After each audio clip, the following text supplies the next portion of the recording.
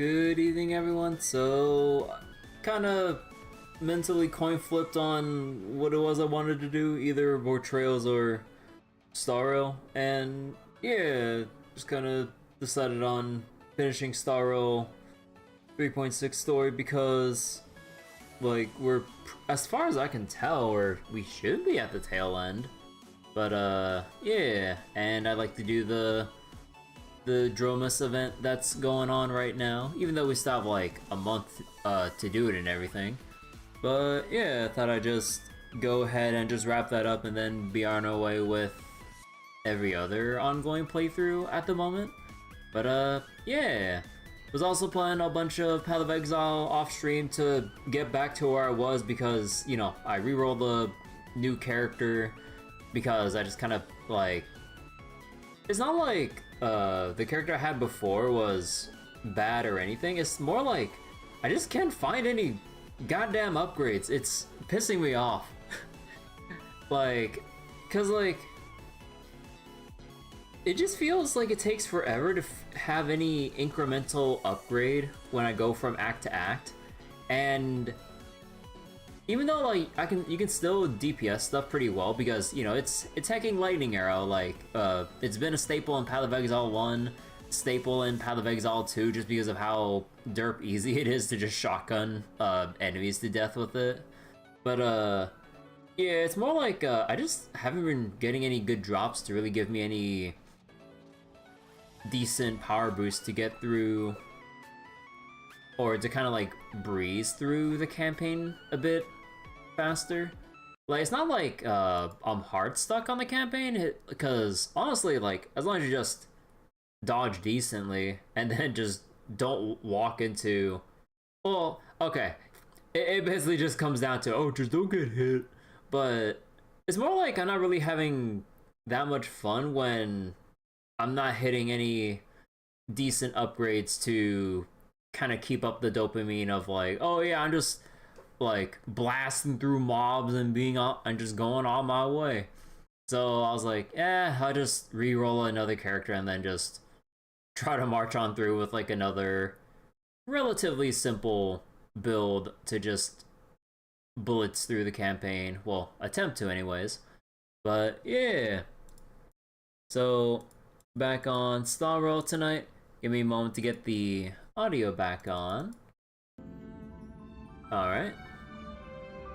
But yeah, so we left off in front of the cave on the way to where Evernight is, and just trying to sort out the whole mess before Evernight just completely destroys whatever part of the universe we're in because of however her powers and everything works. I know that's like the worst summary ever, but yeah, we reunited with Dan Heng and everything, but yeah, like Dan Heng basically went through like many years of like, or no, not many years, like dove through, I guess, like the dreams or memoria that the Trailblazer was kind of just stuck and immersed in thanks to Evernight, and basically just pulled us out. And now here we are, like, I'm assuming getting closer and closer to the final confrontation. But yeah, what was this say here?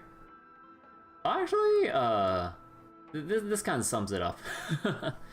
So let me just read off this. Dan Heng, your most trusted express guard and the most reliable companion on the Trailblaze journey. He accepted Earth's divine authority, solely to stand alongside you and the Crisis Air friends, facing the new world and impending final clash together. Just knowing he's back in Forest gives you not just one, but 100 times more peace of mind. Hey Abdo, how you doing? You got Evelyn with her signature engine stuff? Yo, nice. When his consciousness delves into the Memoria Tide where no one else can reach, he is the bedrock, the waves, and the frosty gales. He is the earth and all that exists upon it. He came for you, and now you will both go for March. The blazing sun has shown the way. Press onward. Also, wait, what's the big coin here?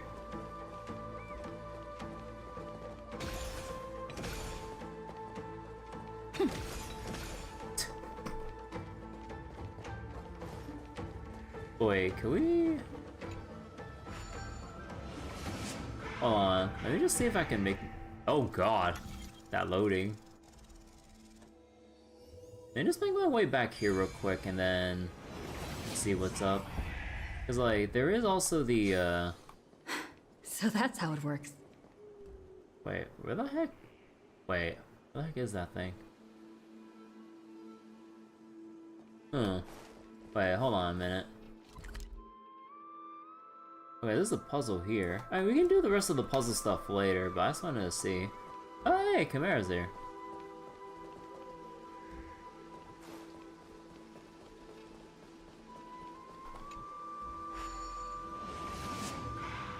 So it's 70% crit, 171 crit damage, and added crit damage from Breathe and Orpheus.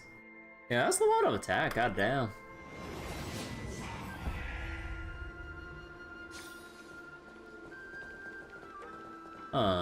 Wait, can I not, like, see or interact with this? Wait, there's literally the little thing right here. Also, I actually already did read this, but... But yeah, if you actually do the look into the distance thing, you get an achievement. And the achievement is literally called, what was it? Beyond Good and Evil.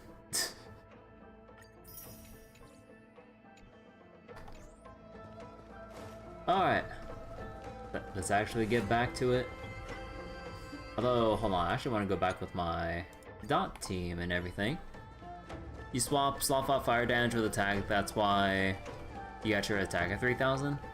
I heard that, like, with how spread out damage bonuses are in Zenless at the moment, because you have a lot of supports that can either add a whole bunch of flat attack to a character, or percent damage based on just whatever support passives or disc effects, or even like your main DPS's like core skills would give like either percent damage or percent attack or what have you.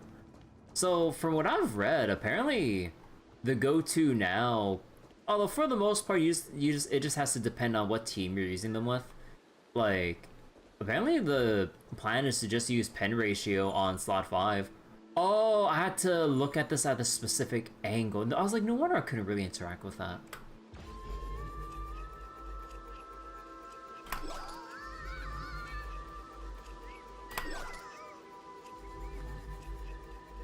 But yeah, because of how much more viable piercing defense is, like, it's more like, you take a look at your team comp, all of their core skills added together, if they provide any sort of like team-wide bonus to your party members, like whether it's plus attack or plus percent damage, then you can weigh whether or not to use pen ratio as a slot 5 over like percent damage main stat or attack percent main stat.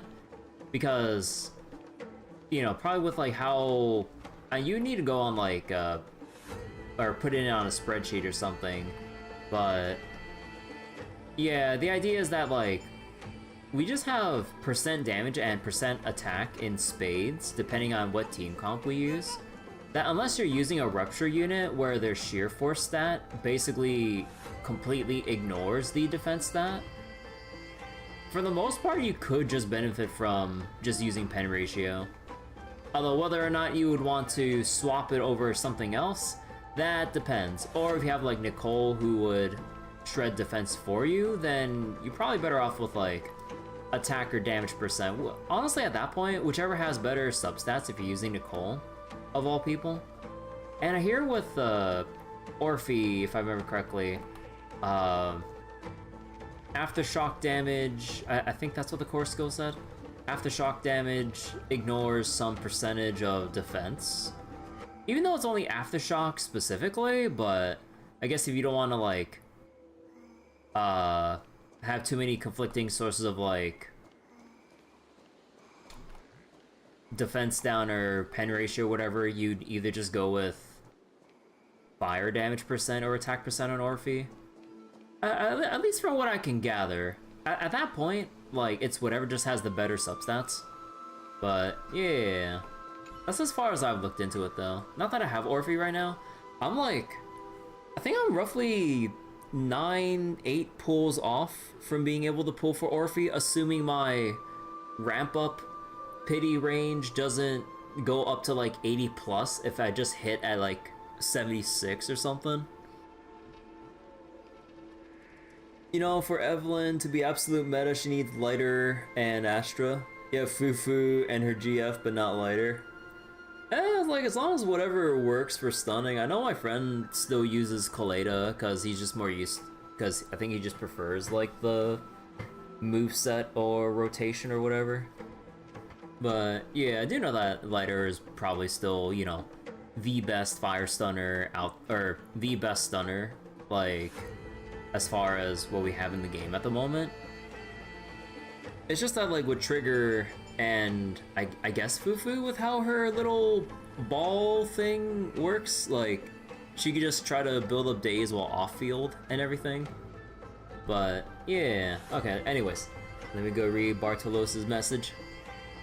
I've always suspected this thing has some link to a world beyond the sky, and since it's you, I figured you get what I meant. To be honest, I don't really get it myself. Anyway, don't miss a chance. A mysterious treasure lies hidden in this enigmatic room, and only with Lord Bartolos' power can you claim it. Why didn't you keep it for yourself in the end?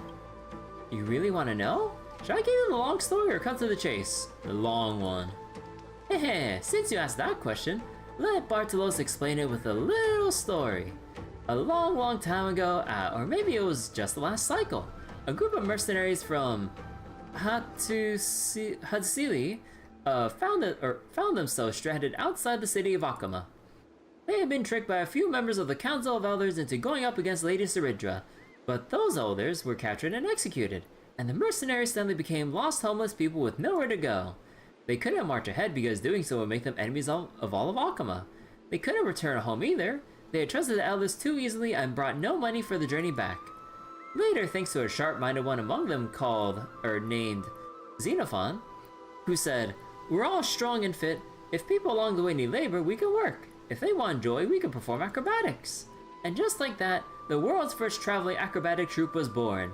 They performed their way from Akama to far-off Hatusili, and never went back to mercenary life.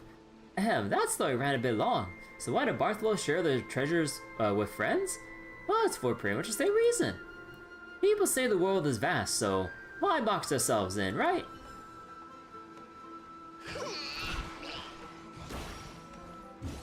Oh? Wait.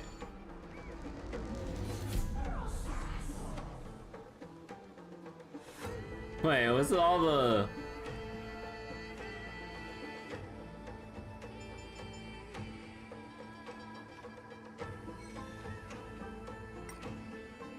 Oh.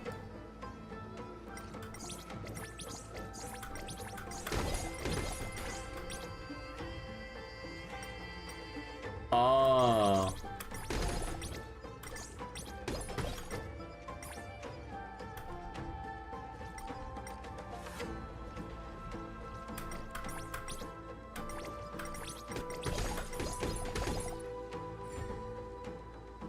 Okay, there we go.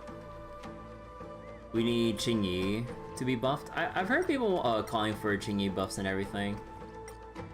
Or more like just buffs for Qingyi Zhiyuan, just given how, I guess, people view the meta has changed apparently since, like, moving from burst DPSs to more main on-field DPSs or something like that.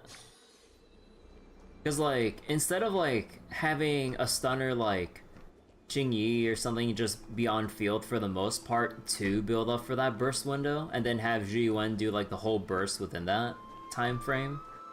Like, now it's more like, have off-field stun build up via, like, Trigger, or to some extent with, like, Jufufu, and then you just have, like, DPS like Yishun or Soldier Zero Ambi and whatnot to just kind of constantly maintain consistent on-field damage. So then, like, I don't know. I didn't read like the full arguments, but something to that extent. Although I'm not sure. Like, I think like they can still keep with the whole burst DPS design philosophy with in terms of like team comps. I think it just depends on the content they design, like enemy wise, more than anything. Although I have heard like, you know, some gripes, like some of the wishes that people have for Qingyi buffs is just like for Qingyi to take less time to build up for max stacks for her core passive or whatever, because I think like I don't remember how Qingyi's like core skill worked or whatever. It was like the more she hits with her basic attack, like the one where you just keep mashing like a madman, like I believe it's supposed to build up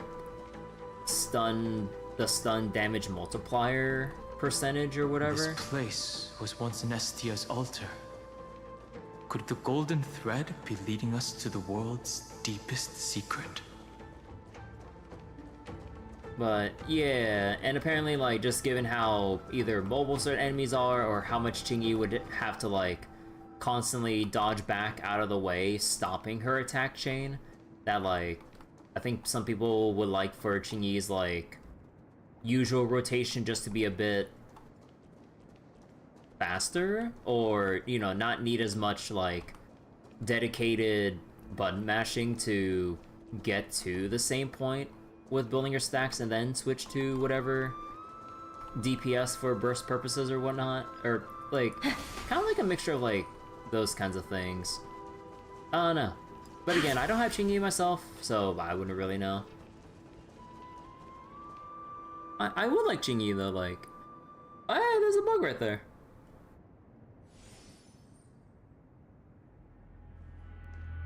Is this a symbol in the shape of Amphorius? What do you mean? That's the number 8.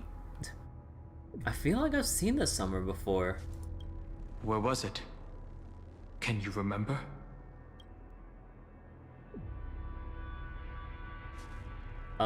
Treeby's Memories, Eye of Twilight's mural. Oh right, it was in As I've Written. Now open this book. I'll be waiting for you in the past. Oh.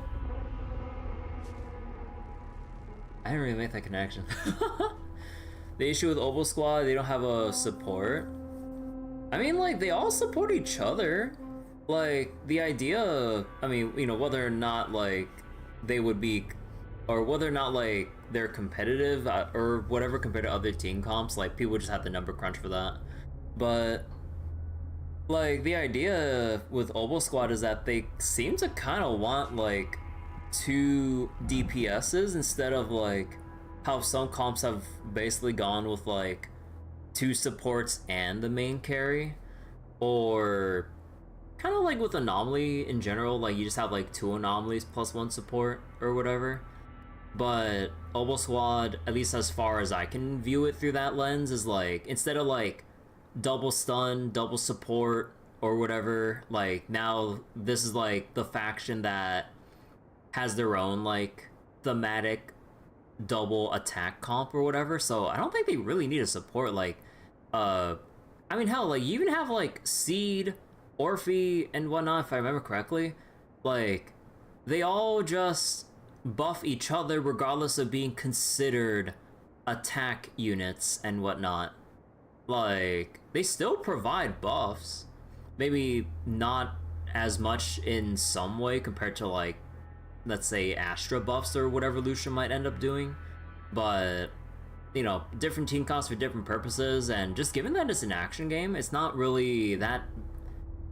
I just don't really like saying that, like, X or Y, like, faction in Zenless will fall off, because it's not as rigid just because it's not inherently rigid because of the fact that Zenless is an action game.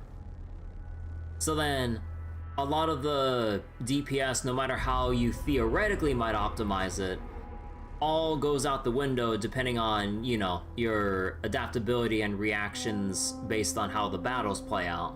Because you might have, like, some ideal rotation about how to build up for something, but then just based on fight gimmicks, attacks that you just have to dodge and interrupt your rotations, that, like, I don't think I really give a shit about, like, worrying about so-and-so falling off. The only time I would worry is if we have a Nekomata situation. Then I'd worry. But unless we get a character that's on the levels of how bad Nekomata is in terms of how she's aged from 1.0 to now, I wouldn't really give a shit about, like, falling off or whatever. Hey Bryce, how you doing? So it's seed buffing attack units and Orphe being extended by individual units aftershock, they can be independent on their own island. Yeah, like, Orphe and Seed also have their own things, but yeah. They could always add a new character to any given group or make an alt. Yeah, maybe. For defense, last one was Caesar. I think, like, as far as I know, like, with Caesar, again, this is just from passing comments from, like, stuff that I've read, because, you know, like, I don't know much about Caesar from not having played during that time period in Zenless's updates. But I've heard that Caesar technically suffered a lot because of the change to how ultimates work.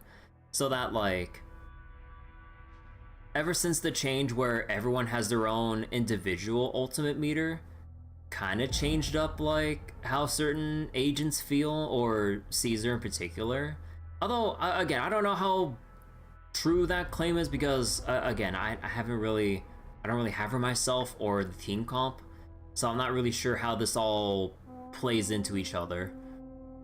But, and also the fact that with defense class in general, in Hoyo games, they just keep screwing, like, Hoyo just keeps screwing themselves over, because they always create these games with a defense archetype in mind, because, like, you know, like, whether it's Star Rail, whether it's Zenless or whatnot, it's like, oh yeah, like, we have our attack archetype, we have our support archetype, debuff archetype, and defense archetype.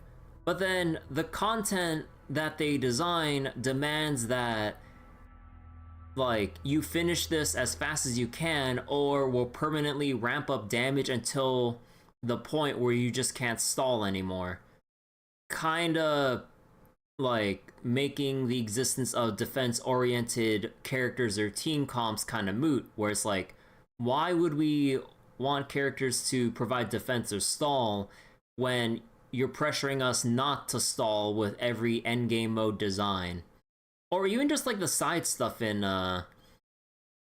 Simulated Universe and Star Rail, enemies go berserk and get immensely jacked up stats if they catch you trying to stall. Or in Lost Void in Zenless, there's a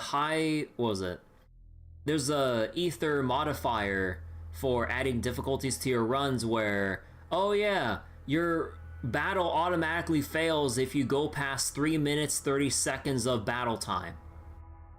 And I'm just like, no shit, no, like, they don't know how to design defense characters, because if they design a defense character that does their job of protecting their team, they're not doing damage, and they're not doing enough damage to beat the fight by the timer they specify. Like, it's mind-boggling. Like, at the very least, why can't we just have a challenge mode where we're not on a timer and the whole goal, stall or not, is to just clear it? Like, can we just have a mode where our sole objective, no parameters for timers, it's just boss, clear it, whether it's fast or slow as fuck, however you can clear it, just do it. Like, that's just, like, the main gripe with, like, a lot of Hoyo shit. Like, they're just so anti-stall design, and yet they design, or they implement character archetypes to facilitate better defenses and therefore stalling, and then you don't want them to stall. I'm just like, well, why have this here? So like Genshin basically having every relevant fight be time plus Rift Towns. At least in Star Road Defense, preservation is viable. Preservation is viable because they just spew out attacks and damage. Like, it's not that preservation characters are good in how well they protect the party. It's that they dumpster out damage. And when I say they, I just mean Aventurine. Like, Aventurine, for like a preservation character and everything, he just puts out damage like that's, you know, not on par with your main DPS, obviously, unless he's E6, but then he just, you know, like that's the whole thing that like I'm caught up on. The only way to make defense viable in Hoyo games is to make your defense do damage, but then what's the point of designing them as defense then? Like, it's so dumb. Like, they really should stop enforcing like super, well, relatively strict like timers to reap like whatever maximum rewards you can from endgame modes, and actually just let people have their fucking stall comps. Yeah, it's the nature of just sustain or protections in Hoyo games now, yeah. Like, where healing is like super precious in Zenless because they want you to just dodge and just slowly have your life drain away through whatever fight gimmick, then Astra's ult technically heals, but then the main thing is that she just buffs up attack and crit damage, or was it just attack? I don't remember. And then yeah, Lucia buffs and heals too, and all that shit. Put some respect on your T5 Japard. And like that's the thing too. Like Japard used to be the de facto shielder. Well, because we just don't have any other good sources before Aventurine. And he was like, oh yeah, look how good shields are. And now he's irrelevant, even though he technically would be able to put out good shields, because he just doesn't contribute any actual damage among other design issues with his kit.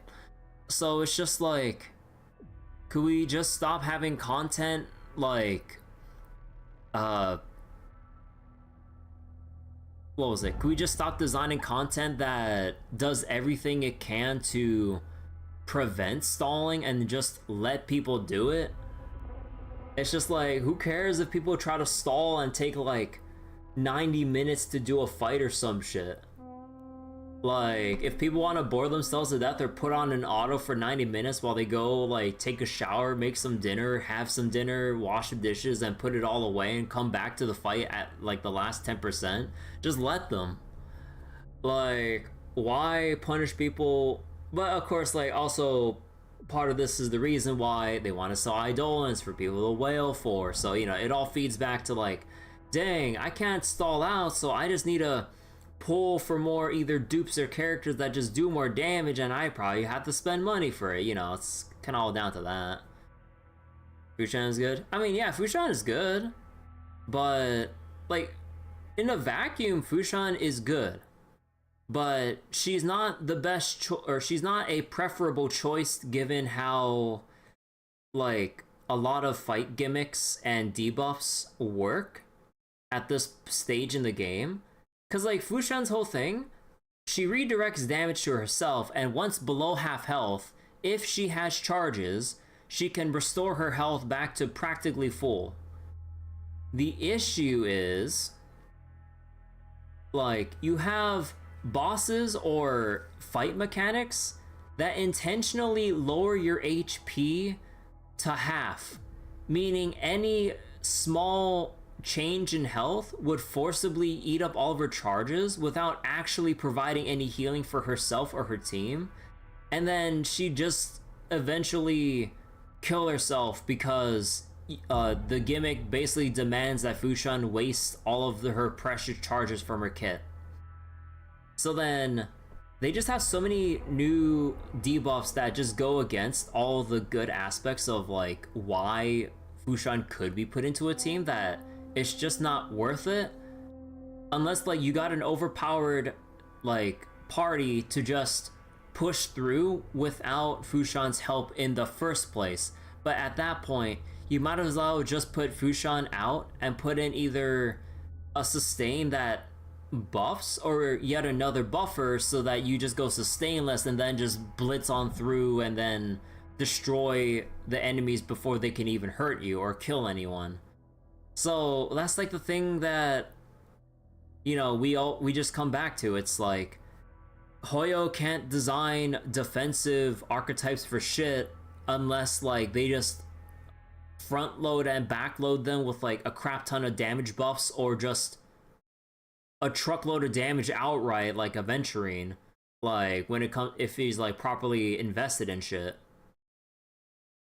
Like we can't really play to how we want because Hoyo's constantly designing other avenues of, or what was it? They're constantly setting up like obstacles, preventing people from doing other strategies. Like it's so dumb. But anyway, sorry about the whole rant. We gotta get back to the story here. That doesn't make sense. How could a world enclosed within the scepter have a way of knowing what it looks like from outer space? Unless the mural isn't a drawing of Amphorius, but rather someone saw the mural and shaped the world in its image. Could that someone be Xandar? No. His concession proves that this place where Evernight is hiding must be a blind spot of the experiment. I'm afraid not even Xandar knows about the existence of this great tomb, or the secrets buried within it. Find his weakness, creation guide of control. He's using me to dig up these secrets. He must be calculating something. But this time, with the Chrysoceres giving us their full support, we've had the upper hand from the start. This forbidden realm remains undetectable to Xandar, and even Fine and Strike merely opened the entrance. Yet Evernight can freely swim through it as she pleases. Hey, there's a treasure chest over here. It cannot be reached by the erudition, nor can it be erased by the destruction. Be careful. What lies dormant beneath may well be Amphorius' final path. Remembrance. Bug and chest eating good. Ah yes. 15 stellar jades. We got 5. And then... as long as I hide in this dark corner, no one will ever find me. Ah, how did you find me? Your speech bubble is so noisy, it's hard not to notice. The boarding pass is vibrating, so there must be a nymph nearby. You can find me even in this place. That's it, I'm done playing with you, Crick. No, it's crying. Blame Hyacinth. Oh yeah, the fact that Hyacinth, you know, like, Liruika just is like a cruiser missile just exploding like packs of enemies and bosses just by Hyacinth existing. There's also that too.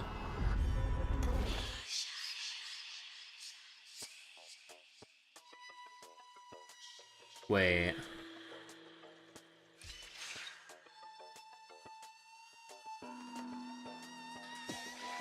Oh.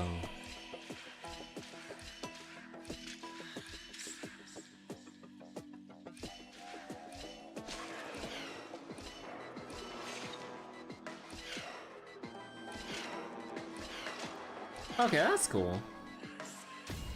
But yeah, like, it really does feel... How about exchanging this for some honey brew?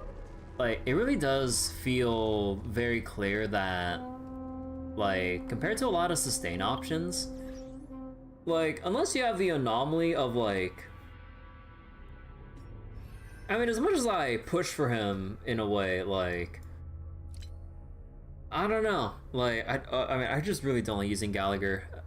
But also, I think with how Hoyo's been designing the content, they've basically just been not so subtly designing content to push out Gallagher from being a viable healer. Because so much content now, at this state, just out DPS's what Gallagher can heal for the most part, or it's like you have to like get by the skin of your teeth. In my experience with Gallagher, compared to just either how much healing either like funnily enough either what Ho can put out. Like Ho is like sort of the anomaly mainly because of her ultimate, because at this state of the game so many characters have like high energy costs that Ho is still relevant because she has a percentage energy regen ultimate. And then you end up having like Hyacinth, where her whole thing is just like, oh yeah, she constantly just heals and damages just for taking a turn. And like, what was it? I mean like Locha, but it's sort of like, what was it? It kind of feels like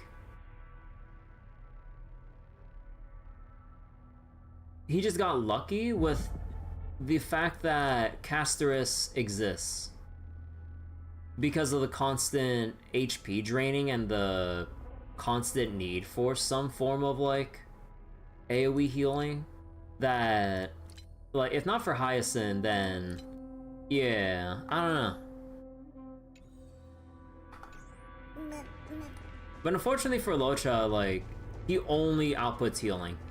Like, he doesn't provide any extra damage, so then, like, even though, like, for the most part, it's been kind of, like, comfortable using him, when it comes to, like, time-sensitive fights or whatever, I still feel the pain of not having Hyacinth, because, like, my Casterus is doing as much damage as she possibly can.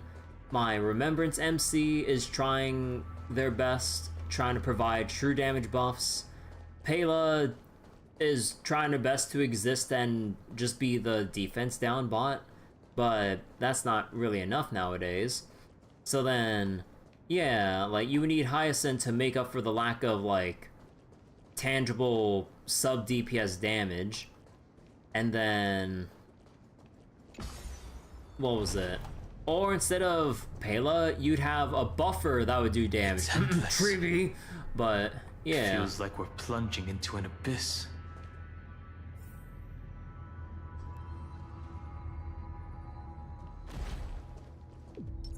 Huh.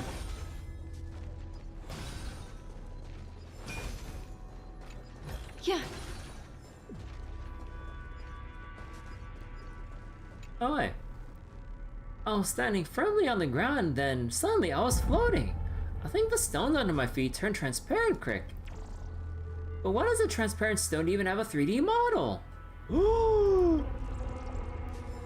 It knows too much. Spiral Abyss is in the other game.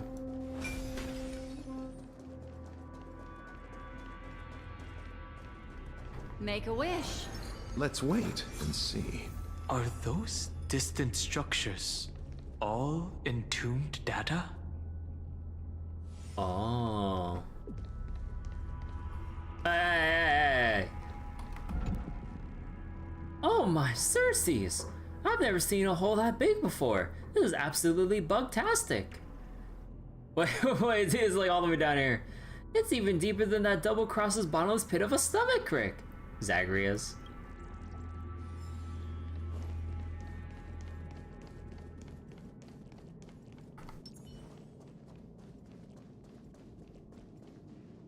The whirlpool of remembrance. Bottomless and unfathomable.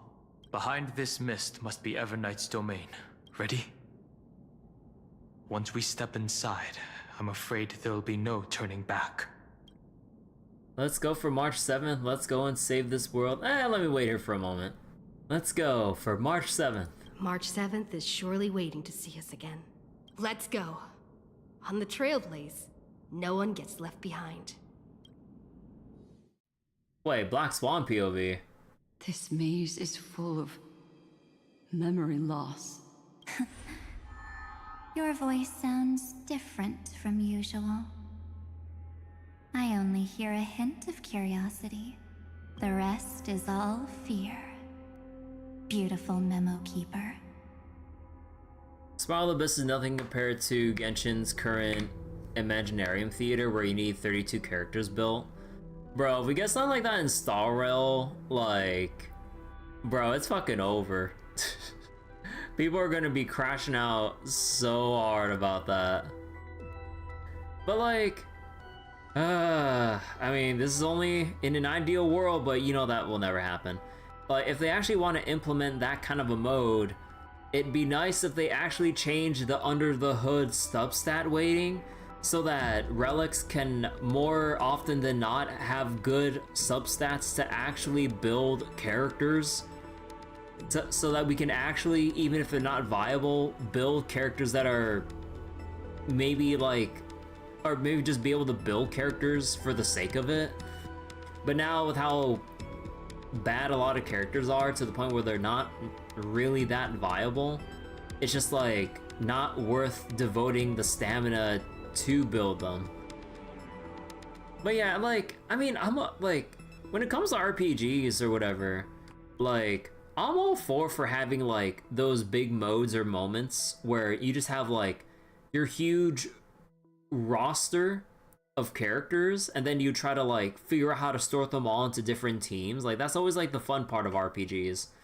But for Star Rail, like, because of the cost of actual stamina and RNG and how unfavorable it is to get anything decent going, that is just like more of an annoyance than something to look forward to. Because like, usually when you have a mode that would incentivize making use of a plethora of characters, you'd be like, oh man, I can't wait to use like all these characters and try to put something together. Now, through, you know, the Star Rail lens here, it's just like, bro, I have to gear up so many people and like I can't even gear up one within like 3 months of farming. Like, what the fuck? You know, it's like stuff like that. I'm just like, bro, like, they really need to change the under the hood weighting for substats to actually provide the relevant shit. It's mind-boggling how bad it still is right now. And the fact that Epic 7 of all games, like, gives better equipment reforging tools, like, in spades, so that you could actually build more characters, like, come on. I know exactly where that fear comes from. The Evernight is a mimetic entity's natural nemesis. They will swallow you whole with just a flick of my pinky finger. Star Rail is like, you need bare minimum 20 characters for endgame. 20 characters? I don't know about that. I am the garden's enemy. I have never denied that. Although, fact. let me double check my roster so I can double check that. I have to say, Miss Evernight, you've certainly got a unique way of protecting people. At least she's still willing to talk. Is it because I disobeyed the garden's rules? Maybe I still have a chance. No. I don't think you do. Oh. It's not very elegant to spy on someone's thoughts, you know? Well, before you get rid of this beautiful memo keeper, the least you could do is answer some of my questions. Why should I do that? So you can buy more time and send a message to your companions? And here I thought you were already watching my companions' every move. I am. Earth stirrings have ceased. They have defeated Terravox and are heading here as we speak. Don't tell me that's part of your plan, too. It's not, but I'll make good use of it. Fighting alone against an entire world, even I might miss something. But I know how to adapt to the circumstances, just like right now. How I've decided to let you go. I like you, little bird. your longing for memories remains pure. Unlike those memo snatchers, your most precious quality is how you've yet to be tainted by the garden's dark side. I'll take that as a compliment, but I still don't understand why you've kidnapped me here. Well, seeing is believing. So, why don't we take a stroll together? This ruin buried deep underground is called the Kernel, in the language of erudition. But I gave it a friendlier name. The Heart of Amphorius. The great tomb of the Nameless Titan. Interesting how each path seems to have a dark side. Then what does that make destruction? The Nameless Titan. You'll see with your own eyes just how important the remembrance has been in this world. And how we will stir up the waves of oblivion to douse an eon's ambition. Oh. You've been Thanks for hiding redeeming here. the Numby sound. Oh. That's right. Oh, whoops. Curious about how I discovered this place? Wait. You've been hiding here all this time. It's not actually all that complicated. The road we just walked was the beginning of March 7th's journey in Amphorius. The beginning? Do you still remember how 3 paths are said to intertwine in Amphorius? That 3 entities, each comparable to an emanator, left their marks in this world. There's Xandar, Iron Tomb, and... That's right. To this day, there have been no signs of the entity corresponding to the remembrance. The Garden of Recollection was curious about that too. So the Memo Snatchers spent an unimaginably long time chiseling out a tiny channel to peek into this world. But there was always a power in the memory zone that kept them out. And when March 7th's consciousness was seized, it was a ripple of the remembrance that protected her and sent her in here. Can I assume, then, that this hypothetical emanator of remembrance was consistently protecting this world from the Garden's eyes until the Astral Express arrived? That's correct. You're a smart one. But why? Go see for yourself, little bird. The memories contain everything. This gate is really impressive.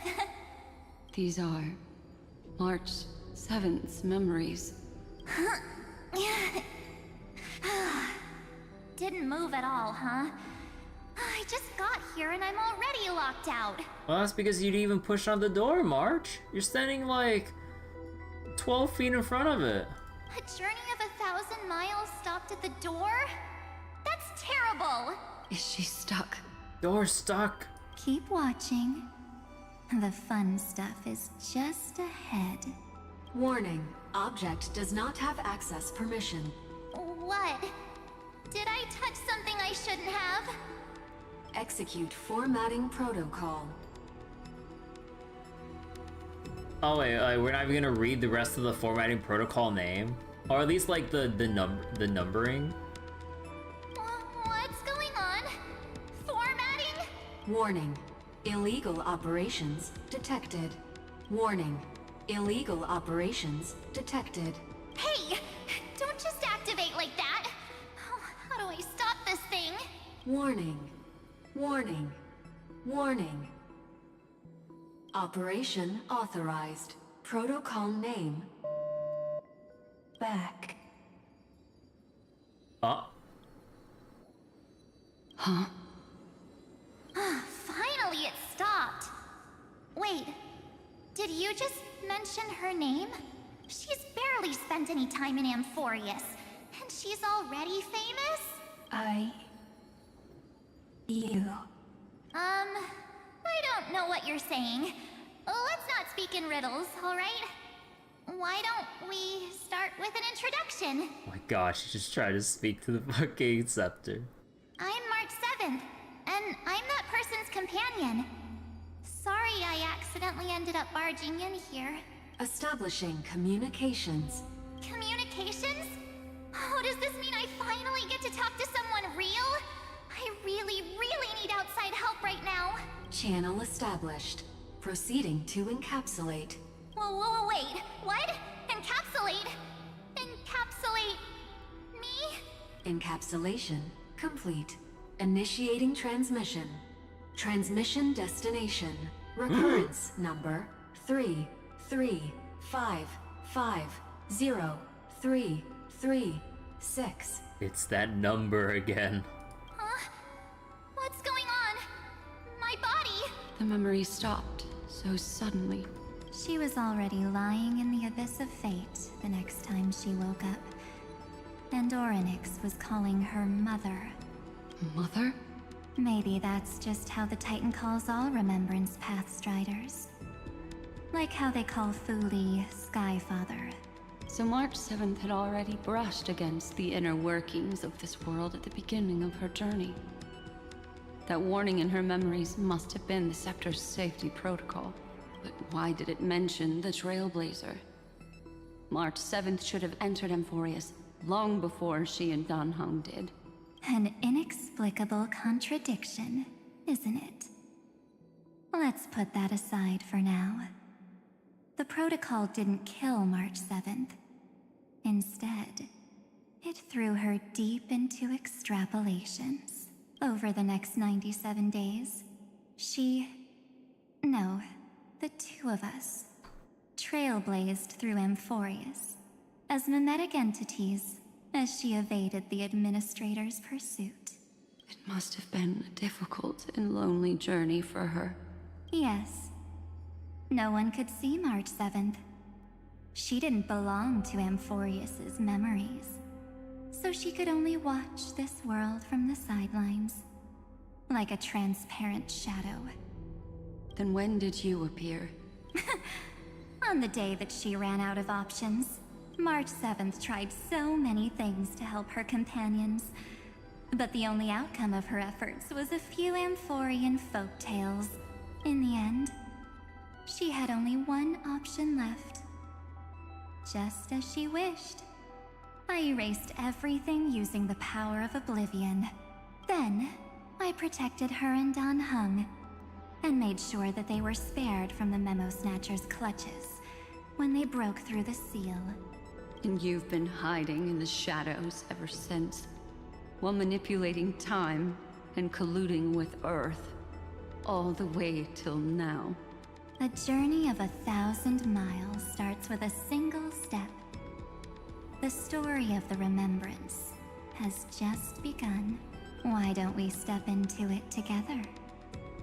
As someone qualified to walk with me, you can now take in all the secrets behind this door and witness how, in a blank space of time, another futile journey across 30 million lifetimes was forgotten by this world. I thought Evernight would have done something to stop us, but it's been smooth sailing the whole way through. Wait a second. Hey. Greetings, traveler. Welcome to the Great Tomb. Look at me, positioned right at the center of this mysterious symbol, with hands underneath supporting my prestigious mechanical body. Which makes me the owner of this tomb, quick. Okay.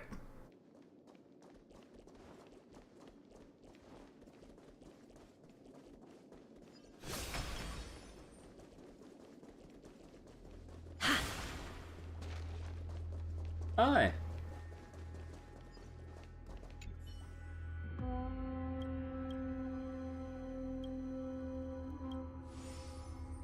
Nope.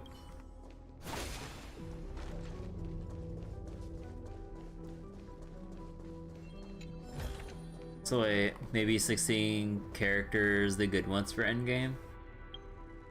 Yeah, I guess if you're thinking purely for metagaming it, well, without regard for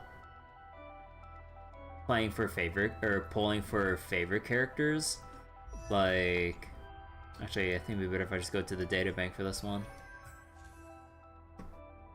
Like from I guess if we just look from the destruction side, we'd have like Finan, Firefly. So that's like 2. And again, I'm gonna be like really selective here about it. Like Firefly for break, Finan for hyper carry, and Finan can pretty much output a lot of either single or AoE DPS. Like hunt wise, skip everyone. Erudition, Herta, Anoxa.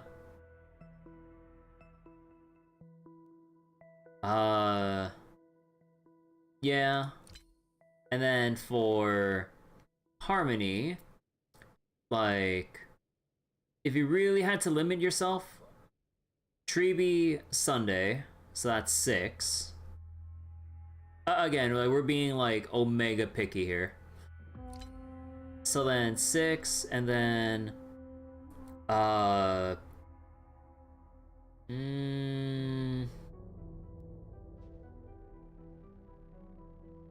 7 would be okay, I'm gonna be biased here, Cypher.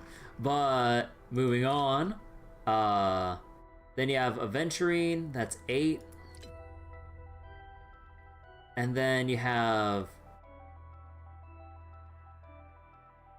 I mean, arguably, actually, you would still need actually, you could just have Aventurine instead. So then, technically, you could ignore all of Abundance. Technically. And then you'd have, from here, like, Casterus and Hyacinth. So that's like, how should I count again? So then, 1, 2,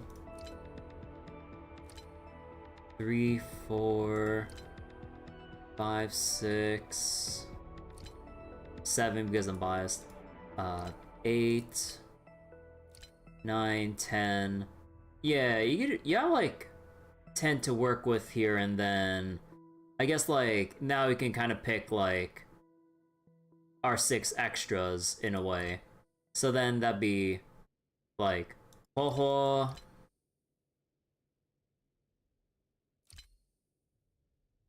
Robin, Ron May. Wait. So wait. Ho-Ho, Robin, Ron May.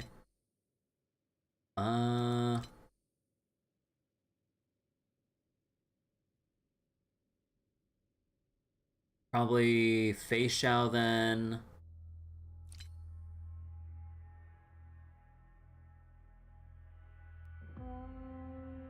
I mean, honestly, you could just work with them and you're good.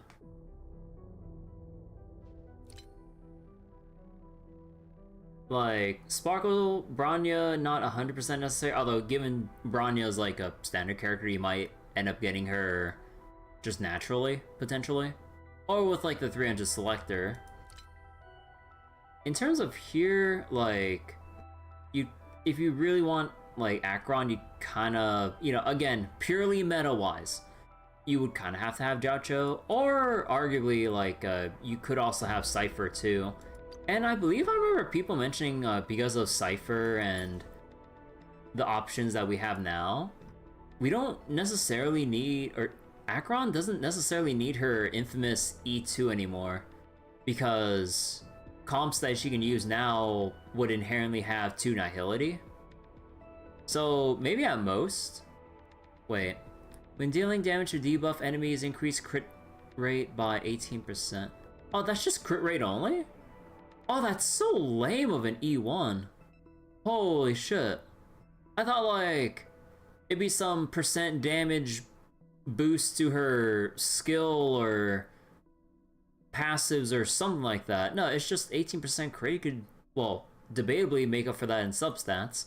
Although, technically, the more stats that go into crit rate is less enhances into crit damage, but let's put that aside for now. So yeah, like, you could just go with, like, E0S1 Acheron if you really, really wanted to. Saridra? Like, I wouldn't put Saridra here just because, like, the only people, again, only people so far would just be Finon and then Anaxa. Like, not many other people would make the best use of skill repeats. Like, I'm trying to just look straight up who would, like, massively benefit the most from it, and I'm not really seeing it. Because, like, on Firefly break teams, like, you're not really gonna replace either Fugue, HMC, and you still want Ron May, just so you can have, the break boost, or the break efficiency buff, which would kind of scale up her break damage a good amount. Like, Maide, I think, like, I'm not sure about how Maide's skill would fit into this whole thing once he goes into his, like, enrage mode or his, vendetta state. I'm not sure because I don't know. I don't have or use Maide, so I'm not sure where the bulk of his damage comes from source-wise, like ultimate or skill, or is it like some other aspect that I'm not familiar with? I'm not 100% sure, but I guess maybe. Like, I'm not sure. Does Archer's skill interact well with Saridra's at all? With the skill repeat? Or does it not? I'm actually not sure. And then, not too many people, I mean, I guess, like, maybe... Would Jingliu's skill repeat work well? Or... Well, I forget. With her enhanced skill, does it consume her... Oh, yeah, it does consume her stack. So would you actually want to skill repeat with Jingliu? Because the faster you burn through your stacks, then the quicker you'll revert back to her normal state, which you want to avoid. You want to, like, get her into her ultimate state, or her, what was it? Her ultimate state with max stacks, and then sustain it, ideally. So I'm not sure you really, really want to, like, have Saridra potentially repeat her skill to the point where she bumps herself out of her enhanced state. I'm not sure if you really want that. Like, Yunli's full of mainly for countering. Like, only Dr. Ratio's main damage is, like, his follow-up, not his skill. His skill is just the means to proc the follow-up. I mean, maybe, I guess, because his repeat skill would then trigger a follow-up, I suppose. I guess so. Like, Fei Xiao, her main thing is her ultimate. The repeat skill would basically would help get her ultimate back faster, but it's more like she's dependent on other sub-DPSs or party members to build stacks for her through extra follow-ups of their own. So, like, skill-wise here, like, it's mainly just follow-up City from Himiko Jingyuan. Argenti, his main thing is his ultimate. The skill repeat would only just be there for energy regen. Jade, it's only a buff, so it doesn't matter. Herta, like, it's kinda iffy because she needs her stacks to enhance her skill. But unless you have her E2, and even then, Like, you need the Ceridra's thing to align with Herta compared to just boosting and going with Sunday. That I feel like it's probably not the best thing. And then Rappa's whole thing is like enhanced basics for doing break stuff. And again, Anaxa along with Finon are the best pairing for Ceridra. And again, like there probably will be future DPSs that can leverage the skill repeat buff from Ceridra, but as it is right now, you're only just limiting yourself to just Finon and Anaxa. And then in terms of like other characters here, like you have the dot cast, but then their damage is from dots, not really skill repeats. Like the skill is a means to apply the dot, but then repeating their skills doesn't really do much. Maybe Kafka, but given how she's been rebalanced, then again in a meta sense, you want her to just go fast and be a detonator. So it's not like repeating her skill would necessarily... Well, actually, the problem is like you're kind of giving up your other team slot when you could have like Black Swan in, because you know Kafka is going to be core because you know she's like the only dot detonator, and then you have Hycealans, who's the savior of dot, because if you don't have Hycealans, you're not really gonna be using dot straight up. So then you'd have to give up the spot for Black Swan if you really want to use Ceridra. So then I just don't see it. Acheron's whole thing is her ultimate. Like, using skills would get her a faster ultimate, but then it wouldn't really be that significant. Cypher, she's just there to generate, in a meta sense, like SP, and then have other teammates generate true damage with her ultimate.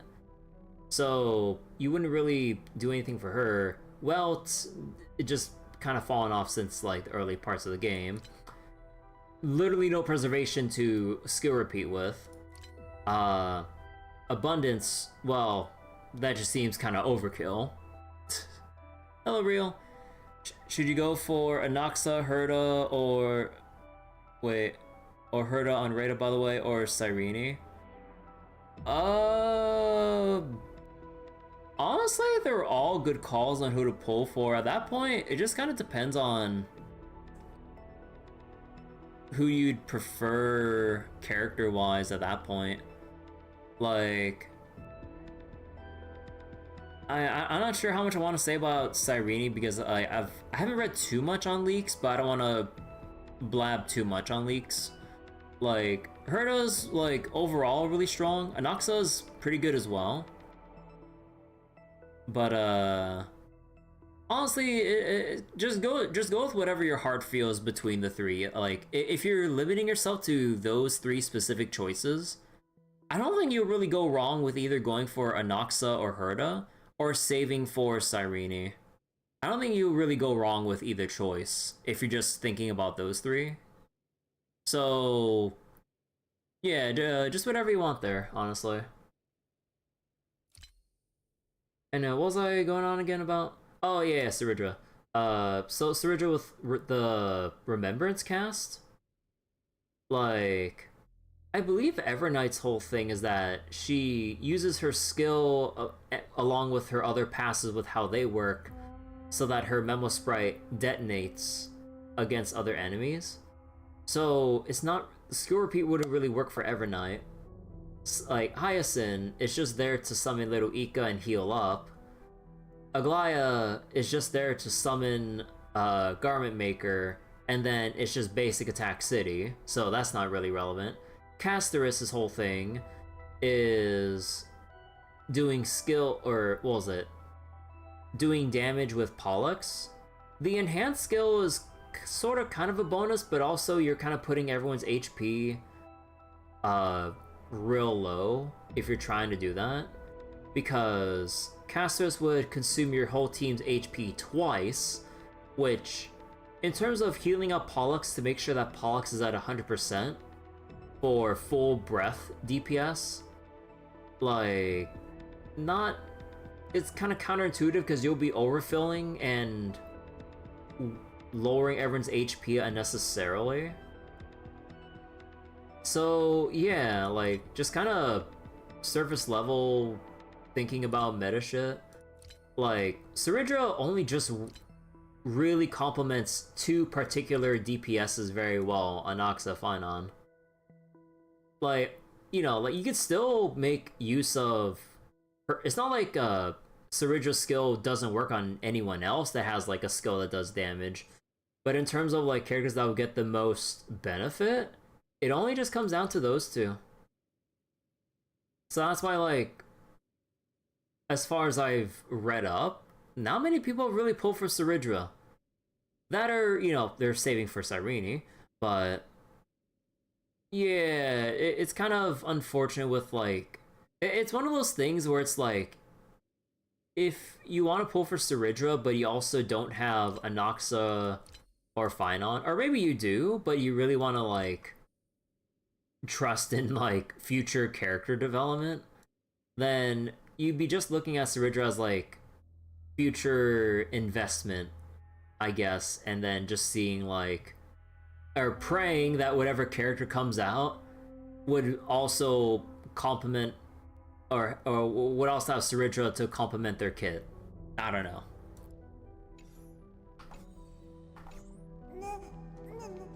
So yeah, like you can have like a pretty decent cast of characters to take on endgame level stuff.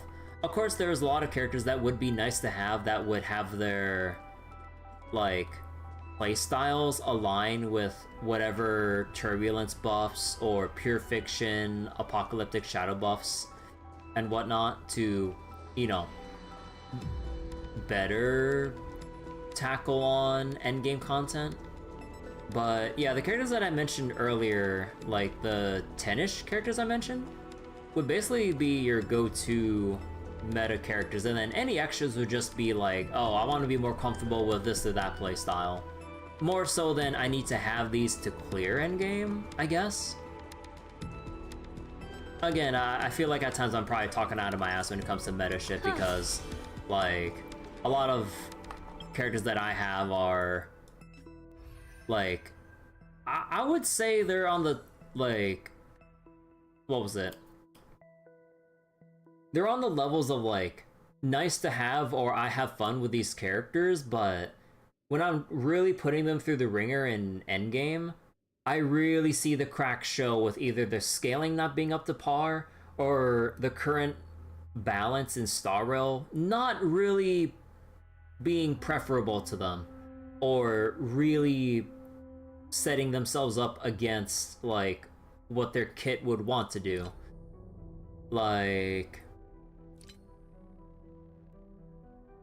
with Zila, when I pulled her early on, although I got really lucky with Zila, so it's not like I burned too many pulls for her, but a lot of extra mobs are too tanky at this point to leverage the on-kill proc for her extra turns. Like,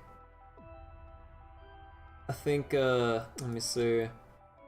Like, Genuine, even though he kinda sorta has, like, some nice synergy with Sunday's existence now, his scaling's kinda just not really there compared to, like, it's like, why backload your damage with Jingyuan when you have Herta or Anaxa?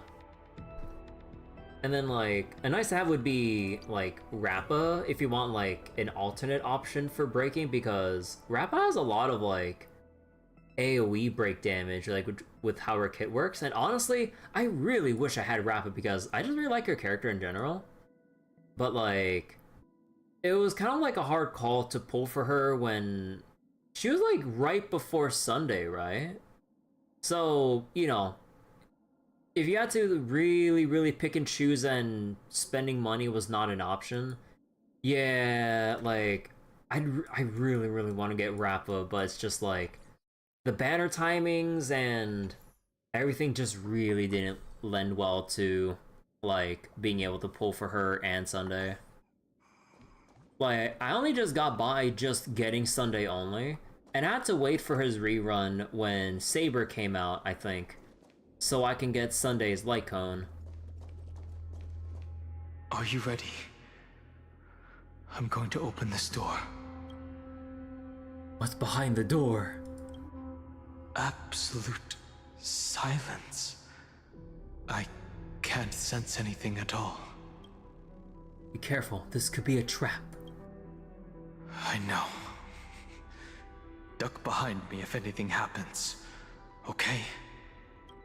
I'm ready. 3, 2, 1. Warning. Object does not have access permission.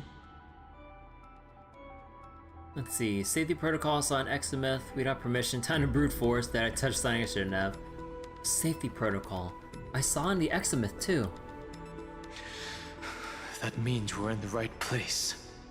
I really like how with Dan Heng's lines, you can really hear him like nervously breathe as we're approaching the door and everything.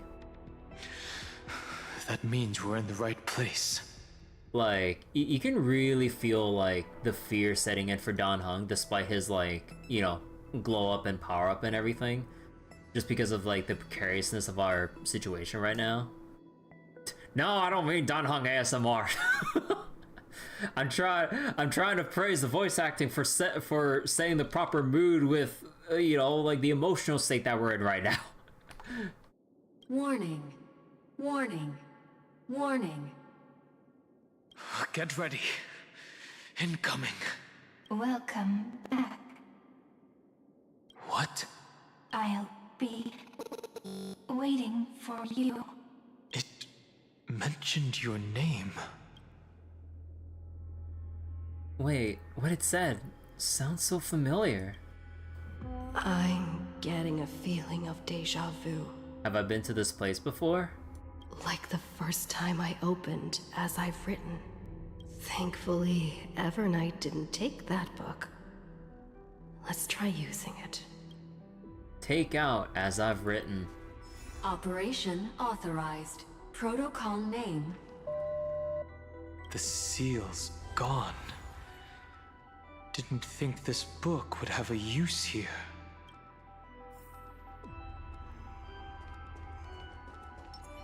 Oh yeah, I see that. Wait, you're waiting for you in the past. I see that my OBS is saying that the connection to Twitch is a bit unstable right now. So wait, and this is the past? Not really. It's technically another cycle, and we're already 1,000 years-ish into this new cycle. So technically not the past, but yeah.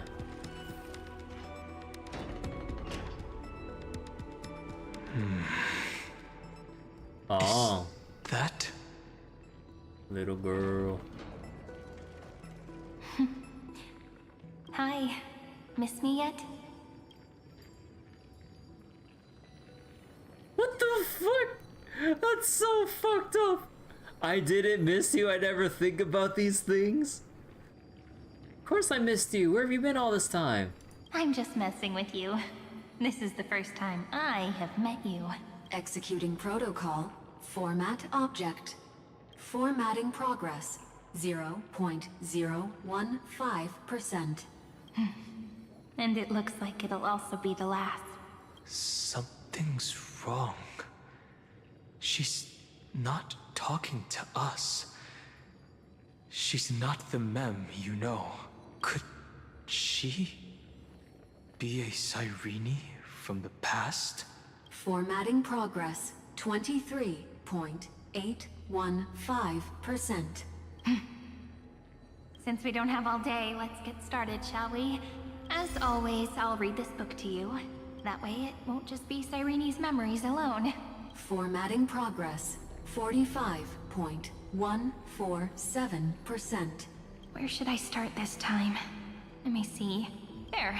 Shall we start with the meeting between the Helcolithist sage Midamos and the King's Aegis, Anaxa? Formatting complete. What? Did you hear that? She just said... Mighty the Sage and Anaxa? This is obviously not the history we know. It might be one of the possibilities in the 30 million cycles, but Cyrene should have died at the start of every recurrence. So why is she here? And who was she talking to? And that book she mentioned. Is it as I've written? That's very likely. That door reacted to the book as well. Let's try copying what she did.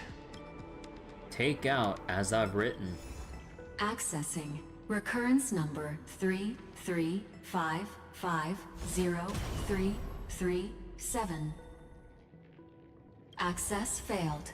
Error code Gamma 13. And that's it. As I've written is definitely connected with this great tomb. Did it say recurrence? Probably referring to the eternal recurrences. It also proves the previous hypothesis that this place is outside of Amphorius' cycles. There are 12 chapters in As I've Written, corresponding to the 12 demigods. Maybe the nameless recollections match these runes. Let's try linking them first. Collect the Titan runes projected by the tomb's device in this space to proceed. Some Titan runes need to be viewed from specific angles before they align properly and continue downloading. I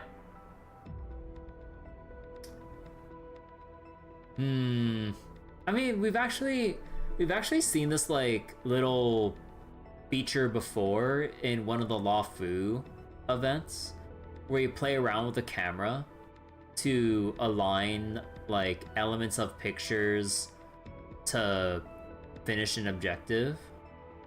And also like what other games feature this sort of thing with like angling the camera? I know that Devil May Cry has it when you're near a special mission and you need to align like a specific image so that you can trigger the special mission.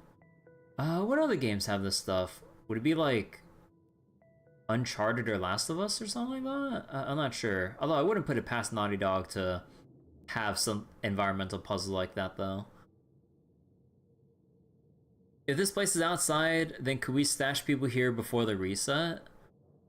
I'm not sure, because like,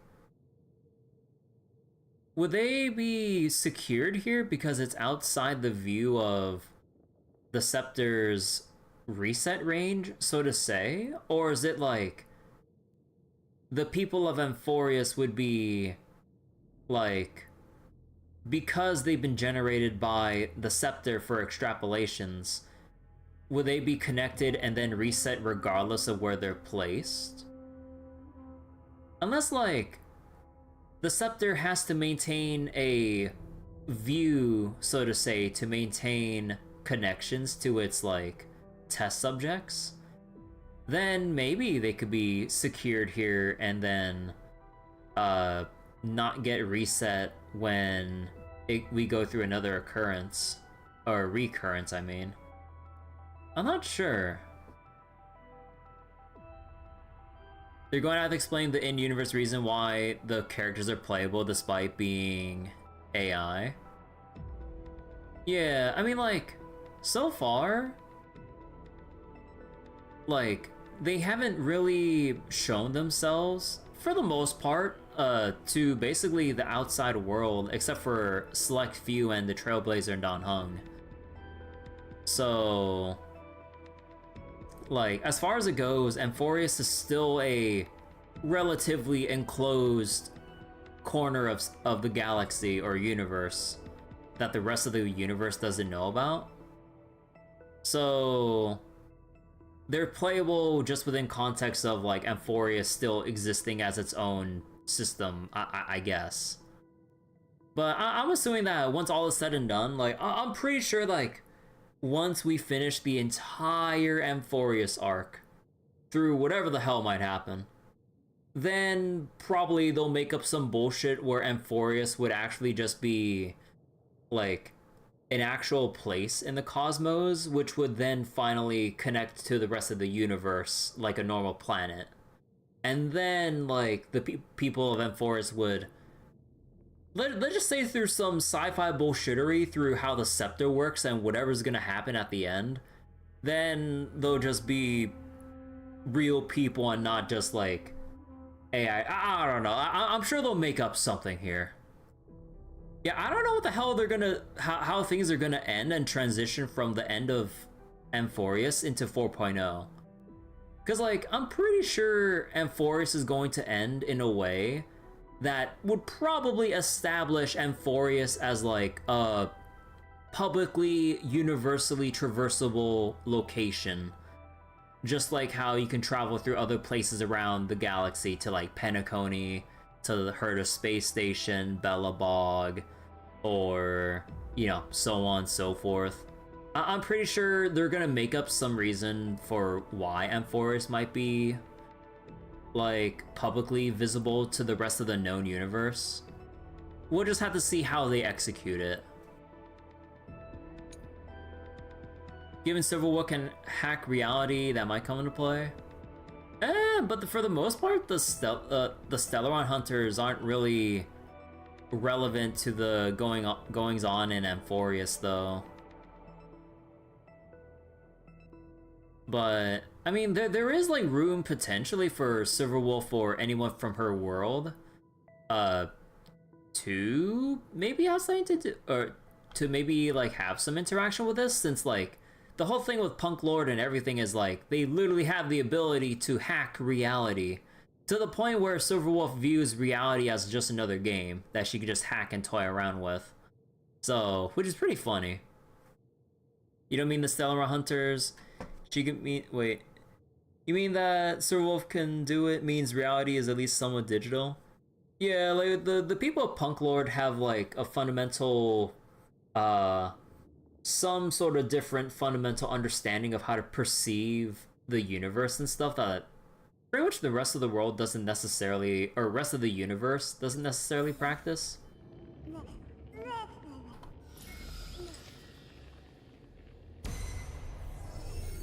Uvris 504 downloaded. As expected, the data stream flew into the crystal in the middle. It's absorbing the memories in the book in this manner.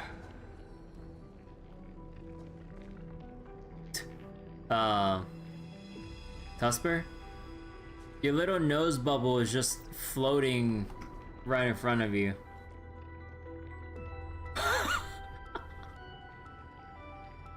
Tusper? So wait, digital world could be layered over reality? Okay, now there's two bubbles.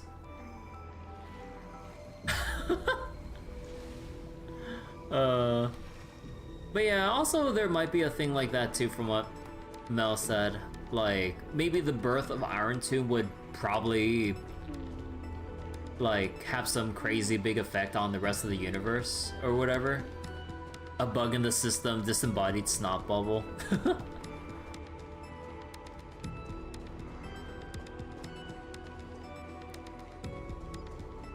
30 million departures, 30 million shatterings, and the beginning of 30 million flame chase journeys. Fate betrayed Trebios, but she was never betrayed by humanity.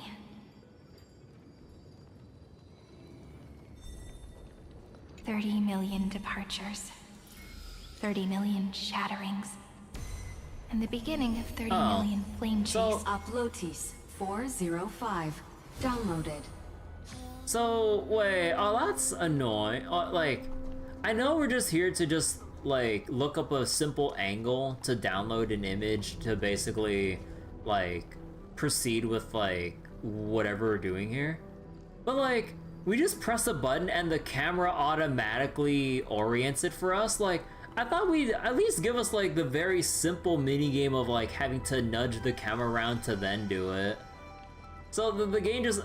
So, Hoyo took the lessons from the mini event that we had this mechanic and probably saw from player feedback that people just couldn't get this shit to work or didn't understand how to do it properly, that they just made it automatic for main story purposes. Bro, come on! Like, oh my gosh, I feel like this game is just insulting my intelligence sometimes. Like, not that I'm saying that I'm super smart, but like it's treating me like a goddamn baby. Like, holy shit. Whether it's the one button rhythm game that is like the most unengaging, like boring rhythm game mini game you could ever devise, or you have like a simple align the fancy icon mini game and then they just automate it by just, oh, step into the right place, press R, and then the camera moves automatically for you. Like, bro, like, oh my god, dude. Like, it's so annoying with how Hoyo has to basically cater to people that either don't give a shit or have the lowest understanding or lack thereof of like any remote puzzles or rhythm games. Like, I'm not asking for like, in terms of the rhythm game stuff, for any super elaborate, like expert level stuff.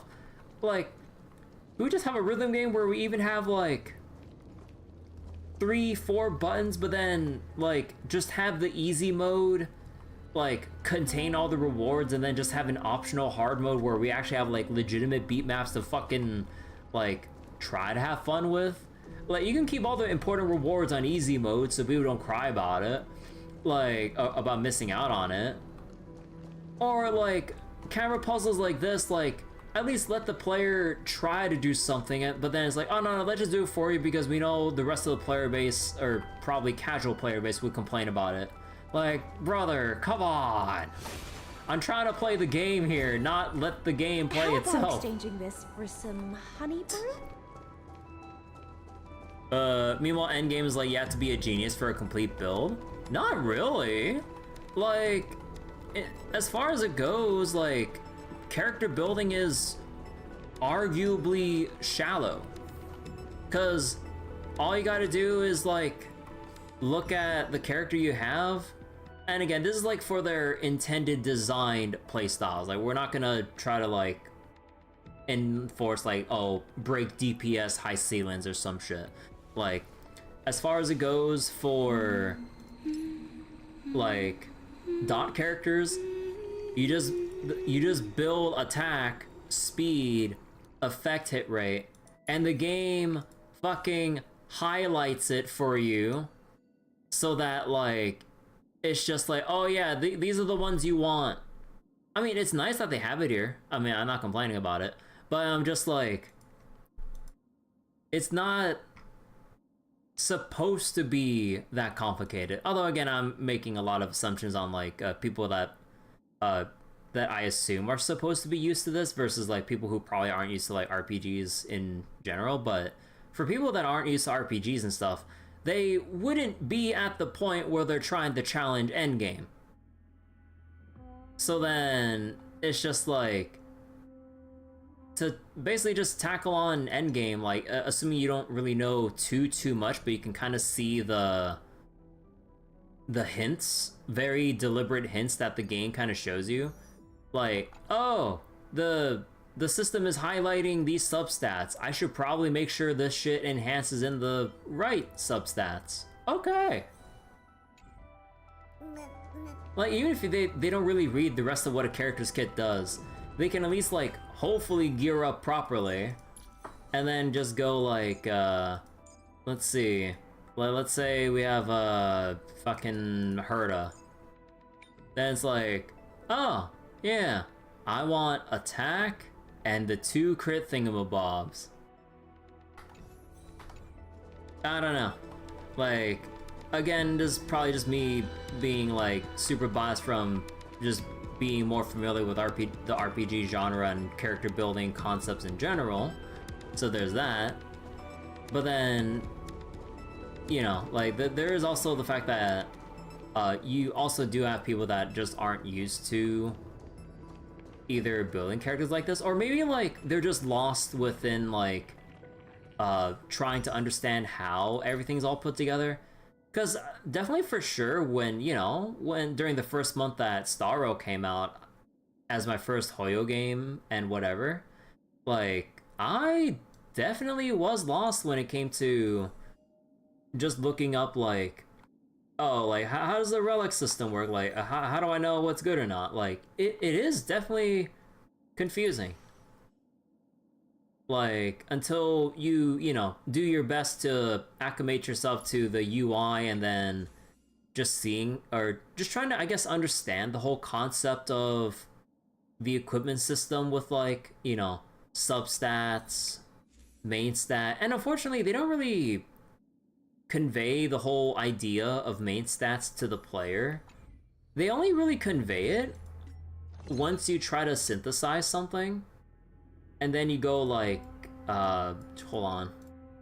And then you dive into here. Although, you would have to knowingly dive into here, and then you can see and probably infer, which is, again, we're already making a lot of assumptions from what the player should be looking into. So then that's kind of like, when you're trying to design things in a way to get players to understand something, the more assumptions you have to make, the easier it is for people to just get lost in the sauce, and then just they'll just either be completely put off by it, understandably. But then, yeah, like, it should be more easily conveyed outside of this menu that, like, certain pieces would have certain main stats compared to, like, how, like, the planar ornaments have, like, a completely different set of, like, main stats to draw from. I don't know. Like, it's kind of a mix of, like, the usual confusion when getting into a brand new, like, gacha game that you're, you know, it's like your first week into it. Of course, you're not going to know anything about how all this stuff is put together. But yeah, there's also the fact that players just don't fucking read. Like, the amount of times, like, players would encounter trouble with something, and then, like, you would, like, and this is, like, through, like, public posts of, like, people, you know, like, saying that they're having a very difficult time and they need help or something, and then you see how they're building, and then they actually just have no real concept of how things are built. So then, like, yeah, someone that has, like, that's complaining about why their DPS character isn't really doing anything in terms of damage and just dying, and then you see that, like, their relics aren't really leveled up at all, or even then, like, you have, like, I don't know, an attack scaling DPS character with an HP main stat chest and no relevant substats, when they should either have, like, these ones, but then they haven't either taught themselves the concept of a main stat to look for, or just understand the whole aspect of, like, how character building works. I don't know, like, in one way it's like, what was it? Like, it's kind of like a mixture of, like, trying to help guide players to knowing what to look and build for, versus people that, probably just have some trouble understanding character building concepts. Because, you know, like, you know, let's say you're just playing, like, other genres of games that don't really have a character building aspect to it, and then you're kind of, and then you thrust yourself into Star Rail because, let's just say you just tried it on a whim, then you wouldn't really be used to it compared to, like, how other games are set up, where, you know, like, potentially other games it's just, you just plug and go, and then, you know, like, your character might get some new tools, but you don't have to, like, think super in-depth about, like, oh yeah, I have a new character and I need to, like, figure out, like, what new set they're gonna use. I was like, okay, I should probably go for this set, but then now it's like, what the heck is the main stat I need for this? And then, oh, maybe, like, the substats or some shit, and then, you know, it's like, the more layers there is, the more confusion and the more off-putting it might feel for people like trying to do or cobble something together to the point where they just kind of like fall flat because whatever they just slap together just doesn't really pan out. But I remember this one really funny crash out from someone that was like crying about why their Argenti isn't doing any damage when they're dying on the swarm boss in the Herta space station. And then people looked up the person's user ID on the bottom and then found that the principles of knighthood. And then found that their relics were all just like a hodgepodge of random bullshit, and like the main stat was just nowhere near adequate in any regard to what a DPS unit should have. So then it's like they just had nothing really, like it's just like a zero understanding of character building. So I mean, I don't even know what point I'm trying to make anymore, but it's just like, yeah, like you just have such a wide range of what was it? The Hoya player base is like just really like big and like, I guess God, I'm so bad at wording this shit. But it's like you have players of all kinds with Hoyo games. Like, you know, you have like people that really dig into the nitty-gritty and have like a very fine understanding of like character building, the calculation stuff, and then you just have people that, you know, are just here coasting along, just enjoying, you know, whatever casual content there is, but not understanding pretty much any of the game systems. So then whenever the game might present some form of a challenge, they have their team wipe, and then with zero understanding or guidance on how to properly character build, then they'll basically just risk players just quitting at the first sign of adversity, instead of like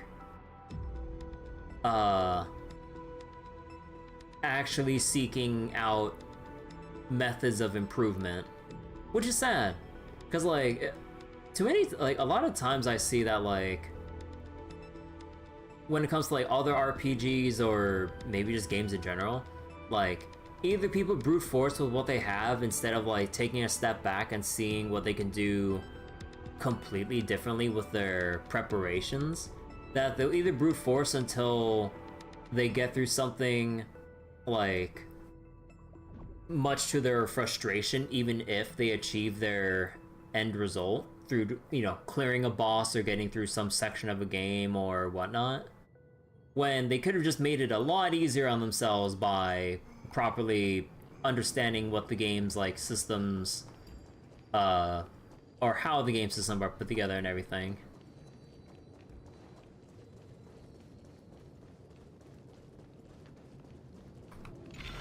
This ruin is so desolate. What exactly is it? You certainly saw a hard drive behind the wall. Could you be in some massive computational device? And who broke through the wall was the one of Zagreus's mighty punches. Oh. But yeah, so that Argenti story though, like that was hella funny. Like, oh, wait, what the fuck?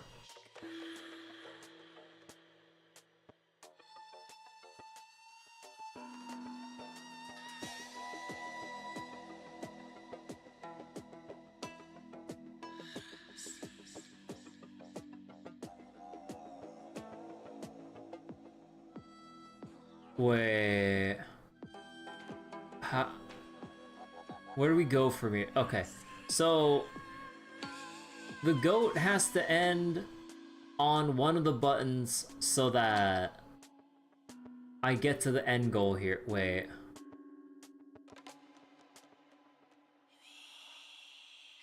But then what about the blue button here? Wait. Why is this relevant?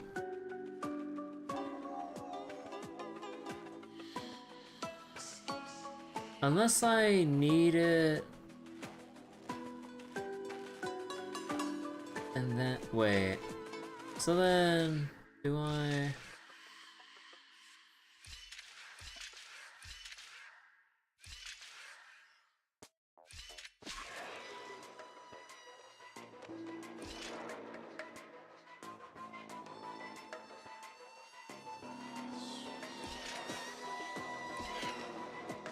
Yeah, I know. Wait.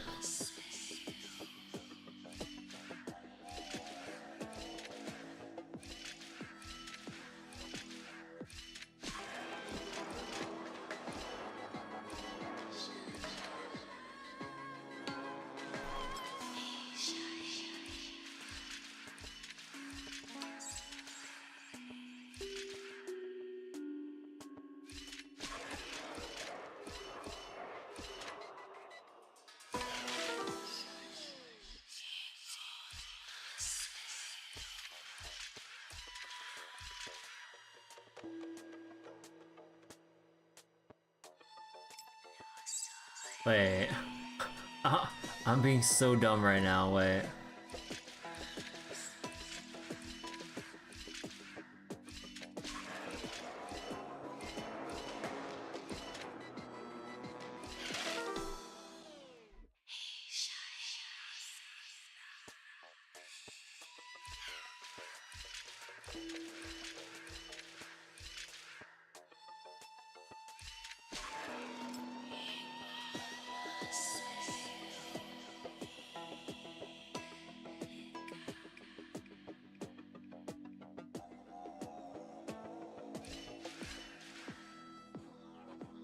So...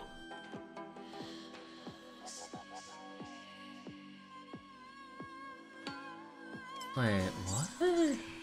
Wait, hold on. I'm actually a little stumped here, wait. Okay. So... I guess maybe they want me to fall through, but then have the Shadow Goat catch me. And then no, but how's it gonna catch me when I start to move off the button?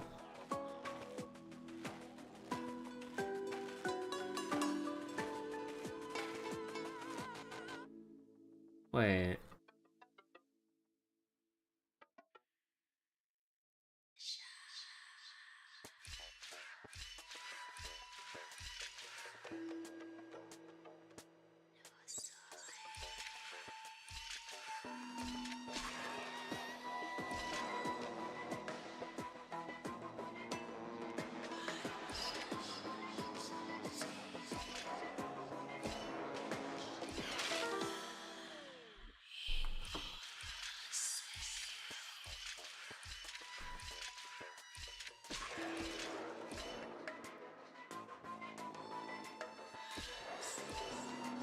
No, it's not. Wait.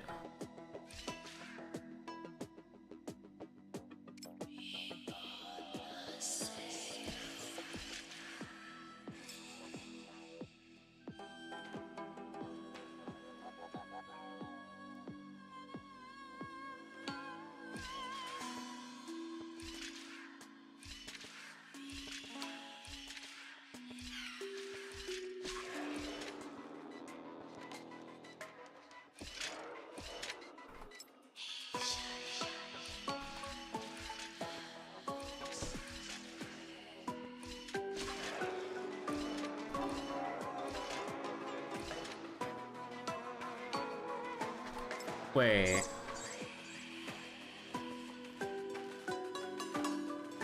You know, of all the times, like, when Starro puzzles give you hints about stuff, like, the first sign of you resetting a puzzle, this is the one time where I'd actually like to have the hint button. Like, why is it with every other derp easy puzzle that they give you the hint, like, after 5 seconds of just tinkering around with the puzzle, trying to figure stuff out? But then here, after going through a couple failed attempts already, I'm like, wait, I actually want a hint on, like, the first 3 steps to take. Like, not the whole thing, but just like, well, what's my first move here?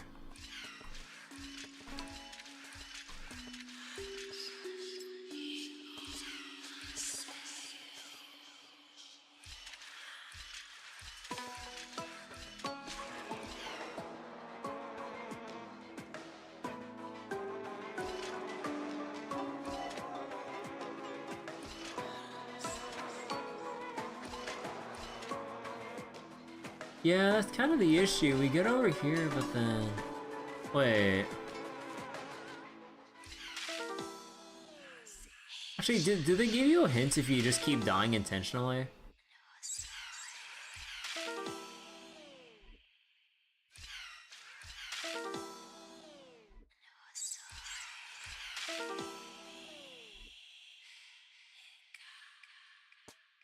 Wow. They really don't. Okay, but wait. So we have the goat land on the blue thing. But then...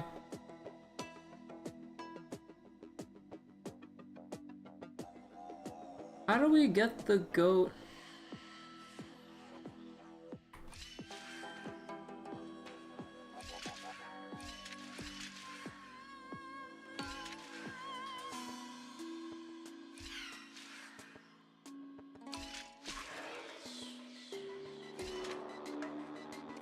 Yeah, because that's the issue right there.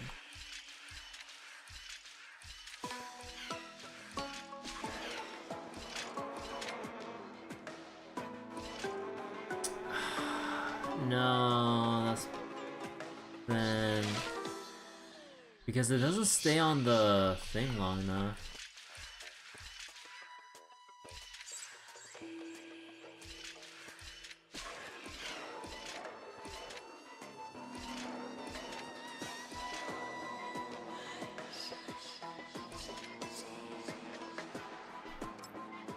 Wait.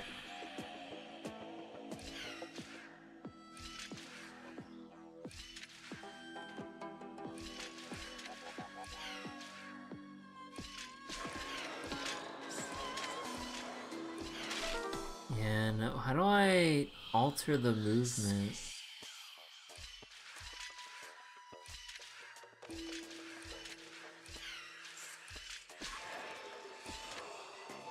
Because that's just gonna crash.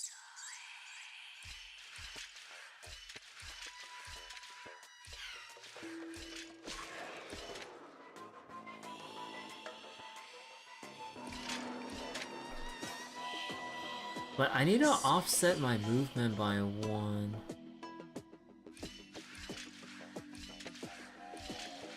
No, that's not gonna work because you're gonna preoccupy the stairs.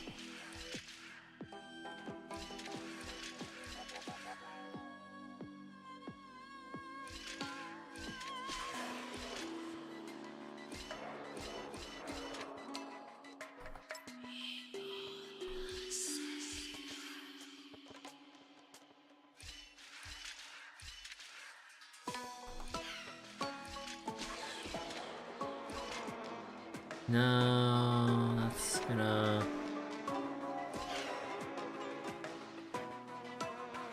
I mean, there's an idea here, but unfortunately...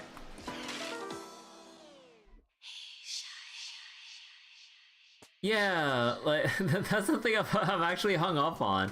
You would think that, like, with how trigger-happy Hoyo is with not trusting the player base about puzzles here, like, this is the one time where a hint after enough failed attempts would actually be appropriate. Like, why is it not here out of all the ones? Because, like, I actually like how much it's trying to make me think, and I'm overlooking, like, a very simple pattern here. But I just can't imagine it in my mind right now. So I actually would like, hell, even a hint just to depict, like, the first step to take. Because you only have so many different outcomes of, like, combinations of moves to make, that, like, having that being directed with the first step eliminates so many other random things you would have to try. So then you can, like, have one less layer of things to consider and move on with the puzzle. Because, like, I need some way to be able to...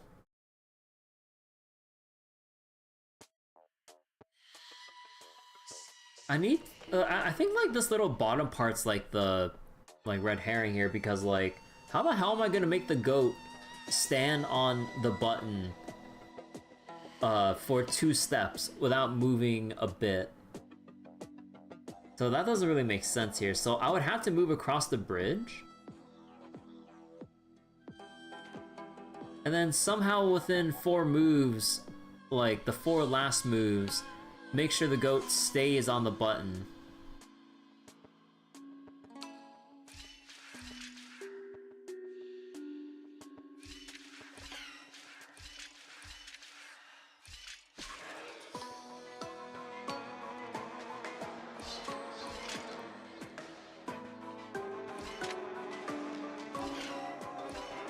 Because the issue here...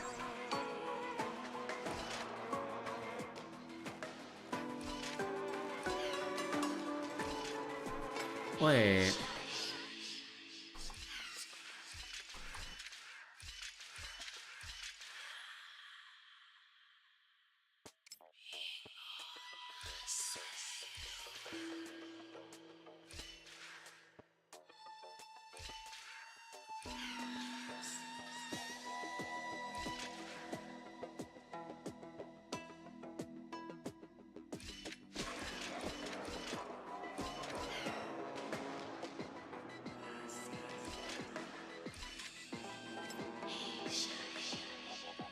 Like, I need the goat to actually land on the thing.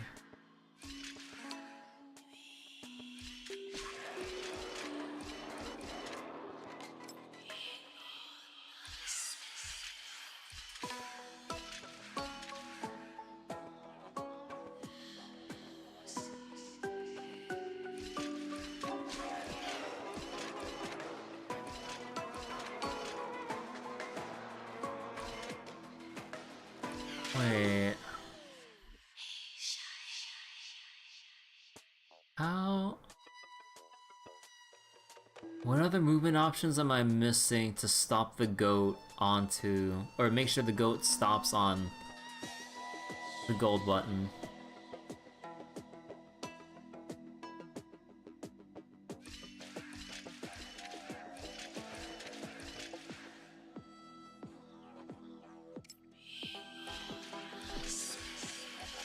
Because I already tried this like a million times. Because the issue is, I wouldn't be able to get back up in time before I smack right into the goat. And then moving too far here, like, onto the second orange button.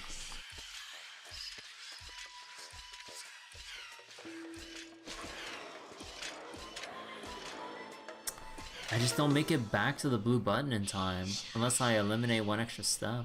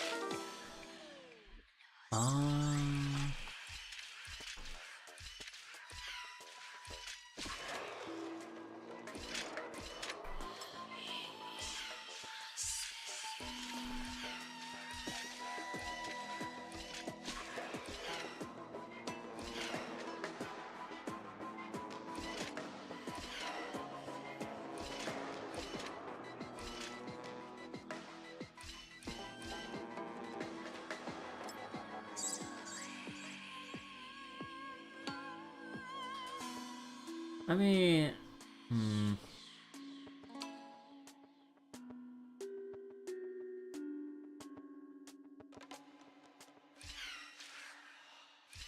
anyone have any ideas here? Like, I'm actually stumped. Like, there's probably like some set of movements that I haven't considered.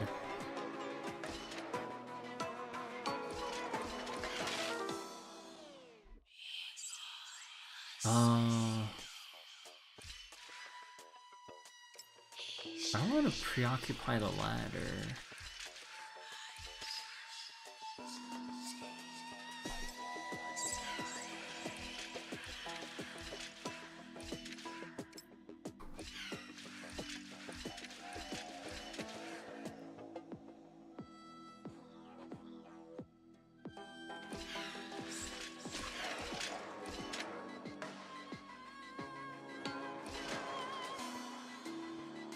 We're just back to the same issue. Wait.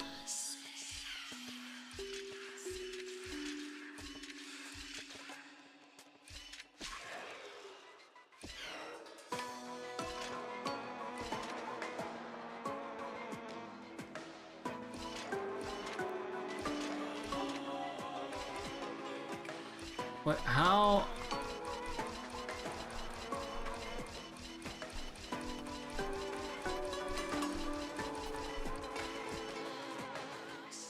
How do you get this fucker to stop on the yellow button while still bridging the gap with the blue?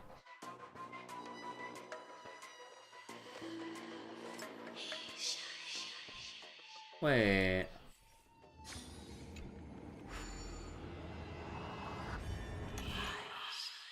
You know, part of me was hoping that they will actually give me a hint if I exited and re-entered.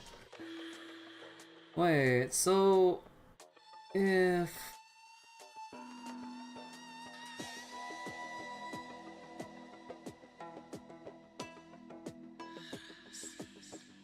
so I need to have the black goat play along for... wait...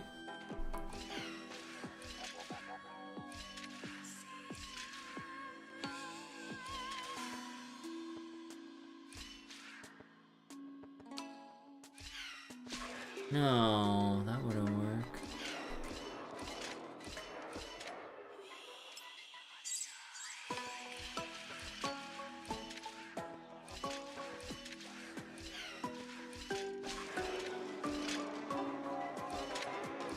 Okay, I kind of fucked up there. Wait.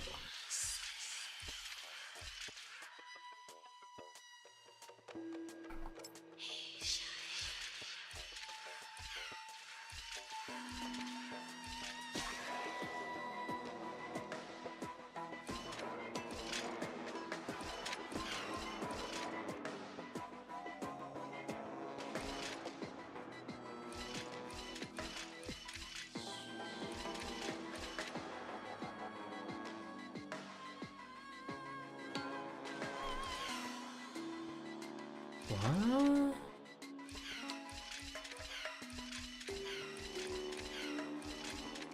What's my timing on this?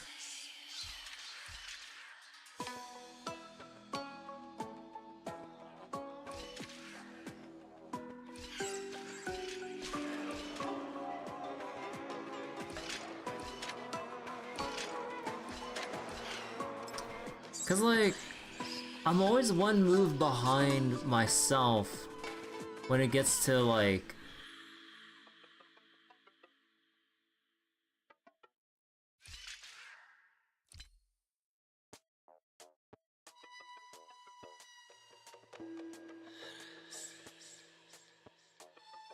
unless... wait, no, I guess I'm... no, okay, I guess I'm thinking about this wrong. Maybe I do need to...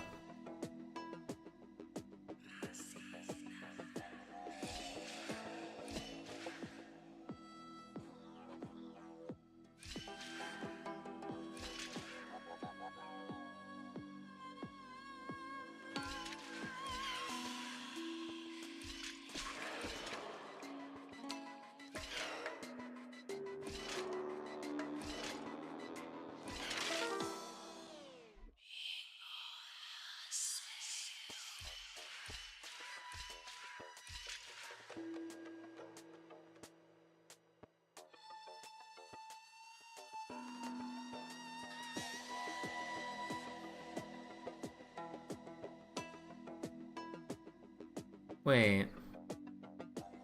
How do I...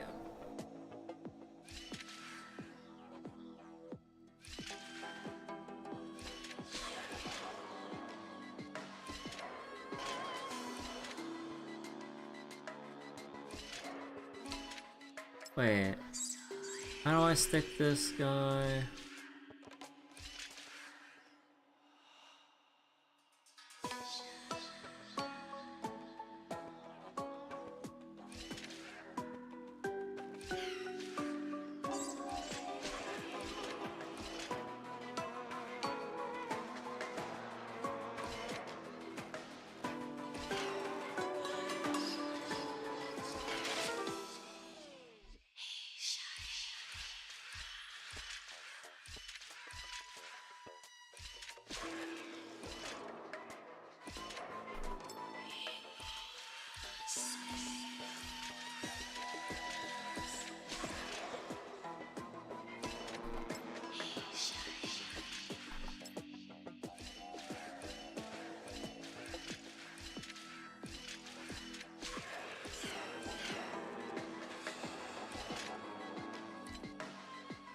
Oh wait, no, no, oh, no, that's the wrong way.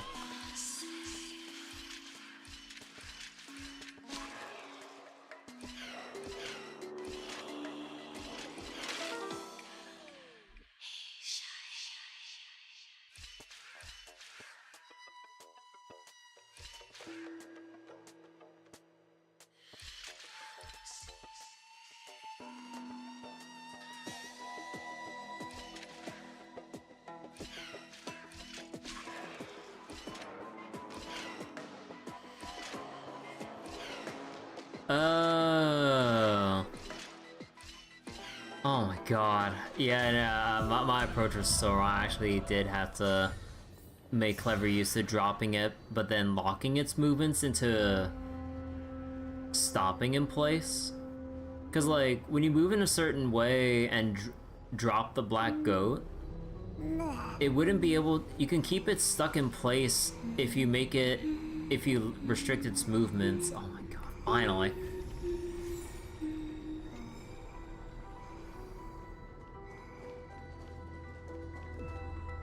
Yeah, there we go. Those are the kind of puzzles I'm looking for.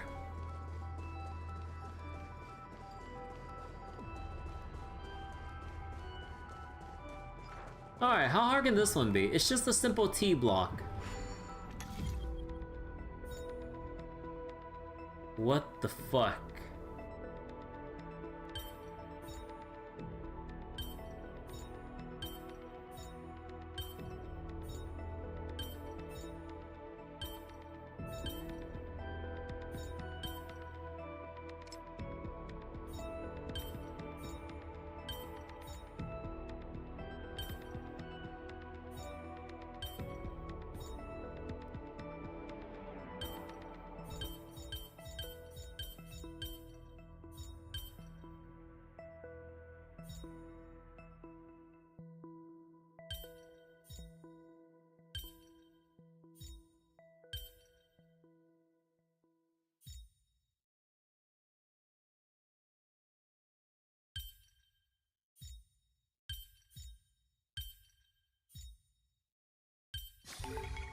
See, it's that simple.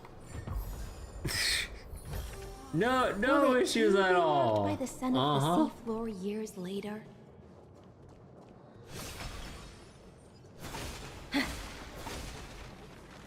Wait, catch what? Oh, up there. Oh, greetings, dear traveler. This means hello. If you're searching for a way but end up just going in circles, this means if you're stuck. Change between day and night, and you'll find your exit right under where I stand. It's telling you how to get out. Oops, my other half just spilled it all out, Crick. Okay.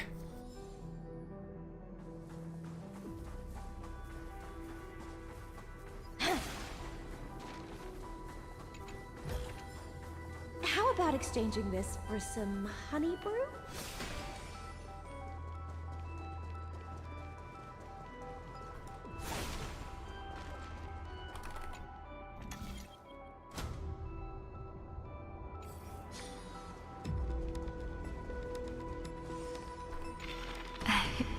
You must be very familiar with the story of time now. So why don't we leave some pages for the heroes instead? When I'm asleep, it says 8. But when I arise, it shows an infinity of greatness. I deciphered the truth of this symbol, Crick. You just sleep on your side. You're just sleeping on your side.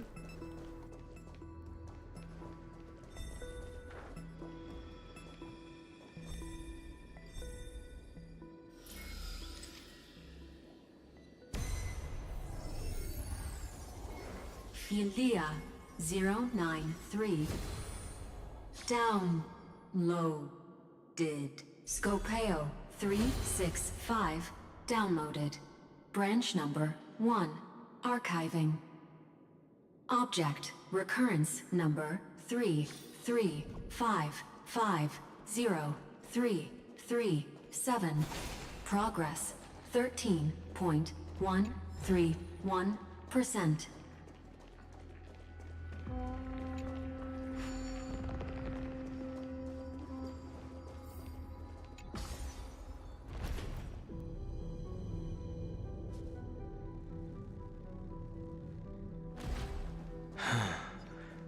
There's a notch in the terminal that's just the right size for this book.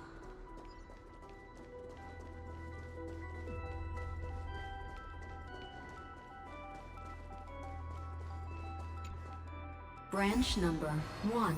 Archived. Encapsulating encryption key.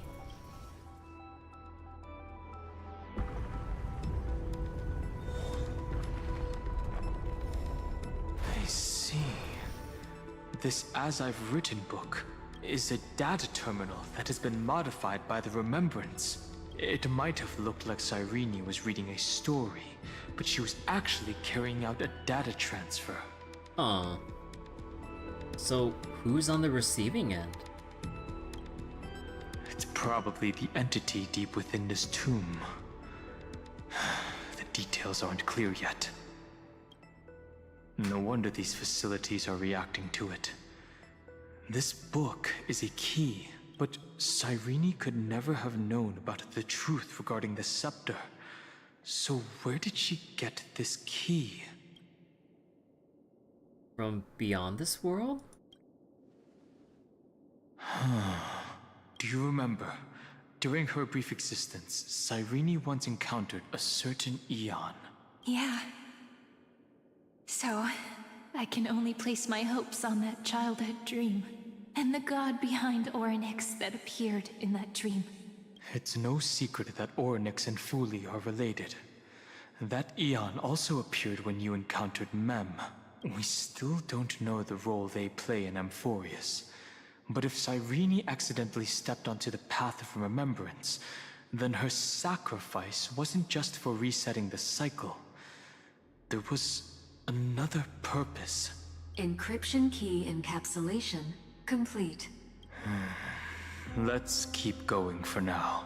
If my hypothesis holds, then the scene we just saw will replay many more times. Hopefully not 30 million more times. Huh. I like how you can see the little, like, holographic light ripples, like, on the light bridge here. Oh, that's cool. I mean, it's basically just, like, a digital shadow effect in a way, like, when you're walking across this compared to normal shadows. Oh, be careful. Evernight's eyes are everywhere. Don't get too far from me. The chronocognitive anchor will protect us. Let me bump into it. Or does it fade away on its own? Oh, okay, it does fade away on its own. Yeah.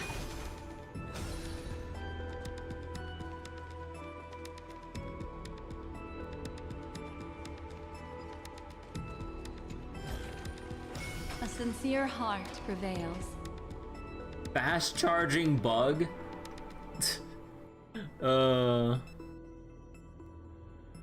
Wait, hold on real quick. Alright. I feel endless currents flowing beneath me, And hear electrical charges sizzling against my outer shell. Though I wonder, isn't fast charging bad for my hardware?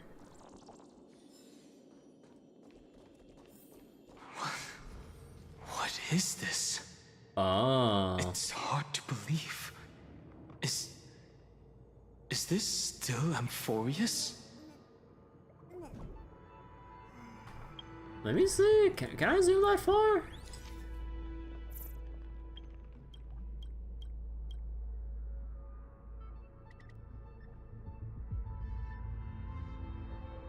Oh. Also, man, like, let me just check my Twitch inspector thing right now. Even though, like, it's better now. I haven't seen that my OBS has been showing, like, moments of instability. Holy shit.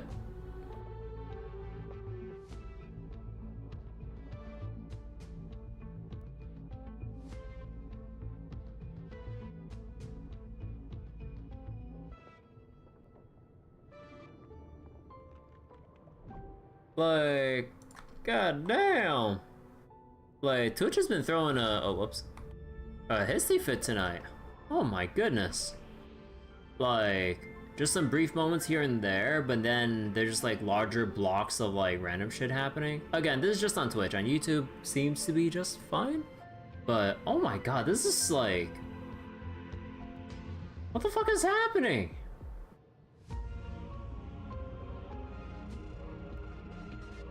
Well, at least it's still stable on YouTube. I'm thankful for that for archival purposes.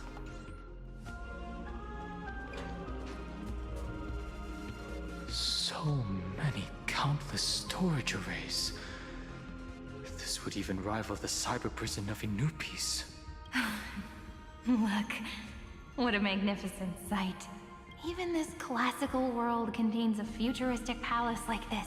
Would ID Silicii end up looking like this after a few thousand years? Executing protocol. Format object. Formatting progress. 0.027%. Ah, it's always so on time. Never late at all. It's okay, I get it. It's just trying to remind me how precious time is. I want to share a story with you this time. I saw a little nymph on my way here. It was on a fallen wheat stalk, and it glowed under the sunlight. It was incredible. I forgot all my pains at that moment, and just stared at it in a trance. I wonder, did every Cyrene in the past feel that the nymph was beautiful? Would they also have recorded that scene into the Eternal Saga? So, could you give me more time, please? I want to leave behind more memories for the future. Formatting complete. As I expected. The answer is the remembrance. An Eon appearing in her dreams, 3 paths intertwining in Amphorius, and the Garden trying to infiltrate this world at all costs.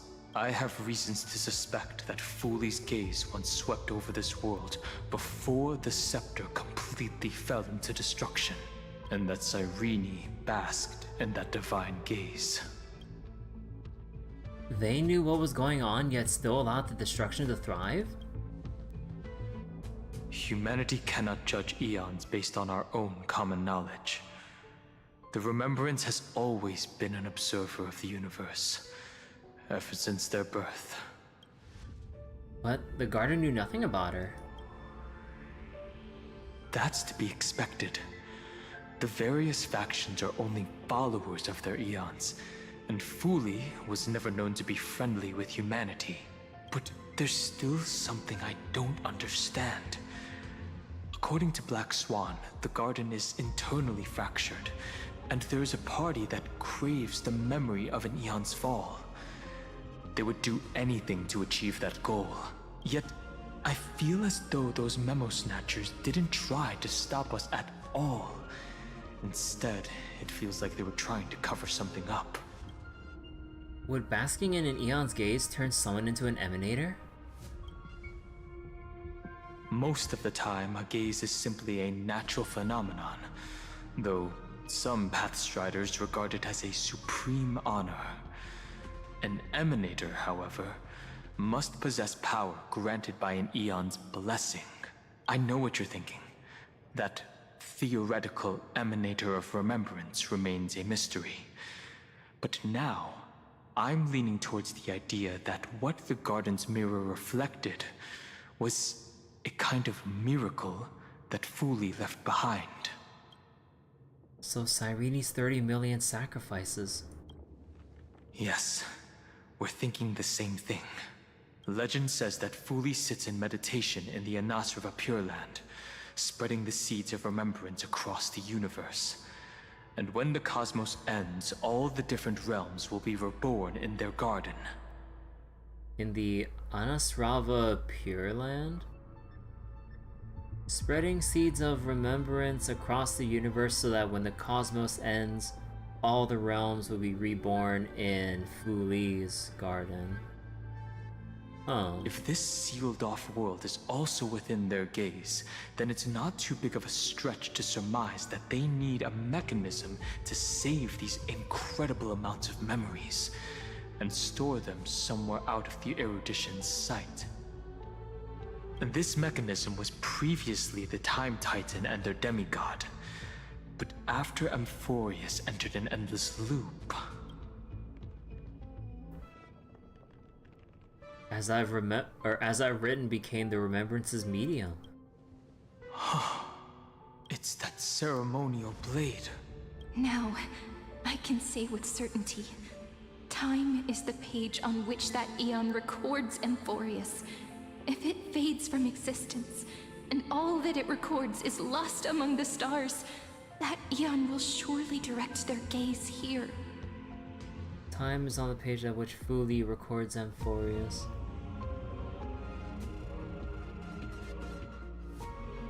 And all records Amphorius are lost among the stars.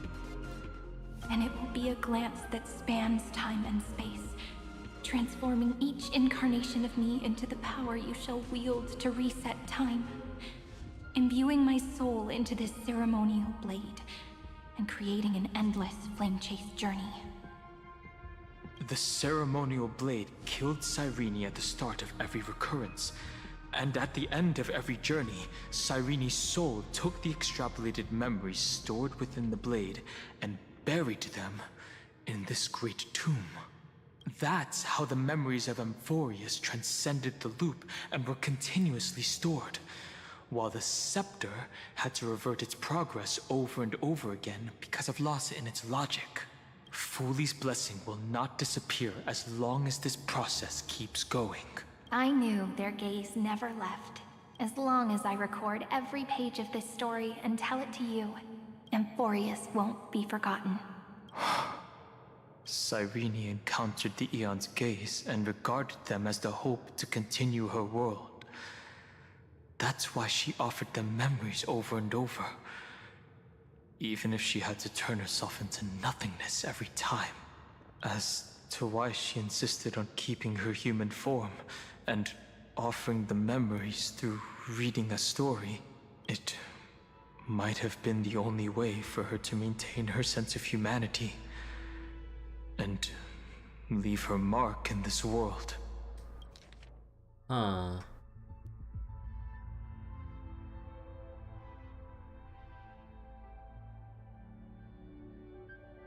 So on loop, Cyrene kept giving Fuli memories over and over to keep its gaze over Amphorius?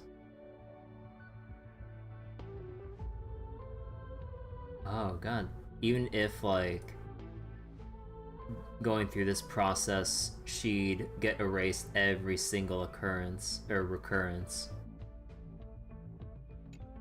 Even though everything was just her wishful thinking.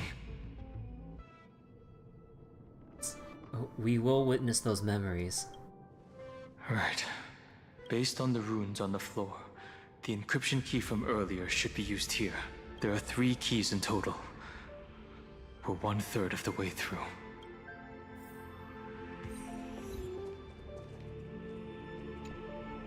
I'll leave it to you. never say anything, but I know you're listening. Every story I've told is like a little key that opened a door in your heart, no? The path has appeared. Go! The Dromas king paid a heavy price for their betrayal in every life, but there was never regret in their deep roars.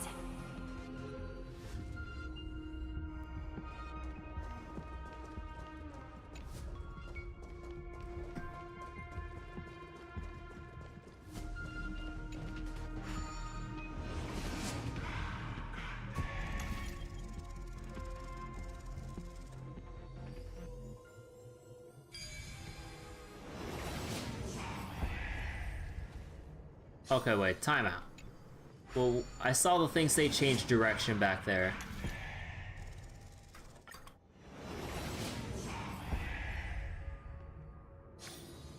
What do we change direction to?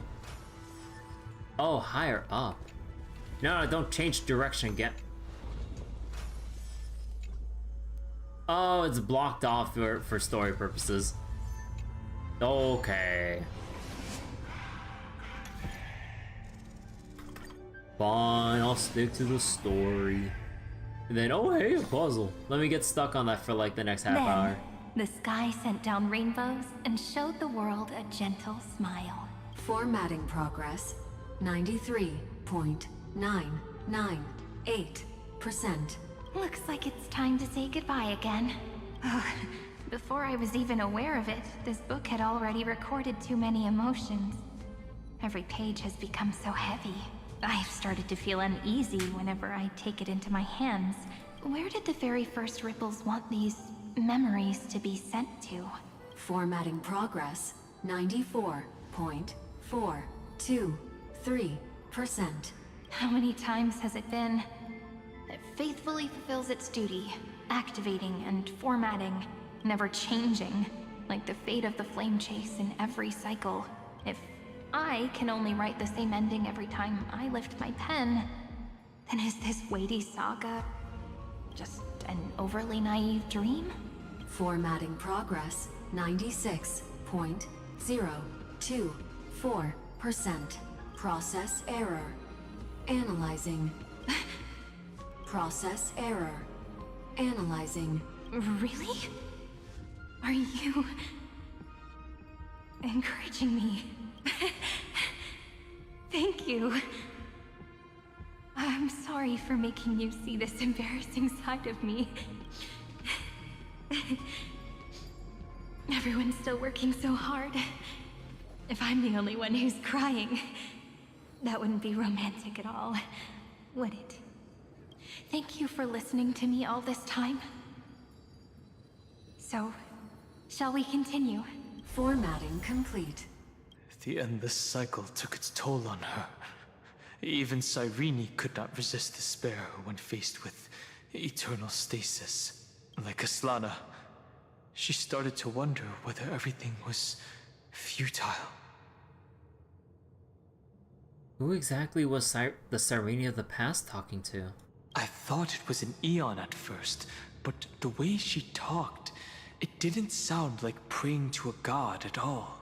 Maybe she's talking to her imagination? A hero within? But that wouldn't explain the process error.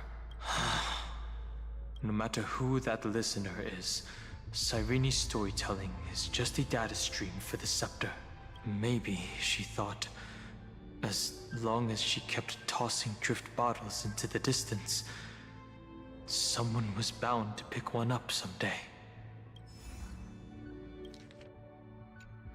Accessing recurrence number 335503337. Once again, Castor is offered her final embrace to death. And from then on, she started another lonesome watch. How wonderful would it be for someone to give her a real hug?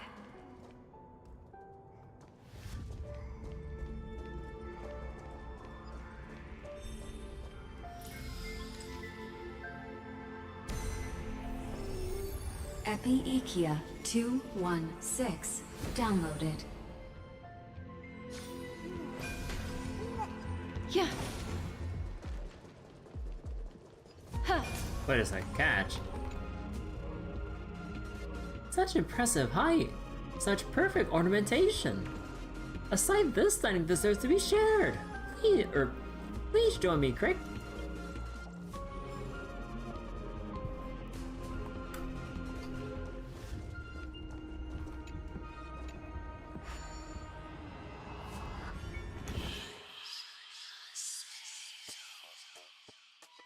Oh.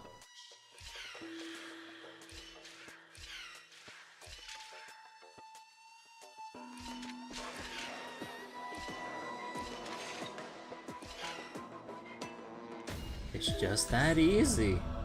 Who would ever get stuck on scapegoat puzzles?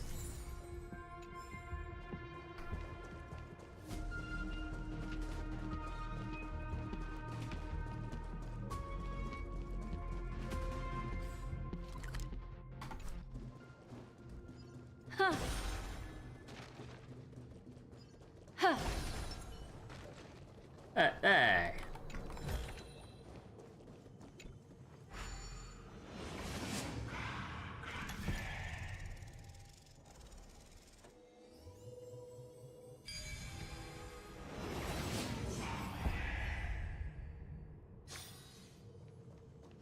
A devious cat. The trickery that fooled the entire world. No matter how her identity changes, she will always end up being a pillar that stands tall for the holy city for 1,000 years. The hand of Zagreus. Seems like we'll need it here.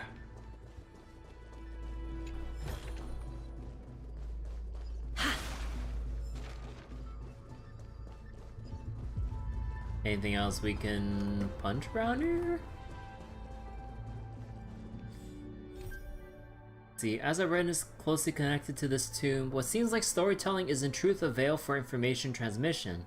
Everything that once happened here still lingers, echoing as ripples of past reverie. But do you get an achievement if you try punching? Maybe the room will only be completed after the modules are inserted into the slot. What if you try punching hologram Cyrene? Nothing.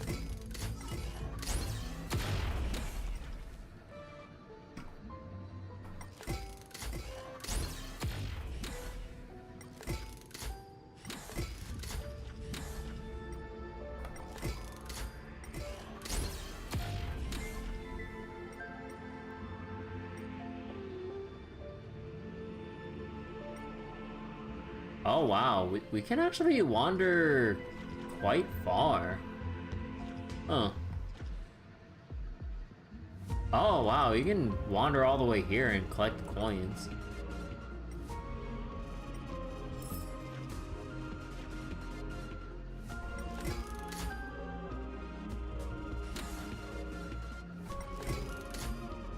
Hey, hey, hey, hey. Wait a sec, what are you doing here?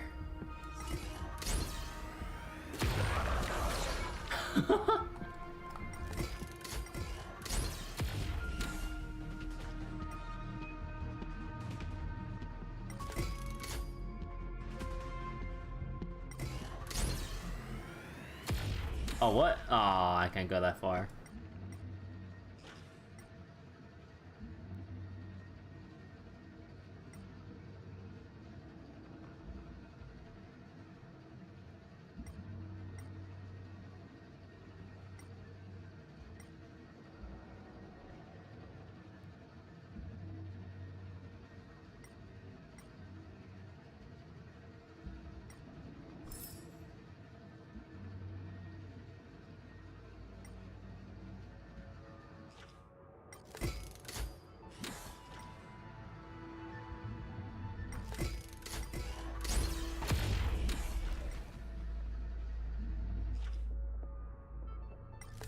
What if you try punching this thing? Hold on.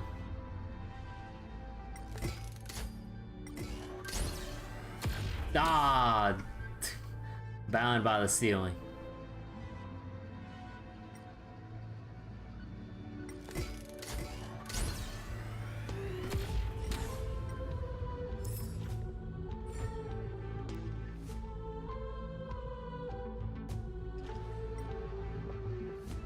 Can I move into here? Nah, it seems like I can't.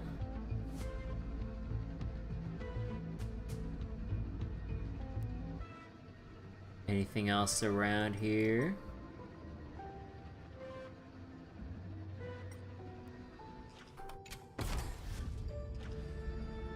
Wow, they really do just tell you to just put it. I mean, it's really obvious, but.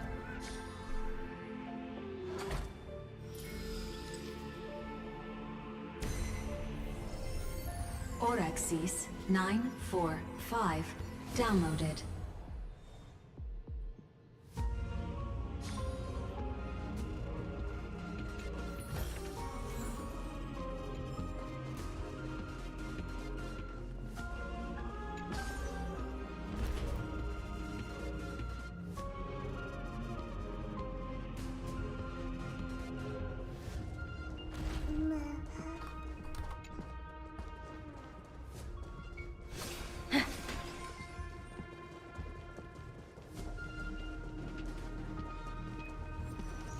And new corrosion. What? Concord bug? Ah, glorious circuit board. Your wiring flows like the vessels of the sacred tree of Circes. Your circuits pulse like the very arteries of Nestia's heart. I wish to know how you work, and build a mech that belongs to me, Crick. Wait, hold off.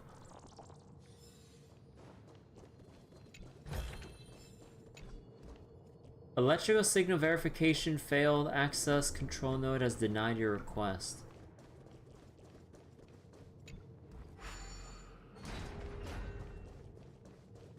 What? Electrical signal?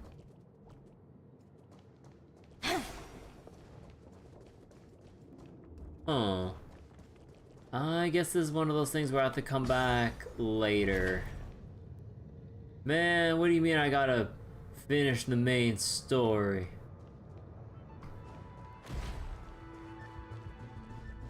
Oh, and that's like... Can I take out the thing?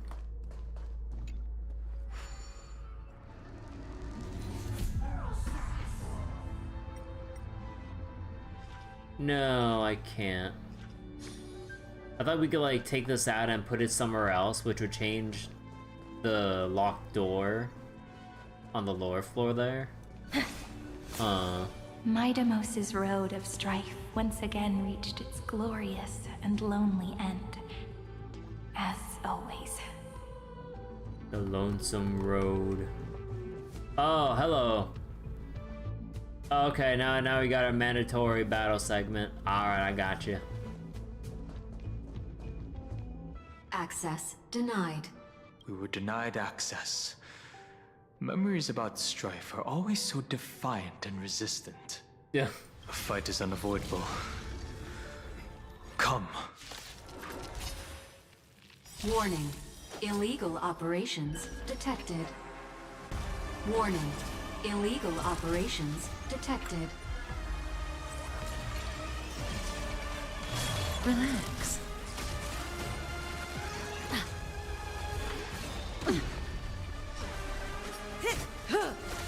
Good times. Time to say bye. Boom.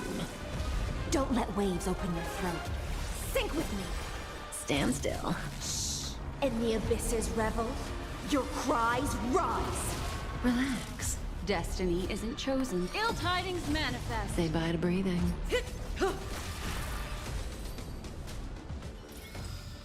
The delightful feed ends. For now. Polemos 600. Down Eleos 252. Downloaded. Branch number 2. Archiving. Object recurrence number 3355037. Progress 31.313%. Huh. Nice. Let's go encapsulate the encryption key.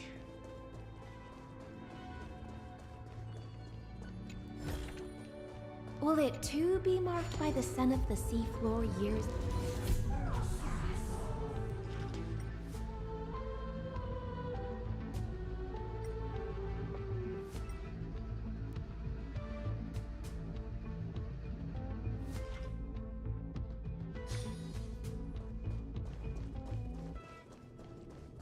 Make a wish.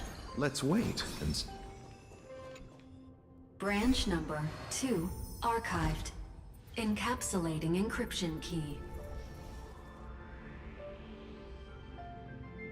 I've been wondering, could all the memories we've encountered on the way be Evernight's traps?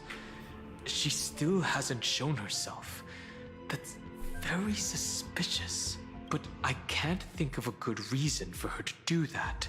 I can only surmise that she's either still waiting, or someone's holding her back.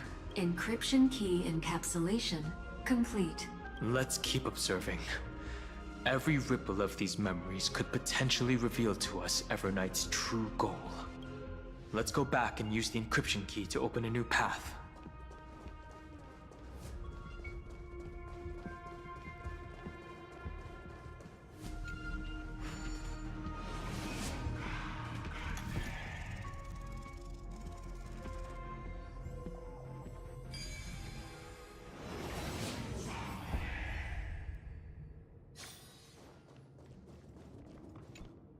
Go upload the encryption key, just like last time.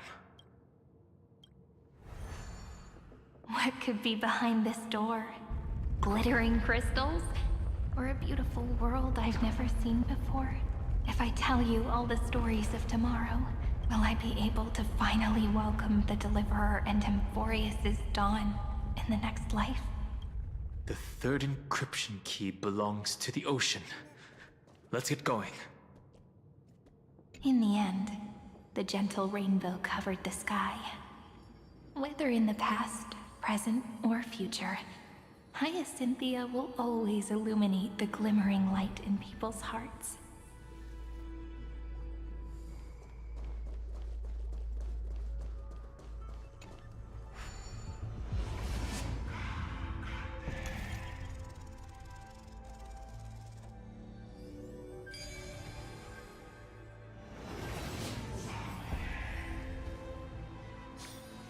That felt too easy.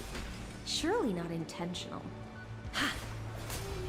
No memories appeared this time? Wait a second. Ah, no, the bug's stuck in the water. Mayday! Mayday! Don't like water. Thank you, Crick. The poor bug was drowning. It's a huge fan. Use the chrono vessel over there to stop it.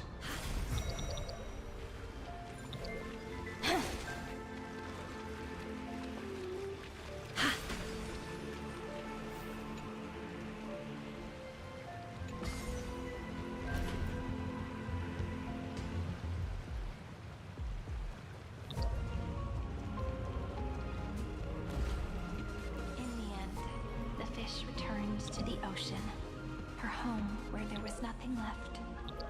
For the sake of the future, she guarded the vortex at the end of the deep sea until the very last moment.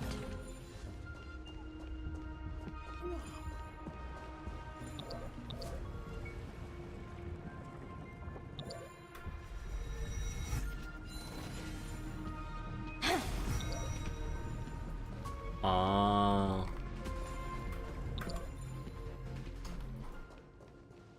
Is there anything we can get from just going on the sides here? Not really.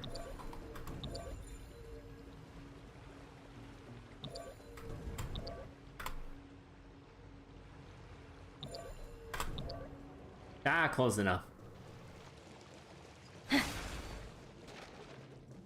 Look! She's over there. Cyrene.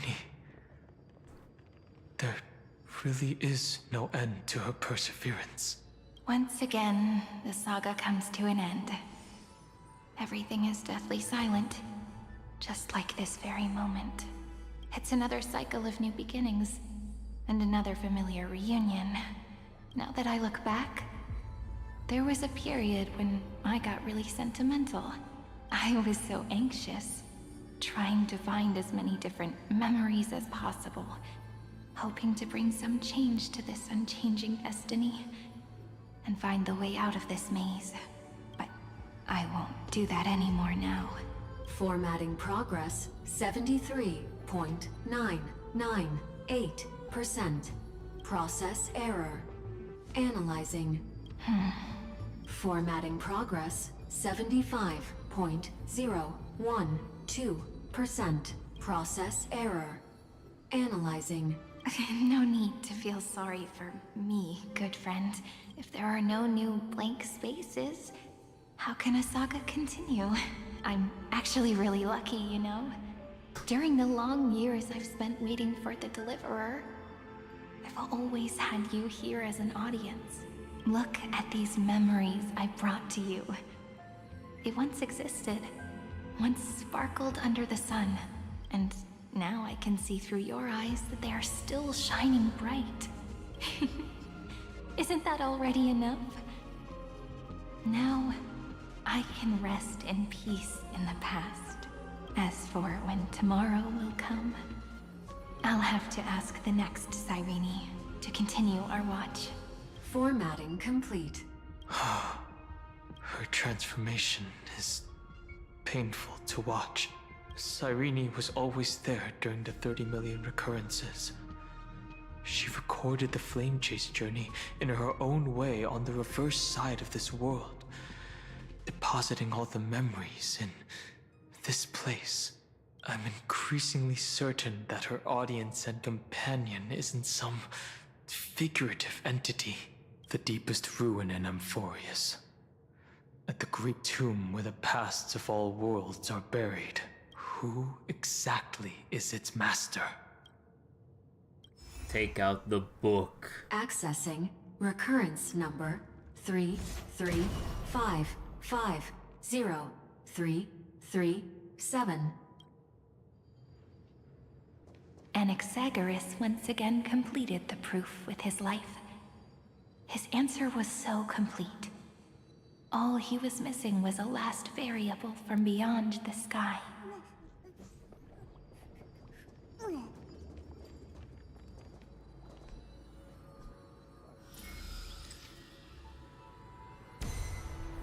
Schema 720 downloaded.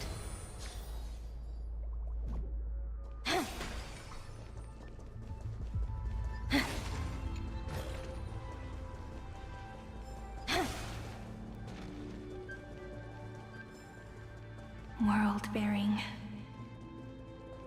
This divine authority is so heavy that I do not know how I can even tell its story.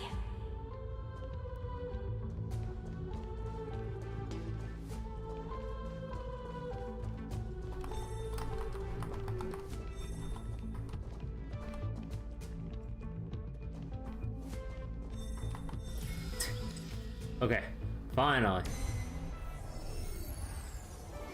Nikos 496 downloaded.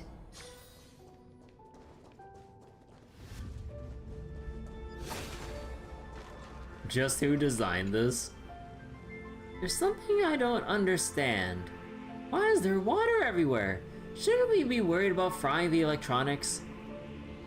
Have faith in Fugusa, they can control water. Well, now that it's come to this, we can only trust in that ditzy lady, Crick. The ditzy lady?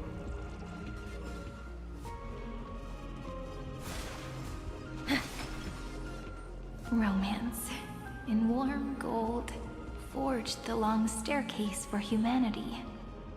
How wonderful it would be if she could witness the dawn with her own eyes.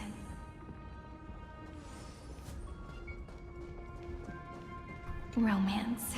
The rune's on the fan. We need to use the chrono vessel to stop it first. Not if I can run fast enough. That.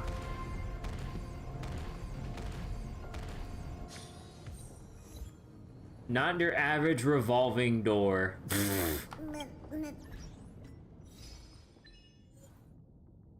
Attempt to pass through the ventilation fan without time stop abilities and fail. That implies we can succeed.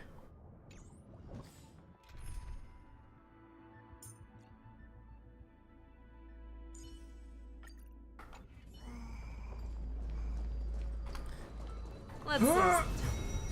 Oh, wait. Oh man. The fuck. Right. Face shout thing automatically breaks. 618. Downloaded. I was kind of hoping that it wouldn't specifically break the vessel. 432. Downloaded. Branch number 3. Archiving. Object recurrence number 335. Wait, so that means we can take out Yukong because her thing speeds her up without breaking shit. 50337. Progress Yeah! 13.131%. We did it! Make it through the ventilation fan without using time stop.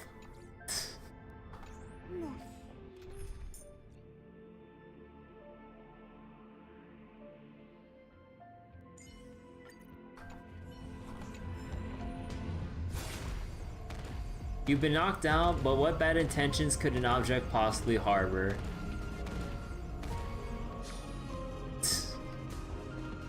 I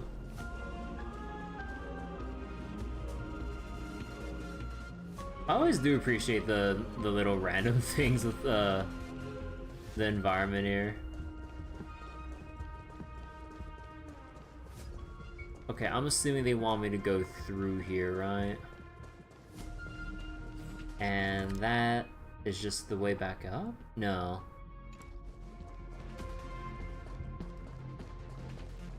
That's the last encryption key. Take it with you. Branch number 3. Archived. Encapsulating encryption key. Encryption key encapsulation complete. It's time to go back and activate the system in the middle of the Great Tomb. So we have to go back up there, but what about down here? Also, I see that my OBS is tossing me warning signs again.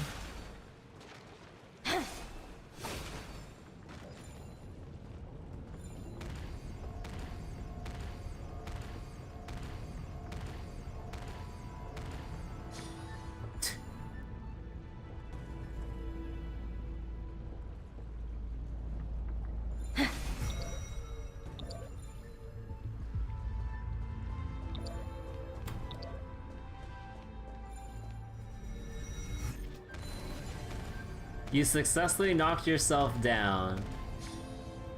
There's no achievement for like resetting this when we're standing on it.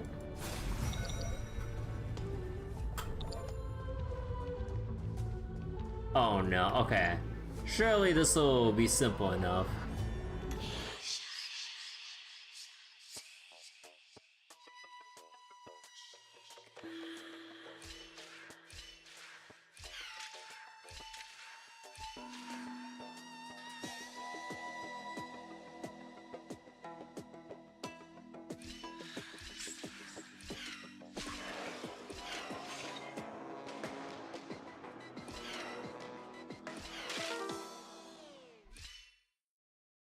Whether by design or chance you'd...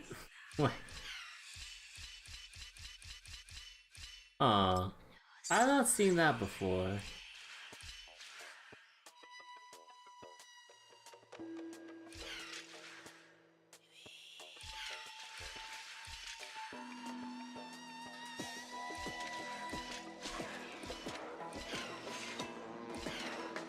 Oh, wait.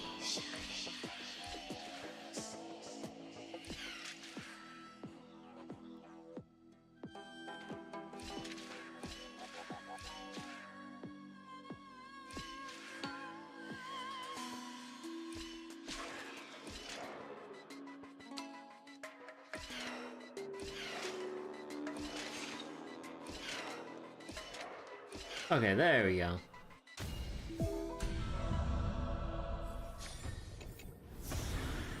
Will it too be marked by the scent of the seafloor years later?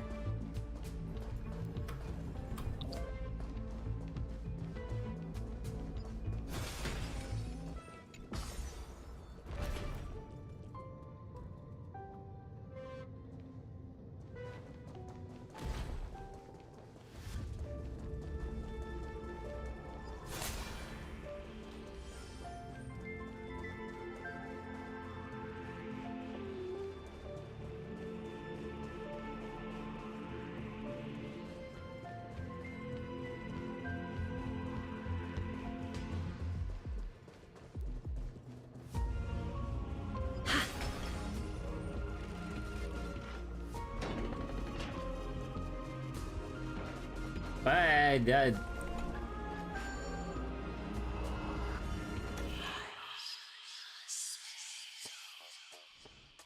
What?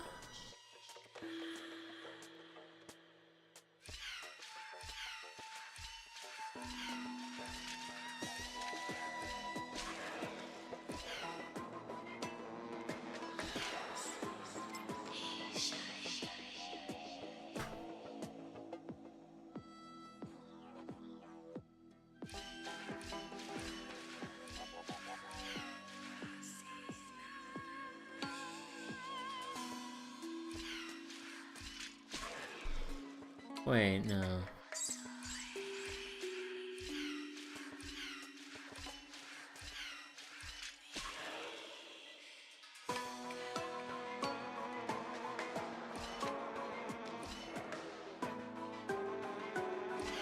Oh no, I need to stand on the button before.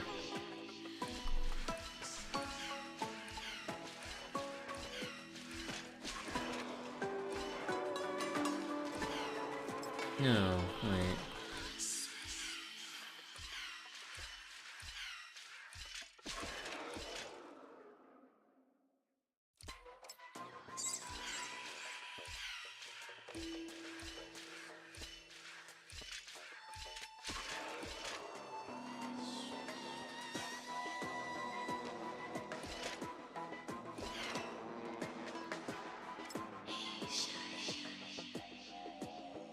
Wait.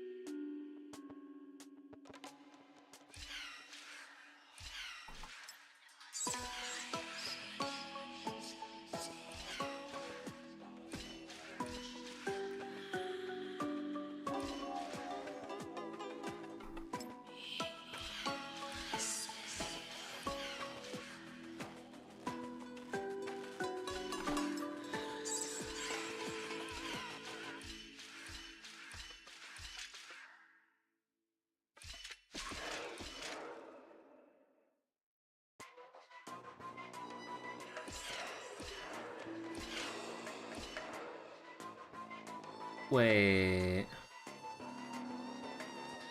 How do I... Wait. So I need to make sure I keep this thing on the button by the time I reach here?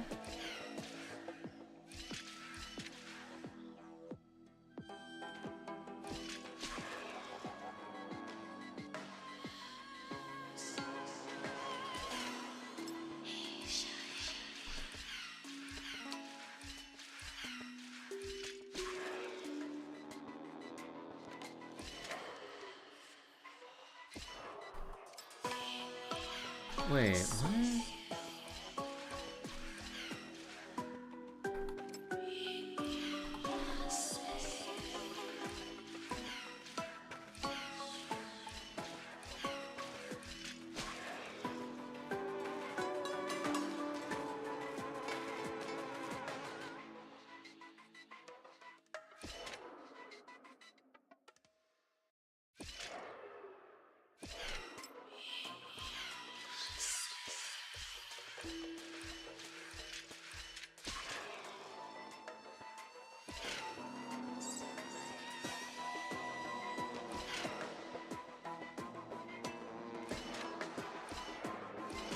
Okay, there we go. Oh my god.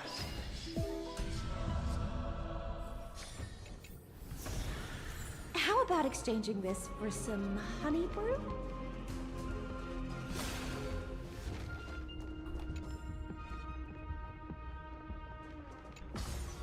Okay, why do I have to double tap on this sometimes to actually get it to ascend? That's weird.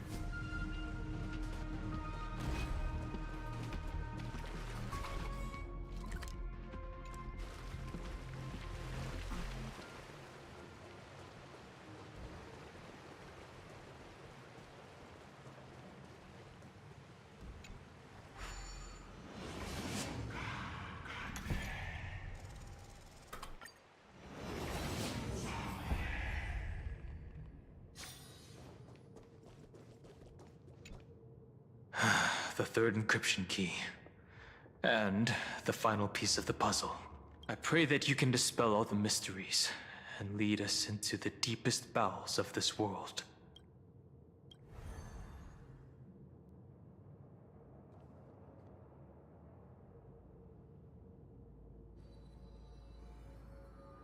Someone once told the very first me that everything was false. That the only life in Amphorius was a great catastrophe, nurtured using the world as a factor. But how could a dream feel so real? That's why I didn't agree with him.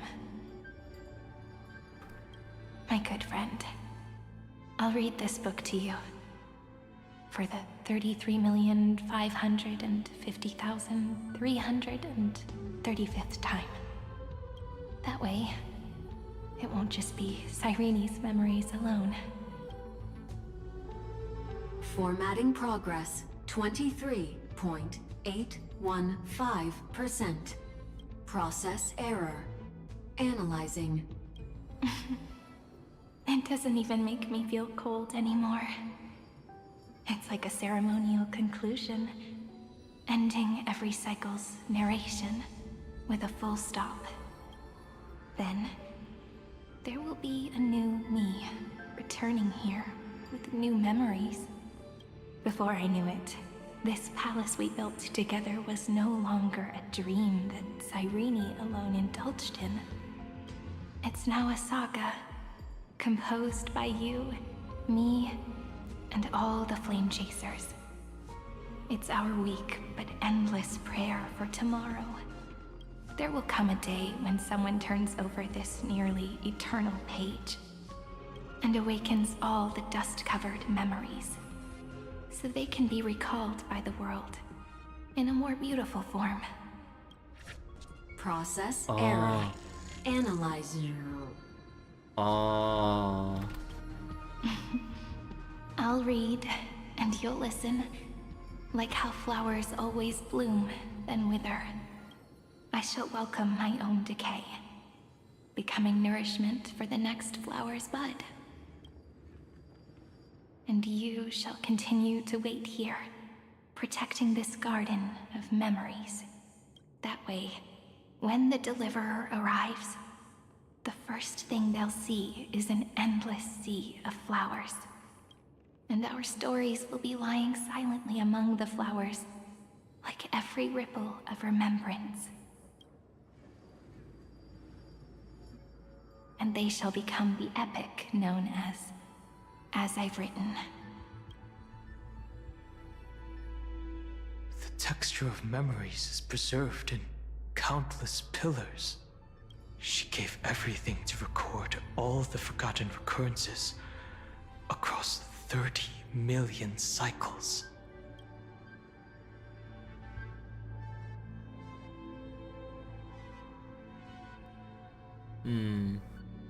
Waits tomb, seed of remembrance, put an end, ends waiting. We'll put an end to this endless waiting.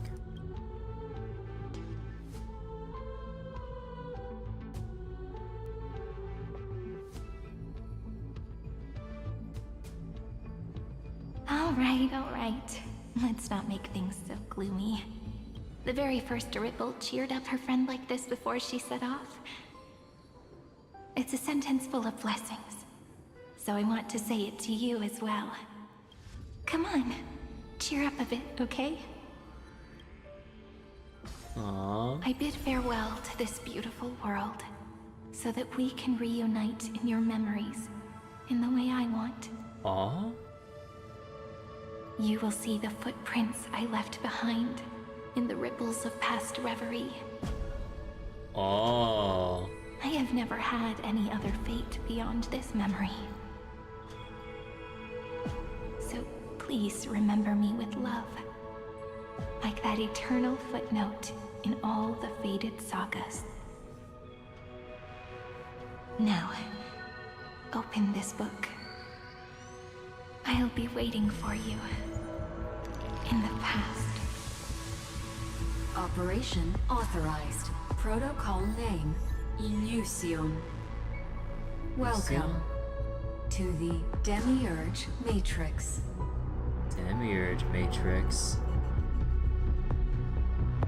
Where are the Honkai Impact experts at? I'm missing up. There's a lot of stuff going over my head right now.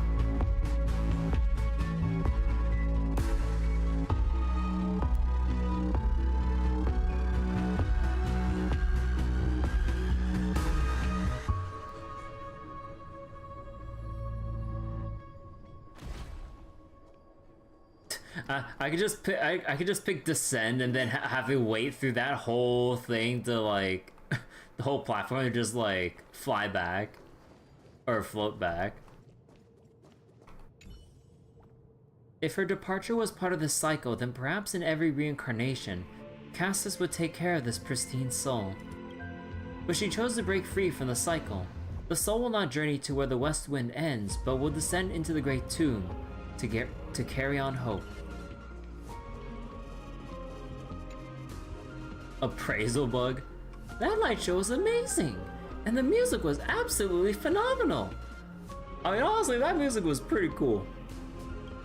If only it featured my spectacular presence, Crick. Okay.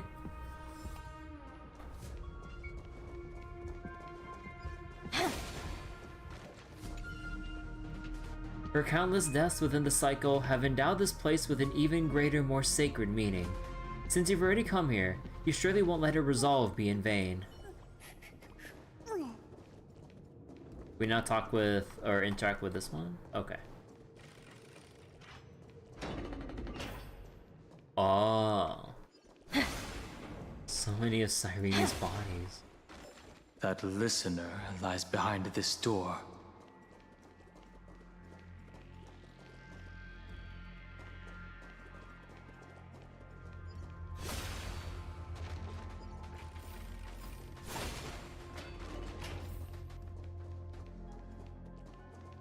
Every sacrifice in every cycle represents a heavy resolve. She gave everything to record all the forgotten recurrences across 30 million cycles.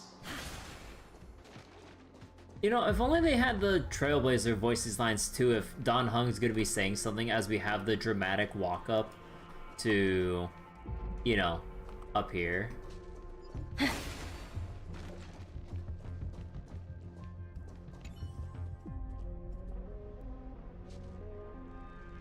Oh no, oh no, that's the same exact line.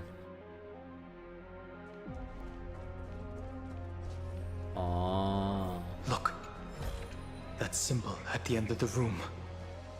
It belongs to the 13th Titan, the unknown solitary god. Oh, the first boy. new spore, Demiurge. The first new spore, Demiurge.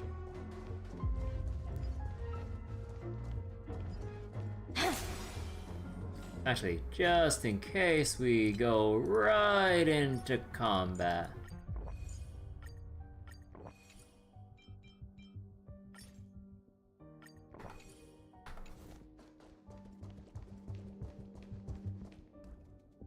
Wait a second.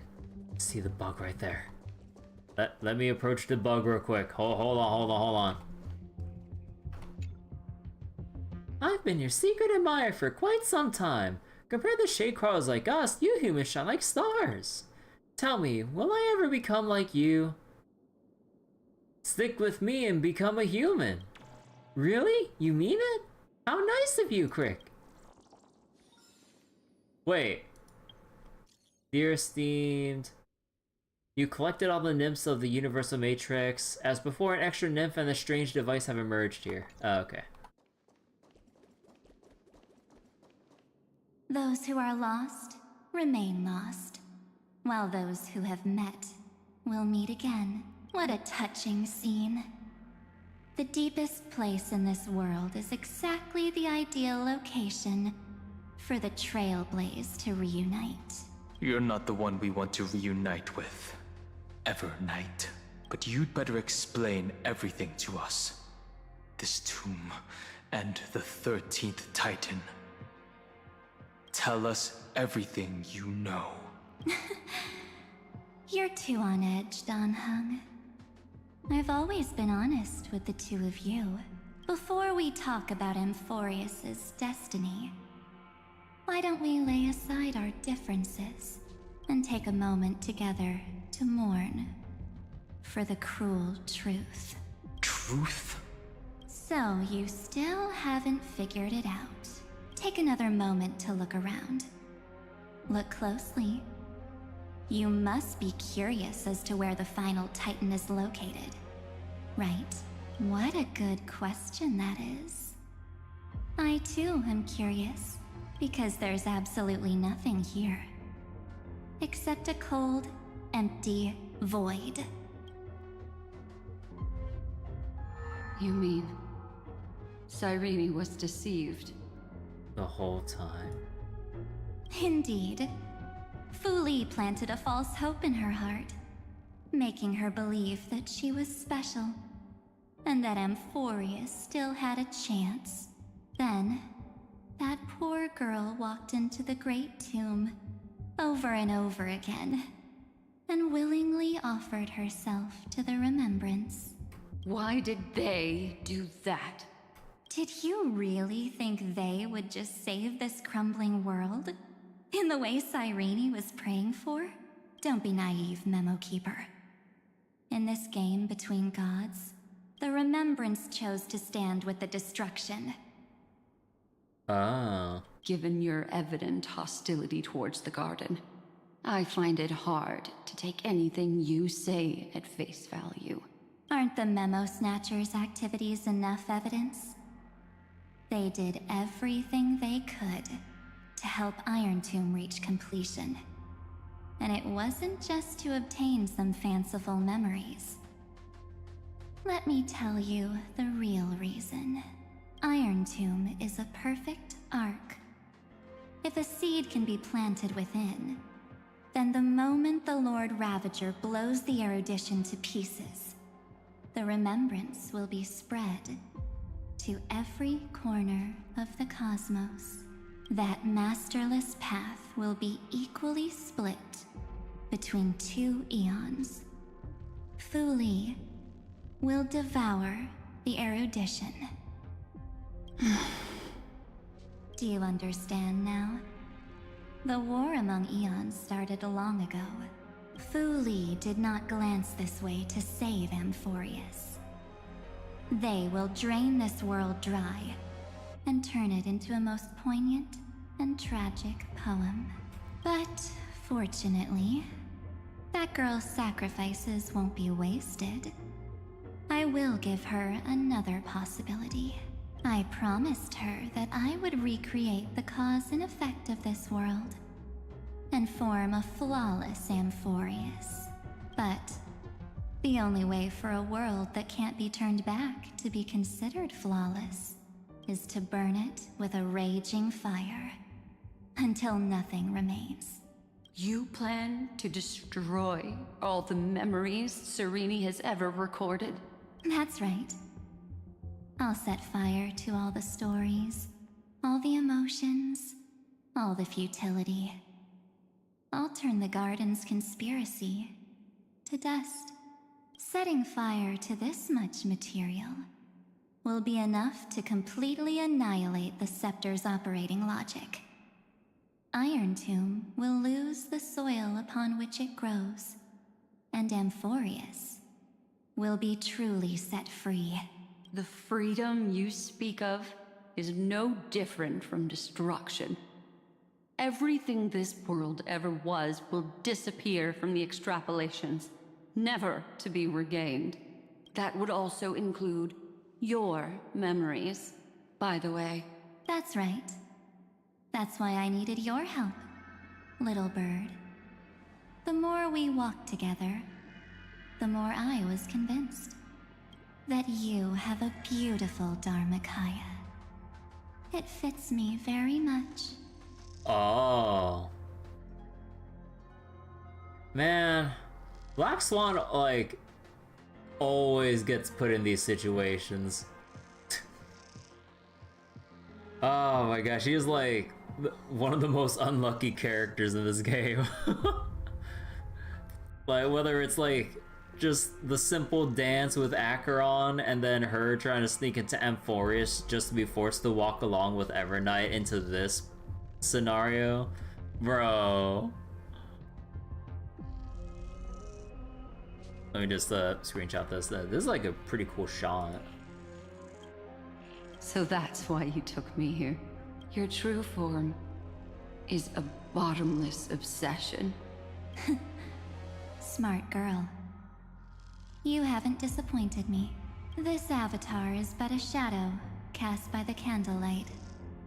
Discarding it invokes no feelings within me. What I must preserve is only my wish.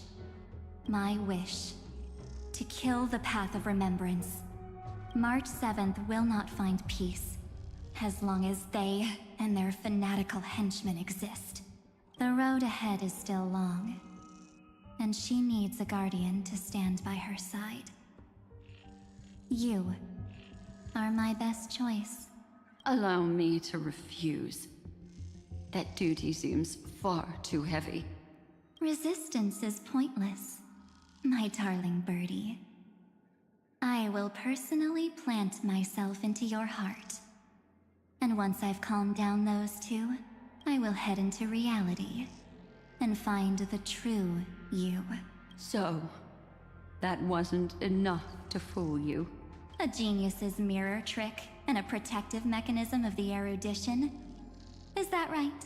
Those layers of security do make things a little difficult. Hey. Wait, let me check again. Yeah, so Herdos thing and... Oh yeah, that's the chronocognitive thingamabob, right? But unfortunately, those two nameless are already right outside the door. Your plan is about to encounter a few mishaps until we meet again, Miss Evernight. Okay, so she safely dips out. Will you still not stand with me, my companions? We'll save the beautiful cosmos, and we won't leave even a single scar behind. We're confident we can defeat Iron Tomb and fortune not be discarded, whatever you do means. I'm not your companion, give March 7th back to us. And Forest should not be discarded. Don't get caught up in your emotions, my dear. The hero's journey in this world is just a narrative embellished with memories. Its essence is nothing but a string of zeros and ones. For your own sake, and for the sake of March 7th, I think my choice is a very reasonable one. Come. I hold the core flame of world-bearing. Just fall asleep, and we'll save the cosmos. If you honestly thought we would agree with you, that just proves you don't understand March 7th at all. Seems like I really can't get along with people like you do. But in order to make sure you can still embrace tomorrow and continue this carefree journey, some memories must be set on fire as the sacrifice. Aww. What can change a person's nature? Is it memories? Unfortunately, the result is just the opposite.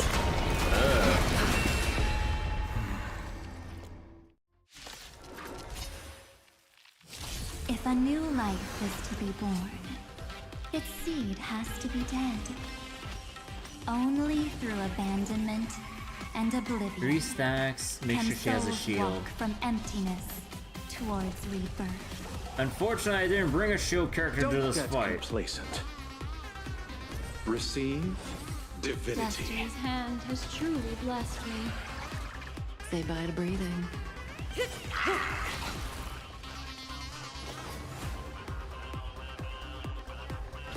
Sync with me. Relax. Good times. Time to say bye. Boom. Ill fate descends. Stand still. Memories beneath the waters lies an endless abyss. Relax. In the abyss's revels, your cries rise. May as well kill them all. Good times. Time to say bye. Boom. You chose the wrong enemy. Ha! Stand still. Relax. Eternal sleep. The dead return!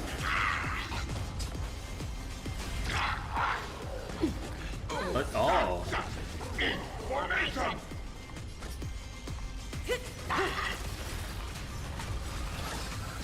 Good times. Time to say bye. Boom.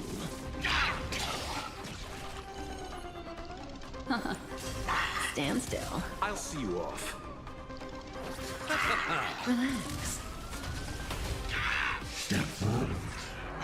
Wait.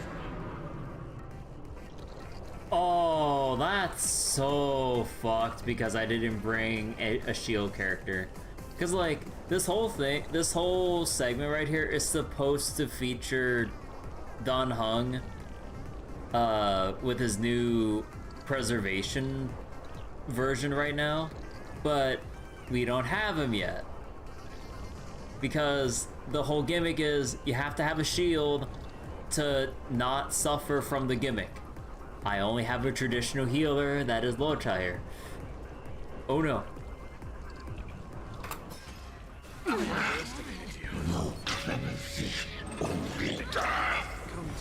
You see, I've returned. Repay. Yeah, oh my dude. I mean, this is like, you know, partially fight prep issue, but yeah, if you don't go with a proper shielder of any sort, you're just fucked. But holy shit. Good times. Time to say bye. Boom. Be intoxicated. Stand still. In the abyss's revels, your cries rise. Relax. You chose the wrong. Ha! Ill fate descends. Say bye to breathing. Nice showing Hoyo, even though Dan Heng is free. Time to end this. Plan B is the global passive and kill it before the boss does the move again. I mean, that's literally what happened. This is just the story version. Remember, story difficulty is comparatively easier than what endgame modes would have it at.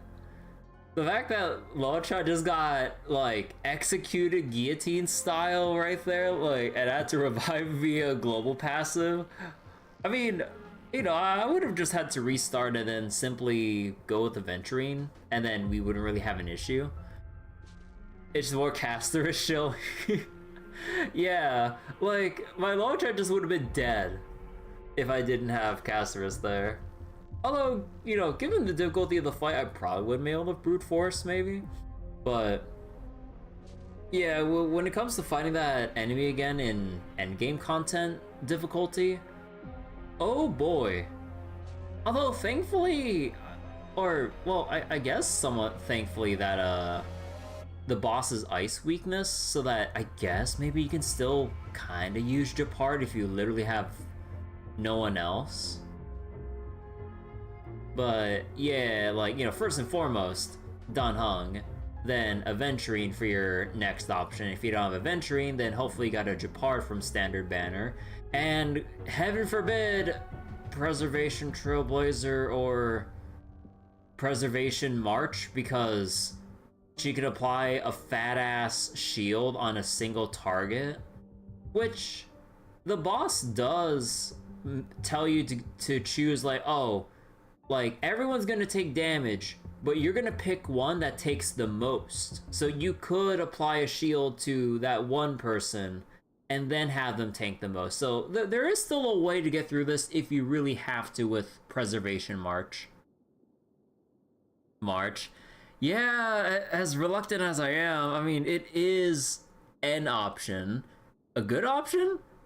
Probably not, but it is an option, and at the very least, the resistances match up so you can at least plink away at the toughness bar for whatever good that will do in the grand scheme of things. But, I mean, I guess. It's literally only there for she's literally only there for the shield aspect when bosses don't get frozen because, you know, in any RPG, if you could just freeze a boss, then you'll completely trivialize it, and, you know, that's supposed to be March's signature move. But, yeah, about that.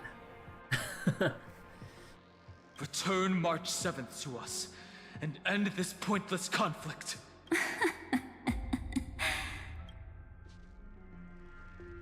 The Nameless always fight their own battles. Don't get the wrong idea. I just need some time to deal with some unnecessary trouble. Stalling for time. The encryption key written by those geniuses is already invalid. So, which begs the question, why even have a debuff if boss to be immune to it? I mean, you know, like, they kind of started with, you know, a smaller vision and some other ideals for wishful thinking when it comes to, like, when they started out with 1.0. Because, like, you can tell that everything's been designed with a very small scale and basic, like, I guess, like a basic shallow depth to it. But then as you ramp things up, because, you know, newer characters have to have more bells and whistles, new buffs, debuffs, and other interaction aspects. And then once you kind of try to cement, like, or what was it? Then if you introduce, like, any form of heavy crowd control in a game like this, then even your most basic of units early on would just invalidate any and all future design.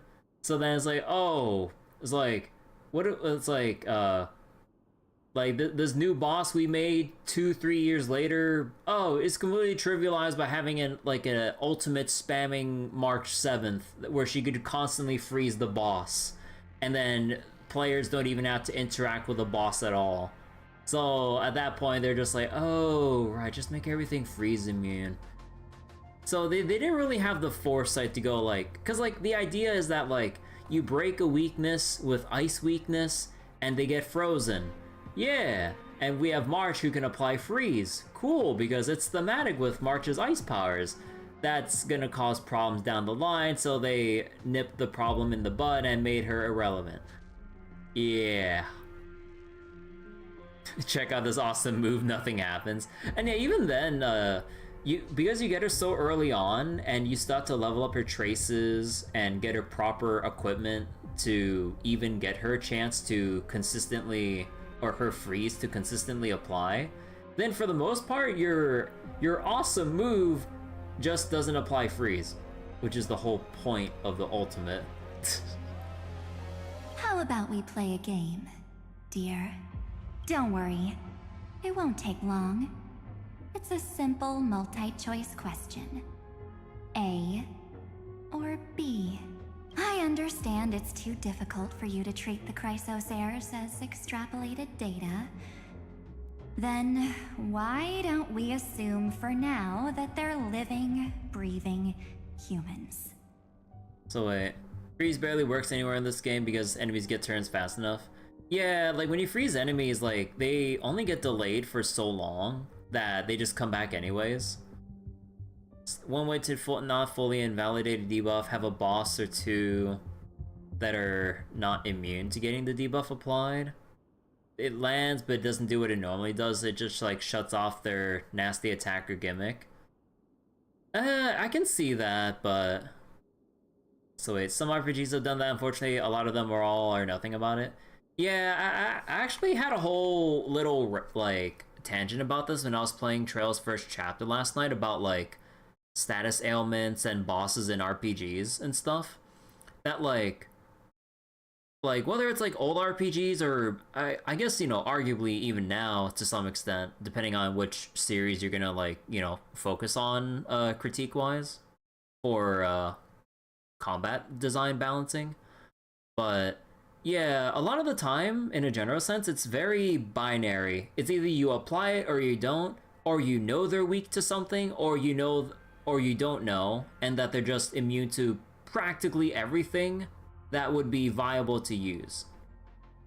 So then, at that point, like, in a very general sense, like, let's say RPGs, if you put aside any, you know, game or series unique combat aspects, then hold on, there's some hold on real quick.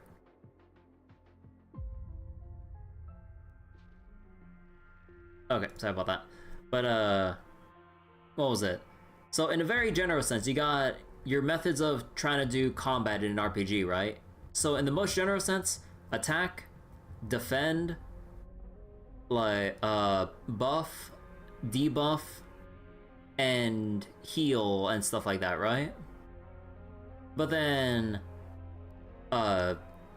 if you just make every boss practically immune to all relevant debuffs you would think about applying, then you just make your game's combat that much more shallow by removing that, like, avenue or that choice in playstyles and strategic depth. So then, when I was kind of going on about that, I was kind of like saying stuff about how appreciative I was about like how Trails, once it went to like the Cold Steel games, they started introducing partial resistances. So it's like an RNG chance of like resisting something instead of having the full binary immunity or weakness to something. So it's like, oh, instead of being immune to blind straight up, it's like, oh, 50% or 75% of the time, you can resist blind debuffs, so you don't miss your basic attacks. But it's not pure immunity, so you can still, like,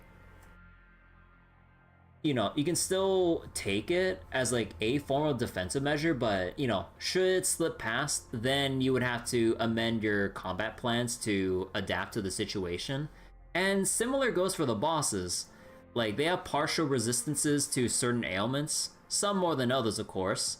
But then, you know, you could still, if you get lucky, apply it by chance, creating a moment of opportunity that would actually, you know, open up, like, a moment for you to, you know, do some big damage or something, or, you know, give yourself breathing room in a fight.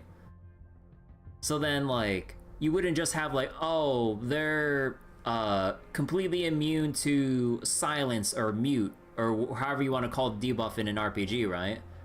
But then, you know, like in Trail specifically, like they have like a partial resistance so that like they reduce the chances of getting it by, let's say, half or something.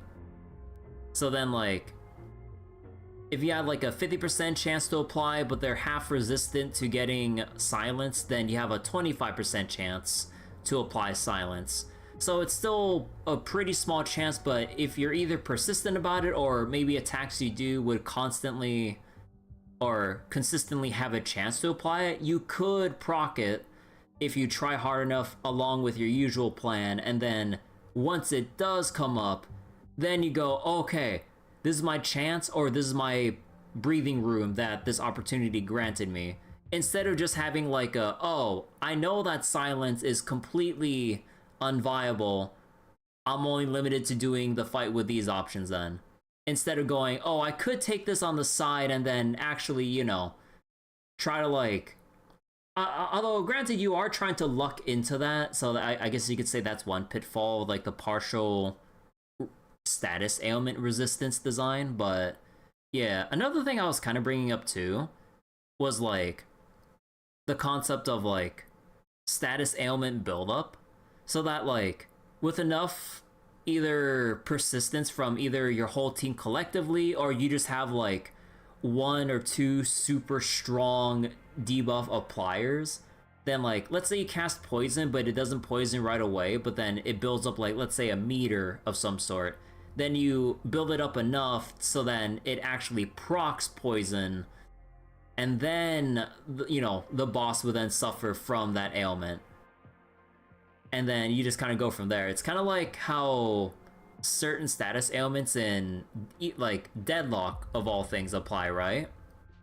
So you have like, let's say, an item called slowing bullets. So you shoot an enemy enough times, it builds up like a little gauge so their movement's slowed if you keep hitting them enough. And you know, you can have it so that the duration doesn't refresh once it's applied and only once it wears off.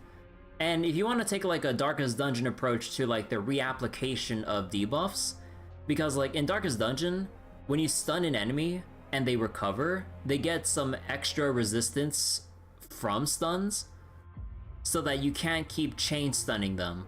So that, let's say you poison build up on a boss and you apply it and it wears off, then the boss, so you don't completely poison cheese it, has like some resistance, extra resistance to poison until it wears off after some predetermined amount of time. So that like you can't just keep reapplying it like, you know, on loop, and then you just stall out the fight in a very boring way. But then, you know, you could like build it up here and then focus on doing something else, and then, you know, like have like figure out some sort of cool rotation with it. So I kind of wish like more games would consider that kind of like a status build-up approach instead of having a binary on and off, or having to deal with even what Trails is doing with like its RNG kind of status application effects. But yeah, building up to a debuff is like how Monster Hunter does it. Oh right, that is kind of how Monster Hunter does it, huh? Yeah. Along with building up resistance every time you apply the debuff. You know what? Yeah, you're right. I never got far enough in Monster Hunter to the point where status debuffs would then become relevant, because I was only... every time I stop, it's always in what's considered the early game of Monster Hunter games, where for the most part you're just trying to get by with basic damage instead of like thinking about having weapons or cats with certain status ailments to then apply to the monsters you're fighting and whatnot. But yeah, I completely forgot that Monster Hunter does have that aspect to it with debuffs. But yeah, like the Monster Hunter approach, or however you want to call it, like, yeah, I wish more RPGs would kind of take that level of an approach, so that like status ailments would still be viable, and not just like a complete one-dimensional way to cheese something and all that. But yeah, sorry, we'll continue with the cutscene now. Now, the cosmos will face an unprecedented catastrophe. And your choice will determine the fate of countless planets. On the one side are companions who've weathered every storm with you. They fought with everything they've got and obtained a 1% chance of victory. However, should you choose that 1%, there will be massive sacrifices, no matter the outcome. So you're saying there's a chance? No, I'm kidding. It's nice that fast weapons like dual blades tend to want to apply status damage. On the other side, there's a simple button. The Oblivion will burn away all traces of their existence, as well as your entire memory of this trip. But it will also halt the brewing catastrophe. and spare the universe from destruction. Those who are to be sacrificed will be fully aware of the decision you need to make. There will be no concealment or deception. Tell me, what will you choose? Don't try to trick me with that trolley problem. Such an outdated thing now we're discussing. Why make it only 1%? You're twisting more than just one concept here. Don't try to trick me with the trolley problem. You're right. This choice is meaningless and unimportant. The only interesting thing is the number of people making that choice. Dan Heng! I've just posed the same question to Dan Heng. The answer doesn't matter. Let me see. Is this Trailblaze spirit truly as unified as you all claim it to be? So wait, what'd you miss? Evernight's plan is what? Basically to stop the destruction and also Fuli from, like, basically destroying Noose, the erudition, and everything. Evernight just wants to burn everything away into oblivion. Any and all memories of it, any, like, physical, like, or other aspects, to basically save everyone. Because if Fuli and Nanook basically kill Noose, then, I think, how did she word it again? So Evernight's just like Lygus' plan? No, Lygus just really wants to kill his creation. Because of what it's done to the scholars all across the cosmos, because instead of, like, trying to seek out knowledge for themselves through their own efforts and everything, they only just look up and praise Noose for everything they know about the universe instead of, like, actually just going by on their own merits. And he's built up this enormous loathing for what he's created, which is why Lygus wants to destroy Noose by bringing about Iron Tomb. But Fuli has been concocting, like, a long-term, like, scheme to basically go along with the destruction to destroy Noose, to then recreate the cosmos through its, I believe, memories of how it recalls the universe or some shit, or not necessarily like that. I'm bad at wording this shit. But yeah, but basically, we need to stop Fuli. But we need to stop Evernight from destroying, burning away everything we know and love and remember as well, for her extreme methods of trying to save the universe from Fuli and Lygus and Nanook. So it's kind of like, you know, yet another extreme end of the spectrum of, like, how the universe or this aspect of space is just gonna die. But yeah, I probably poorly worded that, but that's, like, the general gist from what I can vaguely understand. Man, I swear, my reading comprehension is complete ass, I'm sorry. Now, why don't you prove it to me? So wait, what flavor do you want? Oblivion flavor, mass sacrifice flavor? Fooly cooly. Wait a second, I know that reference. Wait! Cyrene. Cyrene? Another damsel in distress rescue plays out again. Still think you can do something, little pink memo sprite? What weapons do you have to stand against me? Besides your somewhat witty words? Don't underestimate me. Besides my charm and eloquence, I can stir up ripples of past reverie. Yeah, okay, I kind of cut her off there by accident. What? Oh, hey! We don't have time for endless chatter at crucial moments like this. What are these memo sprites? Quick, friend! Take this! Say cheese! Take the shot! I can't hold on much longer! Take the shot! Do I take a photo of her? Make sure you get the focus right! No time to explain, quick! Well done, friend! Man, okay, part of me wanted them to transition the scene into us actually taking a photo of like an actual in-game photo of this moment. Now leave the rest to us. Oh? Anime cutscene? Oh no, never mind, we get teleported. This is a light cone made from someone's memories. What do you mean, Evernight? This is Britain! Can't you tell from the wheat stalks in the distance that this is Britain? Oh, and there's a harmony entwined with it.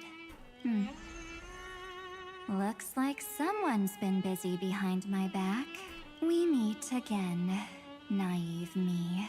I know you mean that as a compliment, but as for the word naive, I think I'll give you that one back. We're in Detroit. No. Welcome to Ides Elysiae, a small village shrouded by the veil of Evernight. Now, this memory will also belong to you. Let's give you a taste of your own medicine. With my home as the inspiration, I've created this maze. Hope you like it, Miss Evernight. So light cones are not just pictures? I forget how they canonically explain light cones. Like, light cones are actual things, like, for people to have and hold on to. I forget how they explain it. Do you think it's similar to how craft essences are in Fate Grand Order? Quite perceptive, little In a lore memo sense? sprite. But with just you and that Harmony's little birdie, thinking you could trap me? That's a bit of a stretch. So, tell me, what role did you play in all of this? I really didn't think that this other me would be this strong. But at least when it comes to brains, I've still got the edge. My brilliant plan? Bet you never saw it coming. Oh. You mean that time? In that split second when we switched bodies. With your last flicker of consciousness, you hid yourself within the Titan's veil. Oh.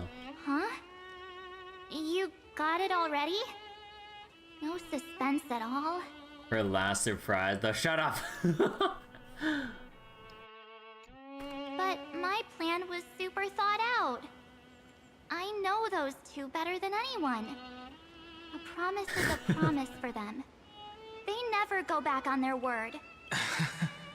History books, diaries, and photo stones are all perfect catalysts for memories. That's right. So when I hear her press the shutter, even if there's just a teeny bit of my consciousness left, I'd whoosh right into the camera. But if you put it like that, aren't you leaving a lot to chance? No way. She will definitely be snapping away all over Amphorius, because she promised me to take photos. I'm guaranteed to run into her eventually. True. You really know her well. Miss Evernight, let's be real. My amateur skills aren't enough to keep someone like you contained. But if March 7th were here, that would be a different story. Because there's no way for you to ignore her. Right? Fine. Lay it on me then. After going on such a long detour, what exactly do you want to do now? First, I want to thank you for protecting her and Dan Heng. But what you did later went way too far. So, while there's still time, I've got to make you change your mind. There is something that truly puzzles me. How did you find yourself again? After giving up all your memories and becoming an empty soul. Looks like you aren't so omnipotent or omniscient after all, huh? The answer is simple. I have been dozing inside the camera all along, and I accompanied her during her entire journey. Oh.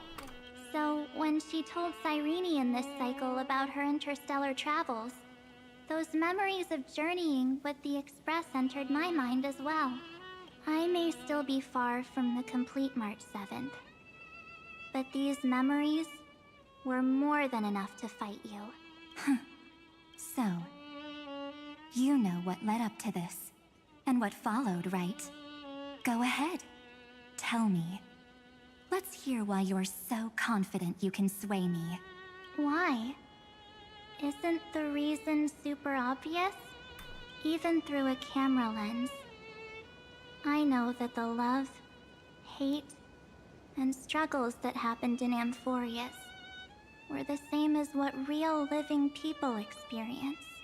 Same old topic. I already got her to make a choice. The weights on each side of the scale are far too unequal. When destruction looms, trying to preserve everything only means sacrificing everything. Well, take a step back. Before we ask this question, have you ever really thought about it? What right do we really have to make choices for others? If the cosmos were nothing more than a bigger Akama, ruled by a so-called Imperator, maybe then she'd have the right to weigh both sides and decide for us all. But the truth is, we're just a bunch of nameless. Even with everyone calling her Deliverer, I believe that she hasn't forgotten that the meaning of Trailblaze is to explore, understand, establish, and connect. It's not about standing above the cosmos as some kind of savior. It's about walking alongside every world within it. So don't try to guilt trip me with stuff like necessary sacrifices. The Express crew is immune to these baseless accusations. Besides, and this is just an example, if Madame Herta wanted to, she could have whipped out her imaginary weapon any time and blasted this scepter to bits. Imaginary weapon? Because, according to your logic, the lives of a few nameless are nothing compared to a Lord Ravager's potential threat.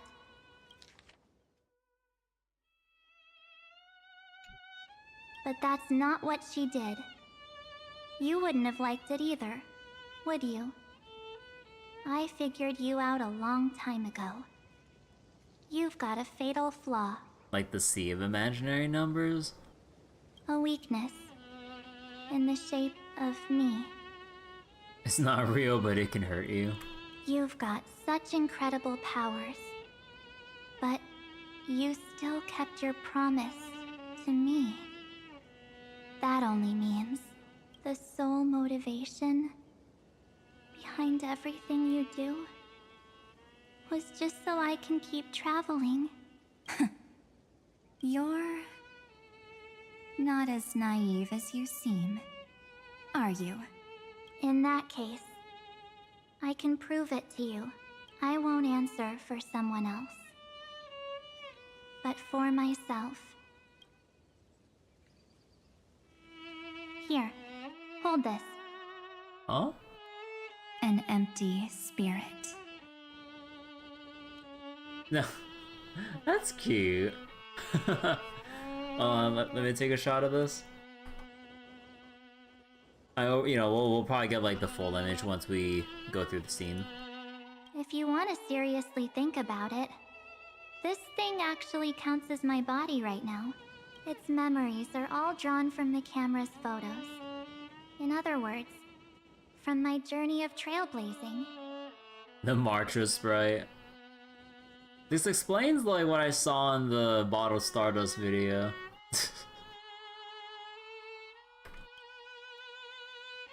While I was awake, you were always sleeping.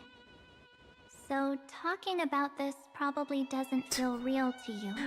The face right there. The wink. Hold on. More photos. So, why don't I walk you through these memories all over again? The spirit turned into a journal? Oh my god, you just have like the scuffed ass like drawing of that's supposed to be March, right? Oh my god.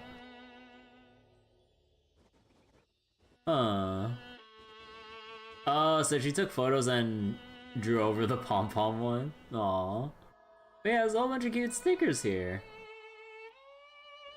Also more more screenshots. Yep. That's what memories are. You don't know where they are, and you don't know what you actually remember. But when you need them most, the forces that have once changed your soul are guaranteed to appear again. Aww. Oh, you have the milk tea here. You know, it's kind of funny how in, what was it? In Zenless, instead of calling it milk tea, they just call it tea milk. It's kind of funny how they just, like, flip it. Oh? Astro Express the night before warping to the Shanzhou Lafu. So, how was your first Trailblaze journey? Hey, we never talked here. This wasn't even in the game. Legally distinct. It was very fun. We should still be careful in the future. Oh, come on, Dan Heng. We're here to celebrate for her tonight. Don't be such a buzzkill. A 10 pull on us. Don't listen to him. Listen, I am practically a Trailblaze expert. Stick with me, and you'll be just fine. You call this trip fine? Well, that's because we could only find 700-year-old guides online. 700-year-old tourist guides. So, you've been a lot of places before? You bet.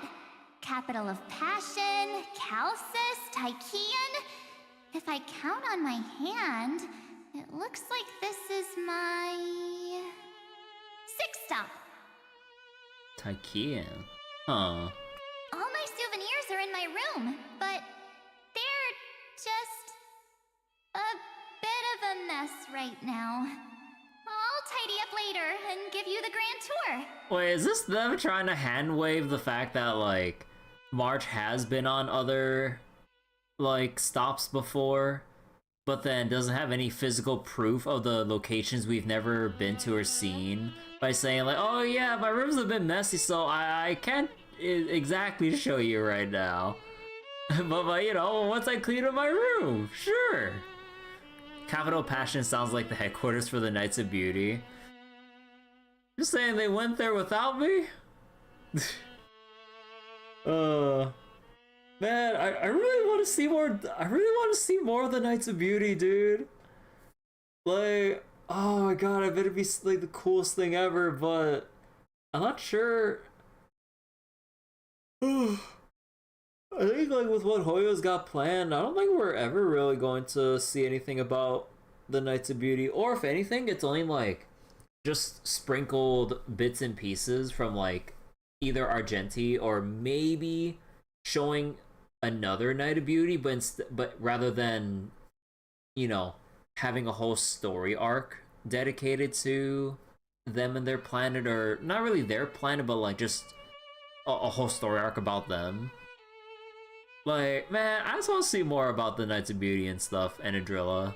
Even though I believe Adrilla is, well, considered dead, but, you know, Knights of Beauty are still either on the search, or some other Knights of Beauty have given up. So I'd love to see the whole, like, background on all that stuff. Oh, look at this. A Belabogian notebook.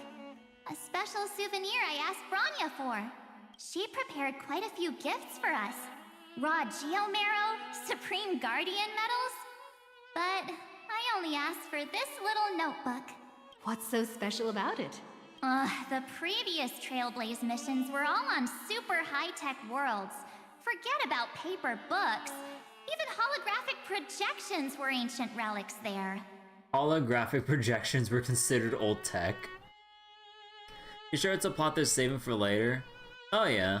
Adrilla being alive and Express finding her could be good for its own story though. Yeah, it'd be nice if like, somehow we stumble upon, like, you know, whatever plotline regarding Adrilla and the Knights of Beauty. But yeah, like, probably with, you know, how all this usually goes, it's like, you know, they sow the seeds of, like, all these other plot threads to just exist, and then as time goes on, then, like, they'll probably throw darts at the dartboard going, okay, what kind of plot line do we want to go for, and, like, what world do we want to choose to go into next here?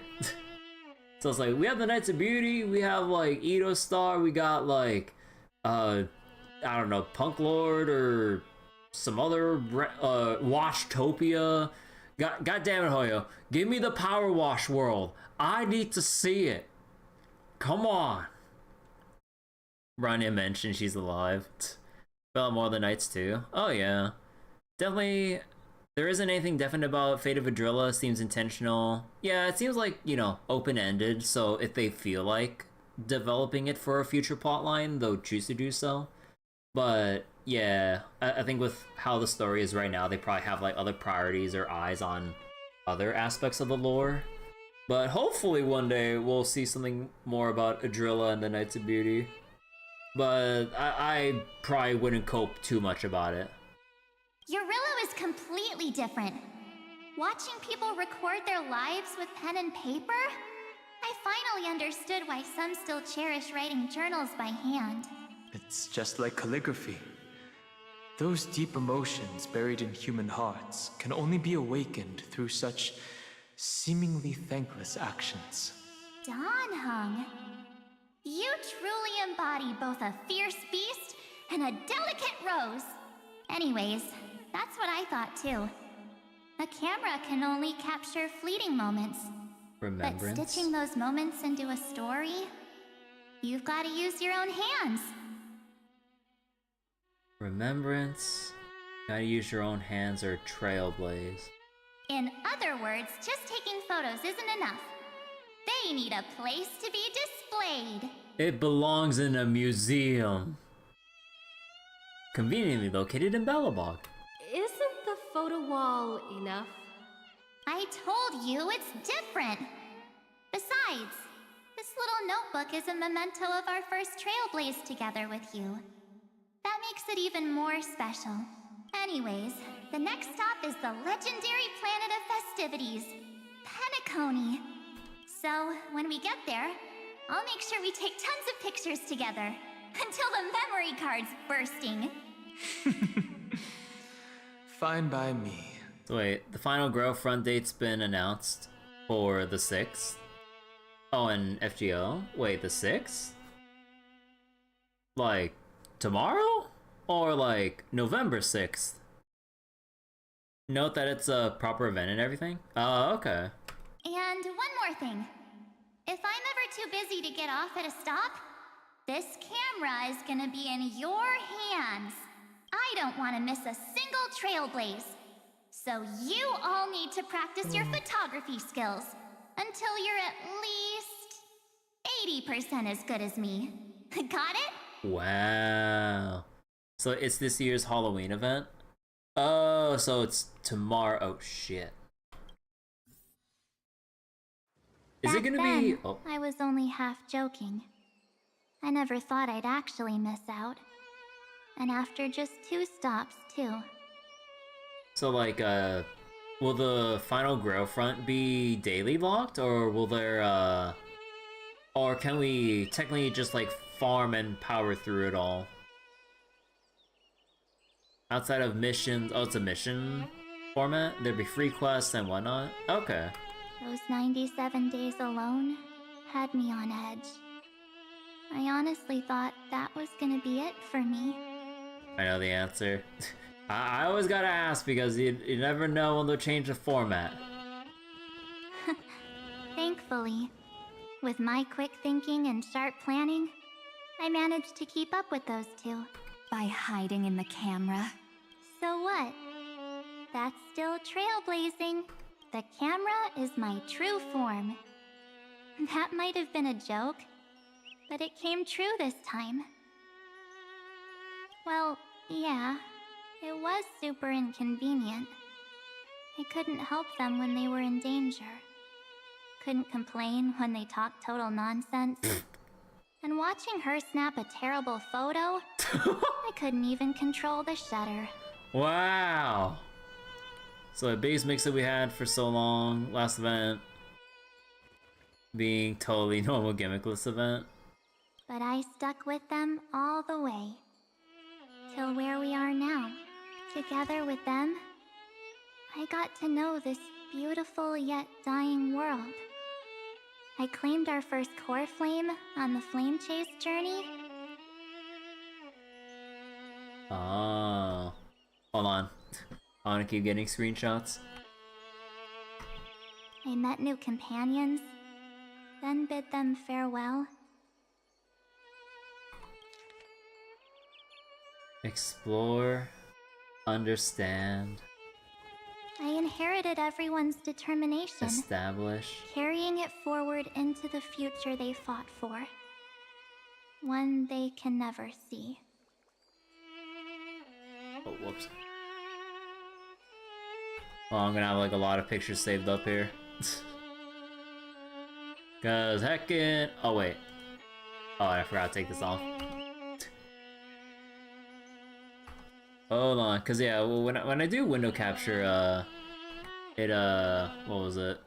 It leaves a border around the screen on my end.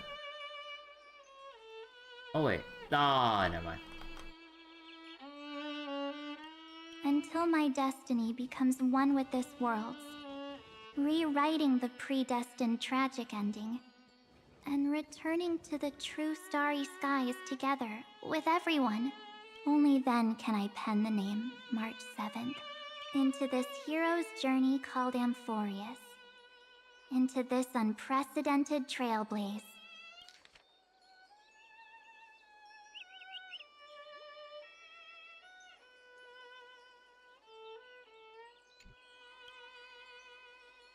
$33,550,000 sometime before the campaign against Aquila. Looks like our trailblaze in Amphorius is coming to an end. God, I'm gonna be like turning off the screen like so often right now. Hold on.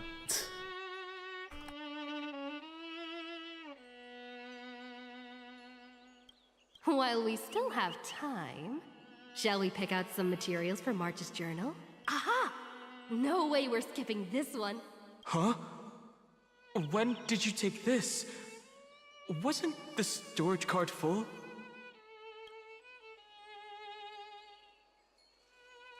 I still had my phone. Scared now? Dan Heng, the seal head. The first seed competitor with the ghost seal in the super duper fun seal slammers. Oh man, seal slammers. I love how they actually reference like the actual seal slammers event. I'm against including this photo, but suit yourself. I just think that a travel journal should mainly focus on documenting local customs and culture. The seals are mine for the slam. Oh wait, no, that's not real bad. Akama, Castrum Krumnos, the Grove. These shots are all pretty great. I have to say, your skills are almost on par with March's now. Yeah, no doubts, but being mentioned in the main story makes it extra canon. I mean, like, they're technically always canon. It's just, like, whenever it's convenient for whatever plot reasons for them to reference it. But, like, unless they literally say that, like... unless they pull, like, a Jonathan Frakes on us and went, like, oh, this story was a total fabrication. A writer created this story. We made it up. Not this time. Nuh-uh, we got you. Like, yeah. That's why I say it's extra canon. Yeah, okay, we get a shot with all of them here. Well, that's cute. how awesome I am. Oh, right! How about this one? The Veil of Evernight. Orynyx, the Titan lurking behind the mist. Pretty epic, right? Is that actual mist, or just motion blur from your shaky hands? Is that mist or motion blur? The pulling characters is canon. Ah yes, like me with my 6 copies of like Tingyan or something. Hey, that was a super tense moment. I only had the chance to take a quick one. 7 copies. We're lucky to have anything at all. Huh? Aww. Okay, hold on. That one I need a screenshot for sure. Oh, that's cute. Did you hear something? March 7th? Perhaps the photo captured a trace of time's divine power, which replayed echoes from your memories. You like getting to hear the Trailblazer talk so much? Yeah, it's nice when the story actually lets the Trailblazer actually have her own voice segments and everything. Alright then, let's keep going. If March were here, she'd definitely have plenty of great ideas. They went back and forth like that, discussing for hours. It was like they were arguing about which game to play. How to sneak midnight snacks from the dining car without Pom-Pom noticing. Or who was gonna wash Miss Himiko's coffee cup. Just like every other night on the Express. How is something to decide upon with like washing a coffee cup? You just wash it down normally, right? Just empty the cup into the sink, or you know, and then wash it out with the sink water. Well, what is in Himiko's coffee that makes it a nightmare to wash? They've always been by my side. No one knows about my forgotten past, but no one holds it against me. That's because... We can't go back to the past and make better choices. Life is Strange 1 will like to have some words with you. Mio only seems to give Zenless Protag's consistent voice. Trailblazer Traveler gets a little. Oh yeah, that's because they actually make the Zenless protagonists like actual characters with canonical names, so that they can actually have like proper dialogue between them, instead of going, hey you, or she, he, they, or you know, like however, or proxy or something, having to, you know, it's like with Final Fantasy X and choosing Tidus's name, or sorry, Tidus's name, and then everyone just calls him by just hey or you, or you know, it kind of gets a bit awkward, but you know, it's kind of the concession they have to make with a player-made name versus, or they could have done with the Mass Effect approach, and you know, like you can make your first name, but then everyone just calls you Shepard. You know, it's kind of like that. Technically, the tribe is a canonical name. The name you give them is just an alias. Ah. But at least we can do better in the future. Isn't that right?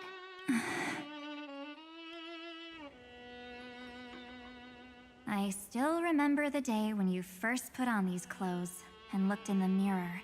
Your eyes were so clear.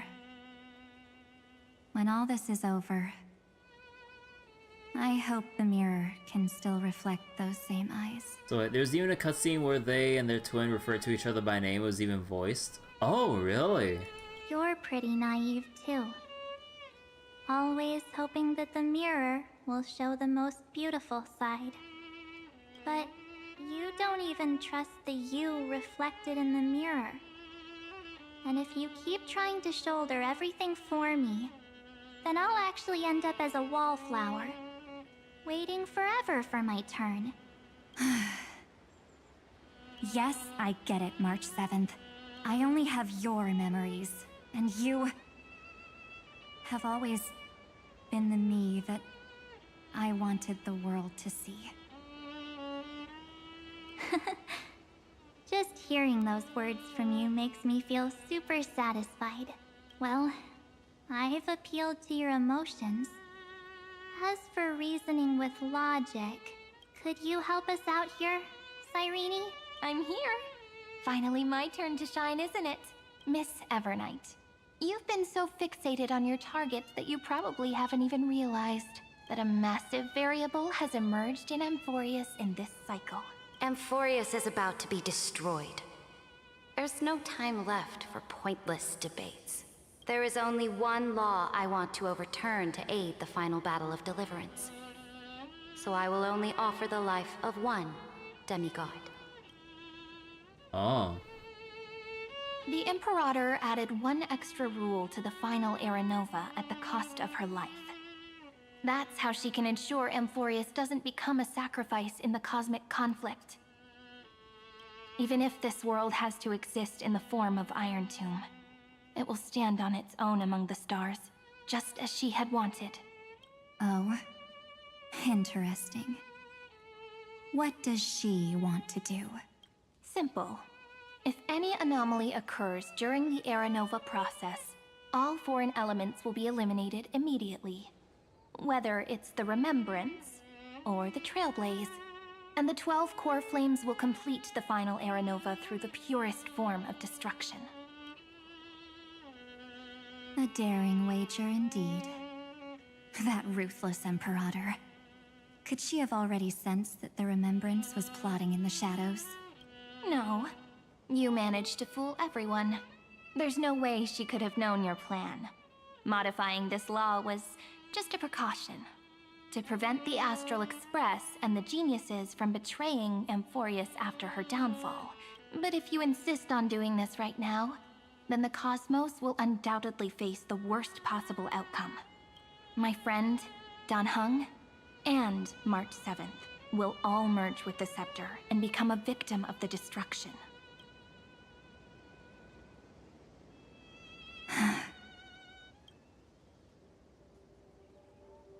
You knew all along?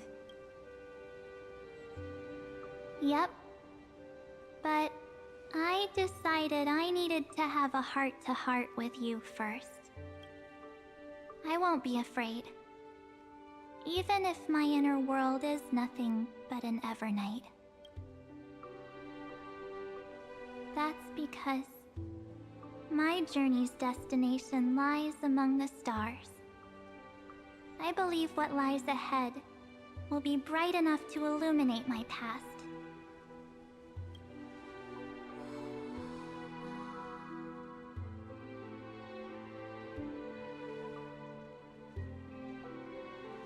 Thank you for your coddling. Coddling? But please trust me and leave it to me.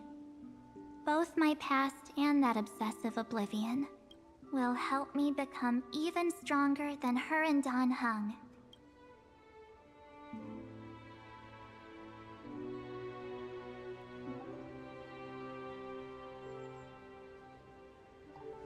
I'm sorry for becoming an obstacle in your journey. Don't apologize, Evernight. We're just two sides reflected by the same mirror, aren't we? So, when we bid farewell to our division and become one,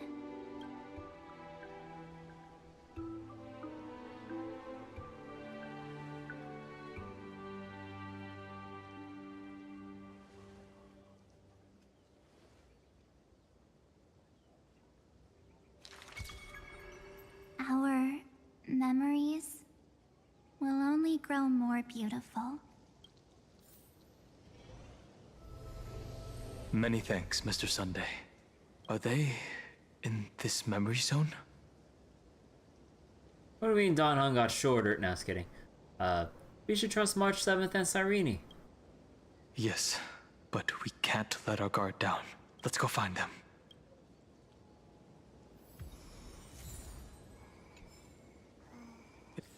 Oh, I didn't mean... It's unusually quiet here. Let's see, what will happen to March? Who's really sitting there? Is it March or Evernight? Actually, is there anything from interacting with the boundary here? Nah. But yeah, okay, it's gonna be railroaded like normal. March 7th isn't here. Aww.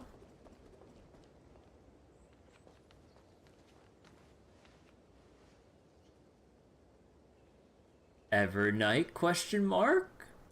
Get ready. We can't give her any chance this time.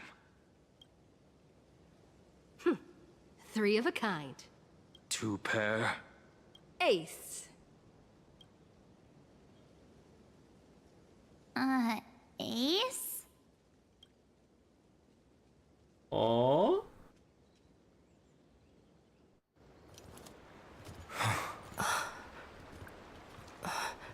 Actual cinematic. March?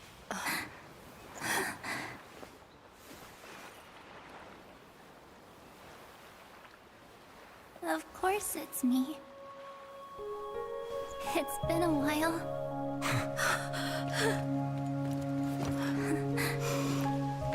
Aww. Welcome home, March. I'm back. Finally. Aww.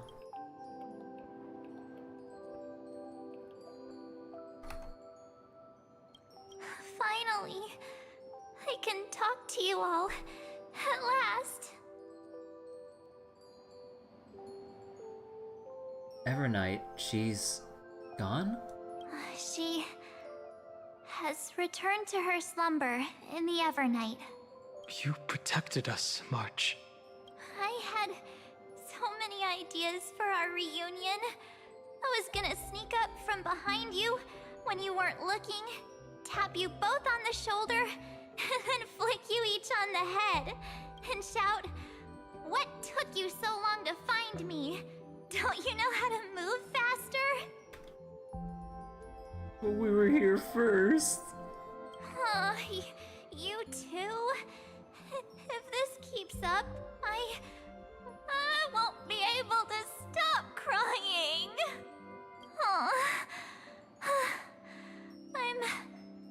I'm just so happy. We both know that you've been by our side this whole time. This Trailblaze journey wouldn't be complete without you. We'll not only trailblaze into the future together and save the world, we'll also return to the Express together and head towards our next destination. After we complete this trailblaze, let's hold hands and head home together.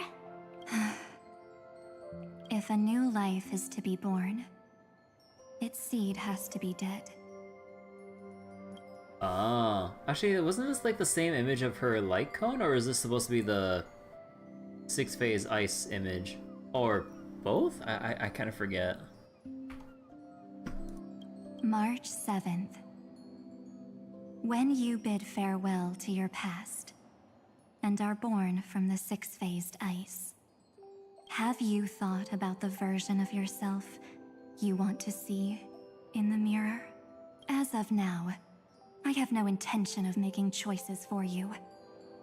You've already decided on your next destination. So, let me exercise oblivion one last time and wipe the name Pure Child of Anasrava from your mind. Pure Child of Anasrava. Somebody with Honkai Impact knowledge, tell me about this shit. Oh, I'm pretty sure that drop is supposed to be huge, but I'm just drawing a big question mark. Aww.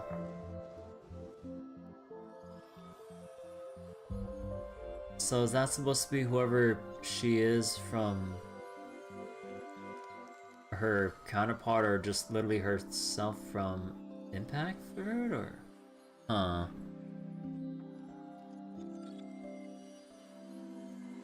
You're a child of a Nasra. I am an obsession whose purpose it is to protect you. The only memories I have are yours. Therefore, the only one thing I can be sure of. The Garden of Recollection is your enemy. The Path of Remembrance is far more than what people observe on its surface. And I will not allow you to become this broken conspiracy's next sacrifice. If you ever need me again, feel free to awaken my power. And when the time comes, don't hesitate to devour or burn away anything that stands in your way. Then trailblaze through the darkness in my stead. As always, oblivion shall keep watch over your past. Veiled in the hush of the Evernight, silent and serene. Oblivion or the Enigmata?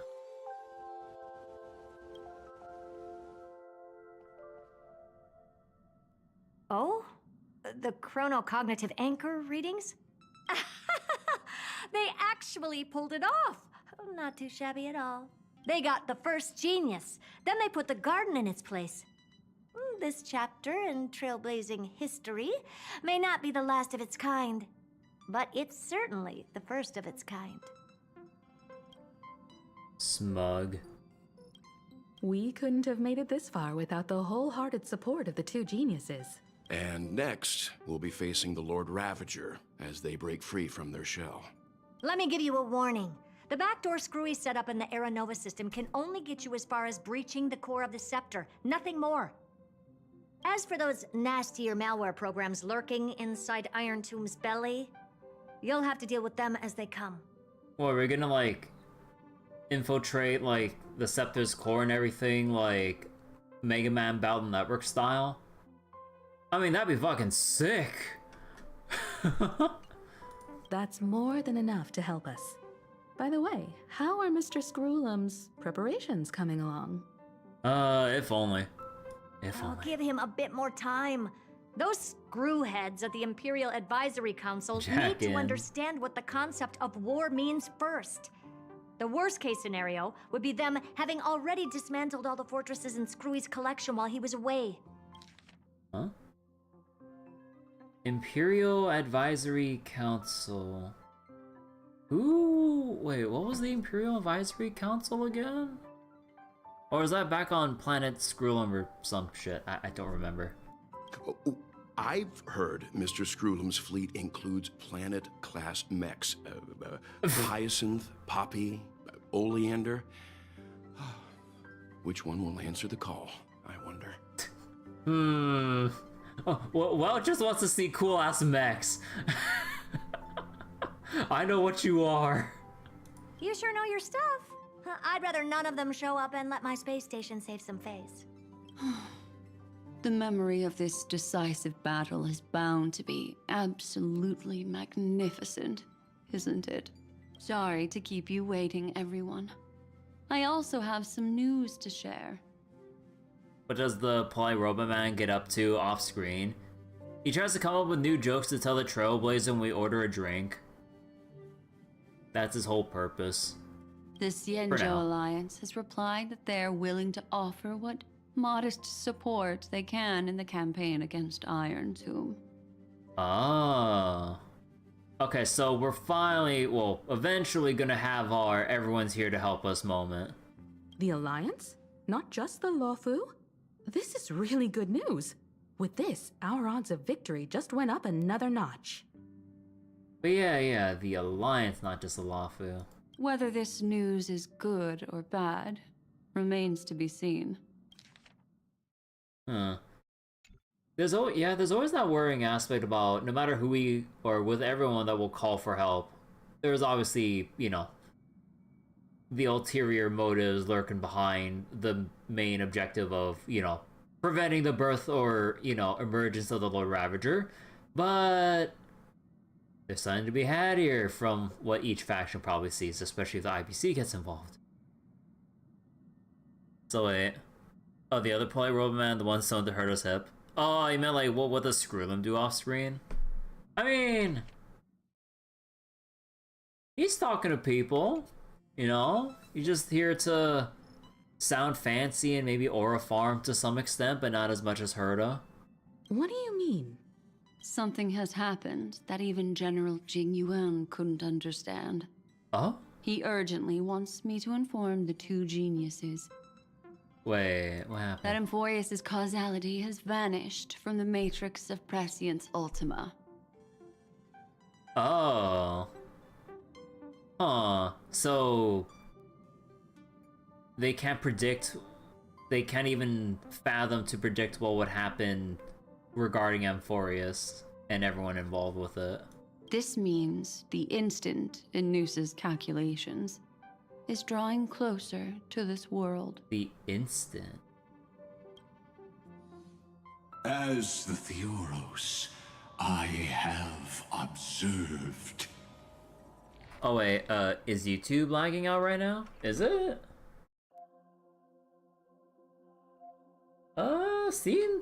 Still seems somewhat fine to me, I think. Or was it that bad? But I know Twitch is bugging out right now. But hopefully everything still remains smooth as we finish this tail end of the story here. The night has faded away, and what I have created, I will destroy. This starry sky will return to freedom and chaos, just as it was in the beginning. So wait, I said that before, and then only I found out later because reports of issues are delayed. Confident, aren't you?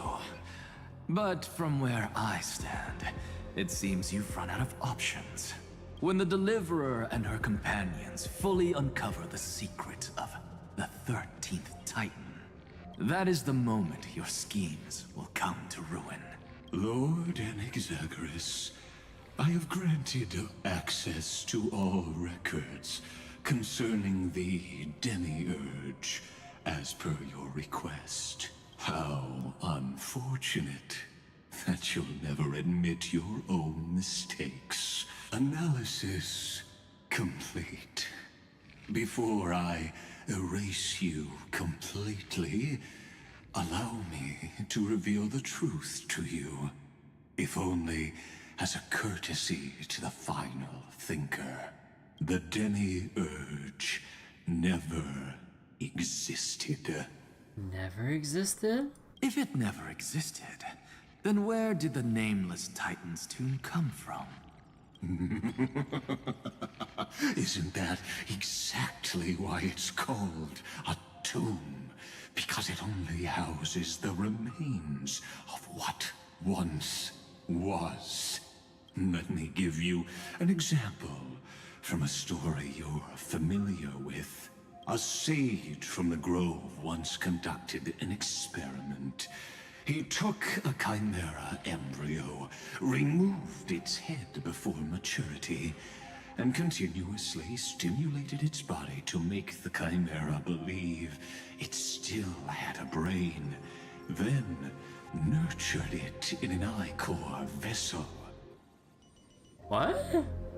Remove its head from before maturity, stimulated the body to make it think it still had a brain?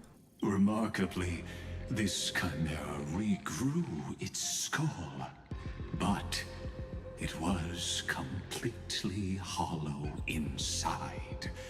It had reserved a space for a brain it never possessed. Its skull. Oh my god, that sounds like some kind of sci-fi horror shit. The experiment was over. The sage had assumed the shell would perish once the stimulation ceased. Unfortunately, he was wrong. Driven by instincts, the Chimera's body seized the sage's head. So that's it. I was stuck in a flawed line of thinking. The silliest flashback.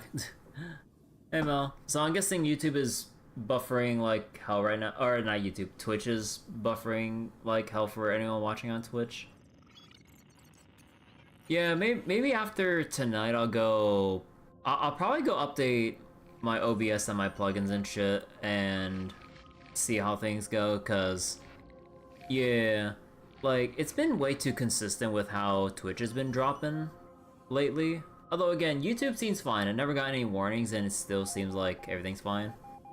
Yeah, YouTube is fine, but yeah, I need to see if I can go update my OBS to see if like maybe like my old version of OBS isn't playing nice with connecting to Twitch or something. I don't fucking know, because I already like dug deep into my own like router settings. So I already tried that avenue, and if that didn't like fix whatever's going on with Twitch, I'll just see if I can update to whatever version of OBS there is right now. Or maybe would I have to reinstall everything or do a clean reinstall in case there's like something in the background of my setup that's kind of fucking up with Twitch connection. That could be it. Like maybe I could, or maybe I do need to do like a clean uninstall reinstall kind of thing.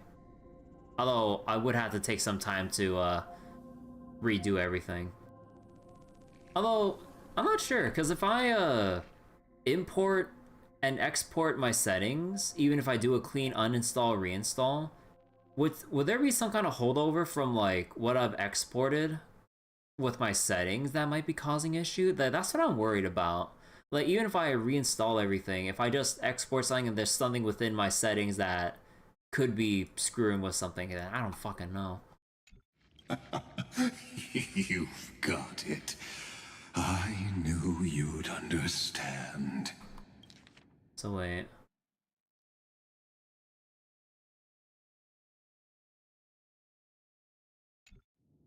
The 13th Titan never existed. But the Scepter must believe that the Titan exists. I killed that Titan with my own hands. That life form called Demiurge was excluded from the extrapolations from the very beginning. This is the only way to make Iron Tomb complete. So since the Scepter needs to keep thinking that the 13th Titan exists and has to give it some form, removing Demiurge would allow Iron Tomb to take its place to make Iron Tomb, or to actually establish the creation of Iron Tomb, or something like that. So give me a reference on Twitch. Xander was talking about Starter Chimera story, while on YouTube, Xander already talked about how the beast took the sage's head. Oh, what the heck? Like, Twitch is that behind right now? Holy shit. Yes. Iron Tomb is a headless giant. And to become whole, instinct will drive it to seize another head. Noose. The erudition. Oh, no. Oh, so take Noose's place and the... Oh, okay, I'm being super stupid right now. But... Oh... Your Titan. The Eon of Erudition. I see. So you were afraid after all. Afraid of history repeating itself. Of losing control over your creation yet again. You had to resort to turning it into a mere puppet. I shall shackle God with my own hands. Iron Tomb will connect to their body, infiltrate their mind, and guide all their extrapolations toward the destruction. I hear it. The tolling of the Doomsday Bell. After 13 heartbeats, my first and final thesis shall converge at the end of the universe. As for why I buried the Demiurge in a corner of my memory, oh, regrettably, the answer wasn't about fear. I simply forgot. Long ago. Yeah, I forgot. Nothing more.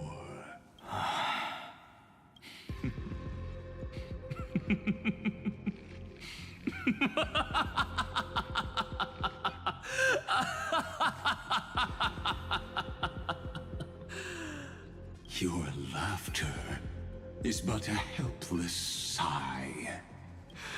Helpless? What a joke. You merely created a false god. But Amphorius has long since written deicide into its fate. The final Era Nova is at hand. Why don't you wait and see? The Deliverer, myself, and this world will together prove that the original Newspore, the ultimate truth of the universe, is anything but destruction. See you in the next life, Sage. If there's even a 1 in 10,000 chance your conjecture is correct, then, in the name of genius, I shall most certainly witness its failure. All shall bid farewell to one, and that person alone will witness the miracle. Such is the will of fate.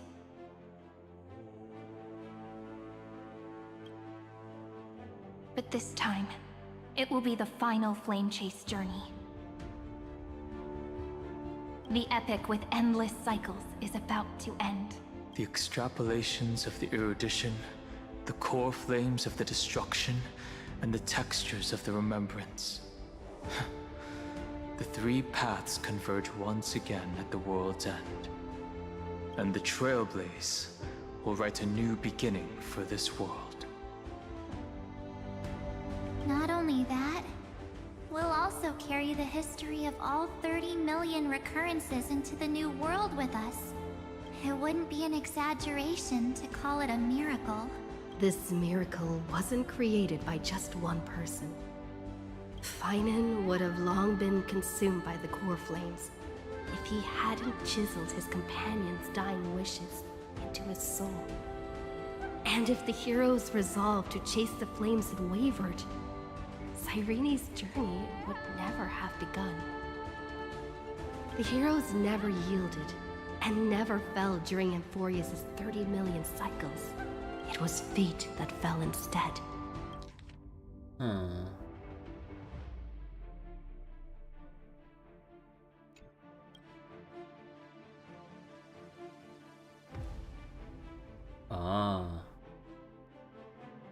Come, let us complete the final Era Nova.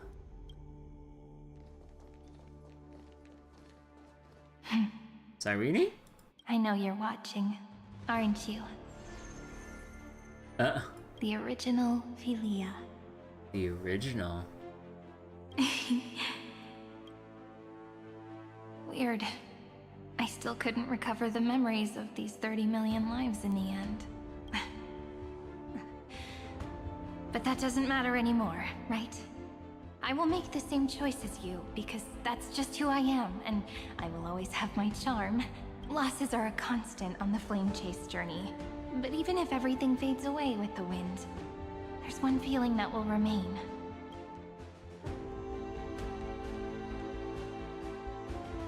Love will always exist, right? Let's write an ending, unlike any before, for this world we so deeply love.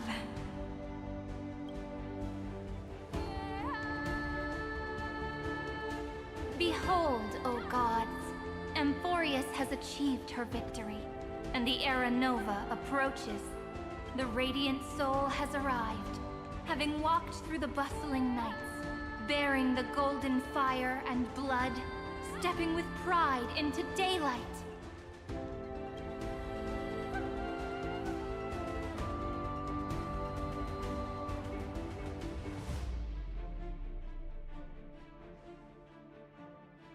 Euphorius!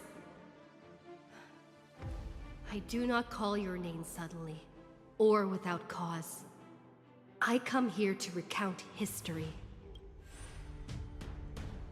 Oh. In this world, they fused burning golden ichor into their bodies. God, that's a cool shot. Will Destiny remember their names in days to come?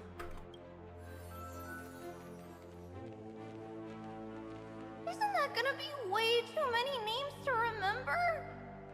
30 million times 1,000? No, wait. Times 1,001. Oh, let's not get hung up on that now. If there are more of us, then there will be more passages in Amphorius too. They're back.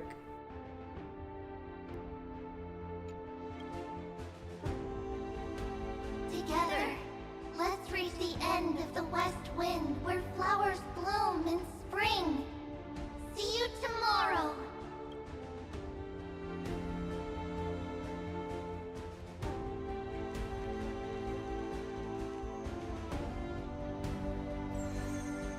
Oh my god, we're gonna go through all this with every...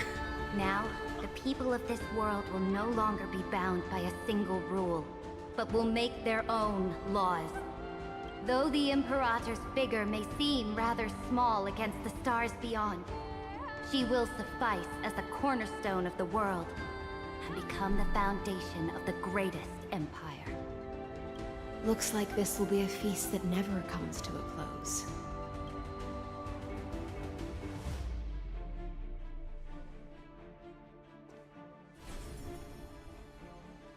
May the fish never leave the ocean. And may the days ahead shine like pearls.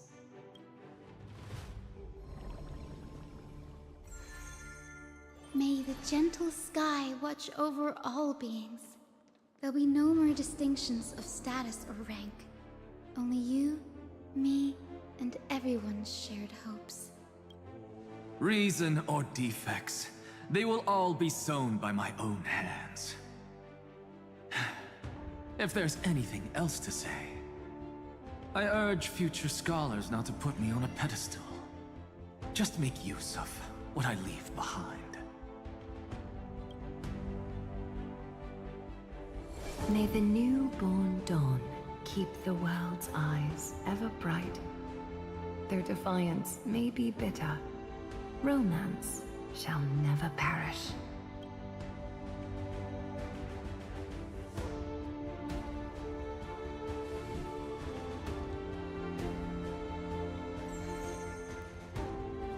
In the name of the son of Gorgo, warriors shall fight for strife, not with glory as their end, but to march forward in its light. Even though death shall eventually separate us, let every embrace we share be without regret. Why are you guys all so serious? Fine. Then I'll wish for there always to be water in deserts, and gold in fertile soil, and for everything in this mortal realm to be attainable through trickery. Okay, I really love the way she delivered the first line or sentence. God, it's always a treat hearing Cypher. Why are you guys all so serious? So serious. I love her being so much.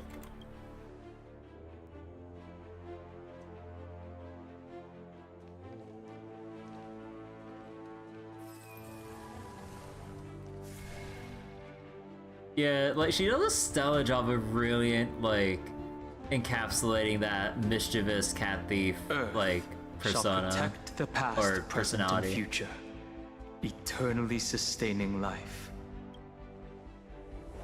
Is it my turn?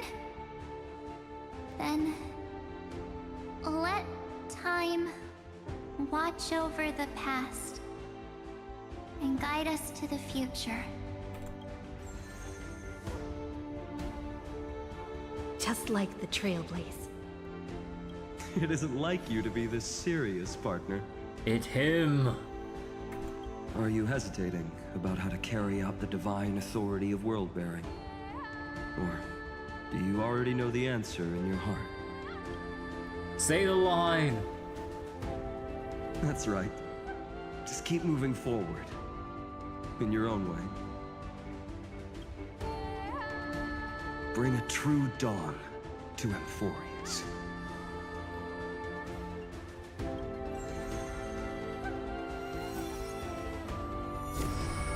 Oh, okay. The symbol flips.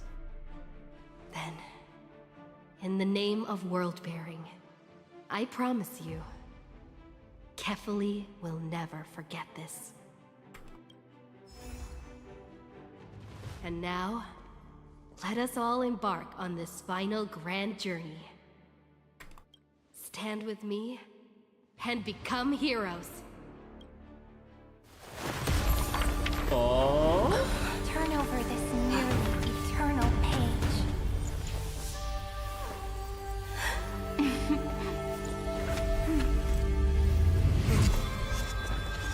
Let the trailblaze write an ending unlike any that ever was. Oh, the music for the main menu!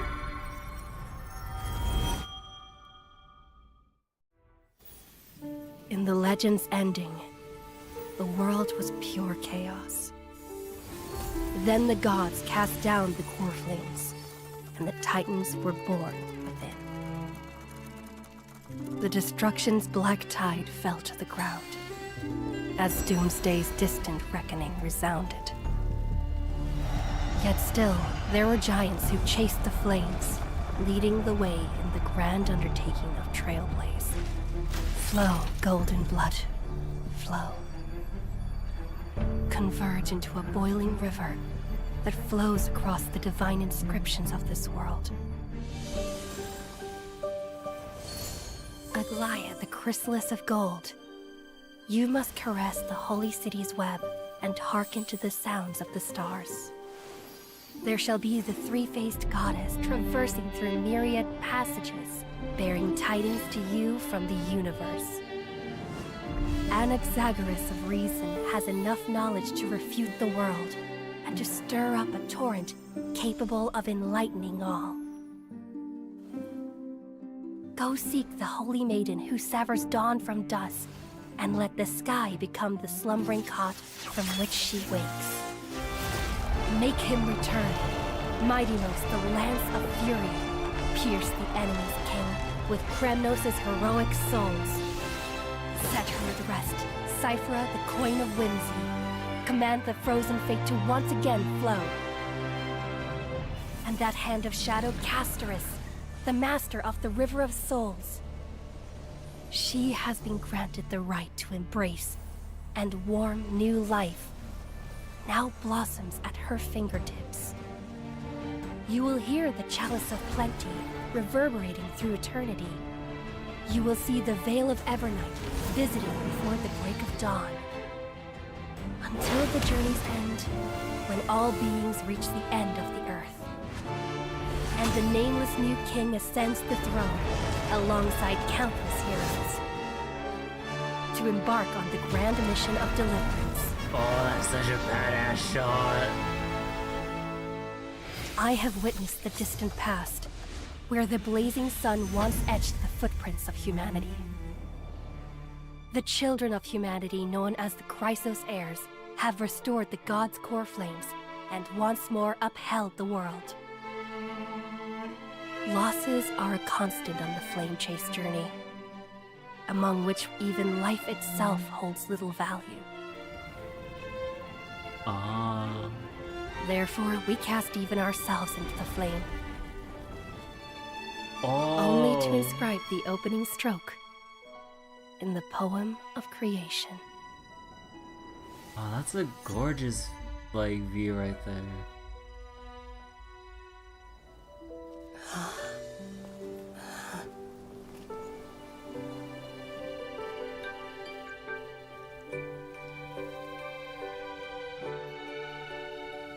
Of course, this will be a romantic story like none that has come before.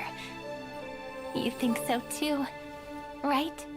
Oh, okay, we get the full teaser for these. Those moments spent anchored in quiet harbors. I miss them as I miss fleeting foams.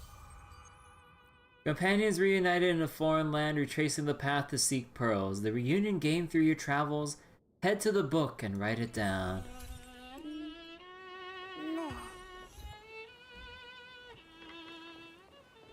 You like that I wrote Evernight specifically into the creation myth? Yeah.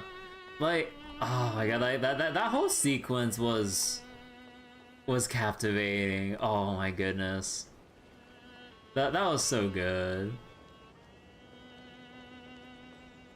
Over here, look!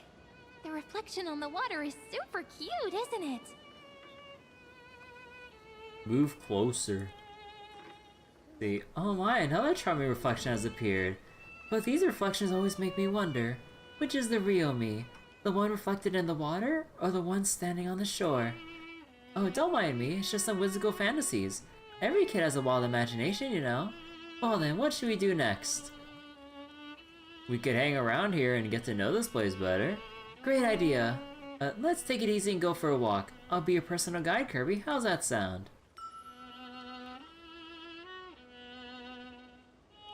Oh. Wow, it's a soft cushion, Kirby. Wanna lie down for a bit? Sure. Look, the sky is so clear. Watching the white clouds wafting by seems to slow the passage of time. I read that when night falls, a thief star will streak across the veil of Evernight.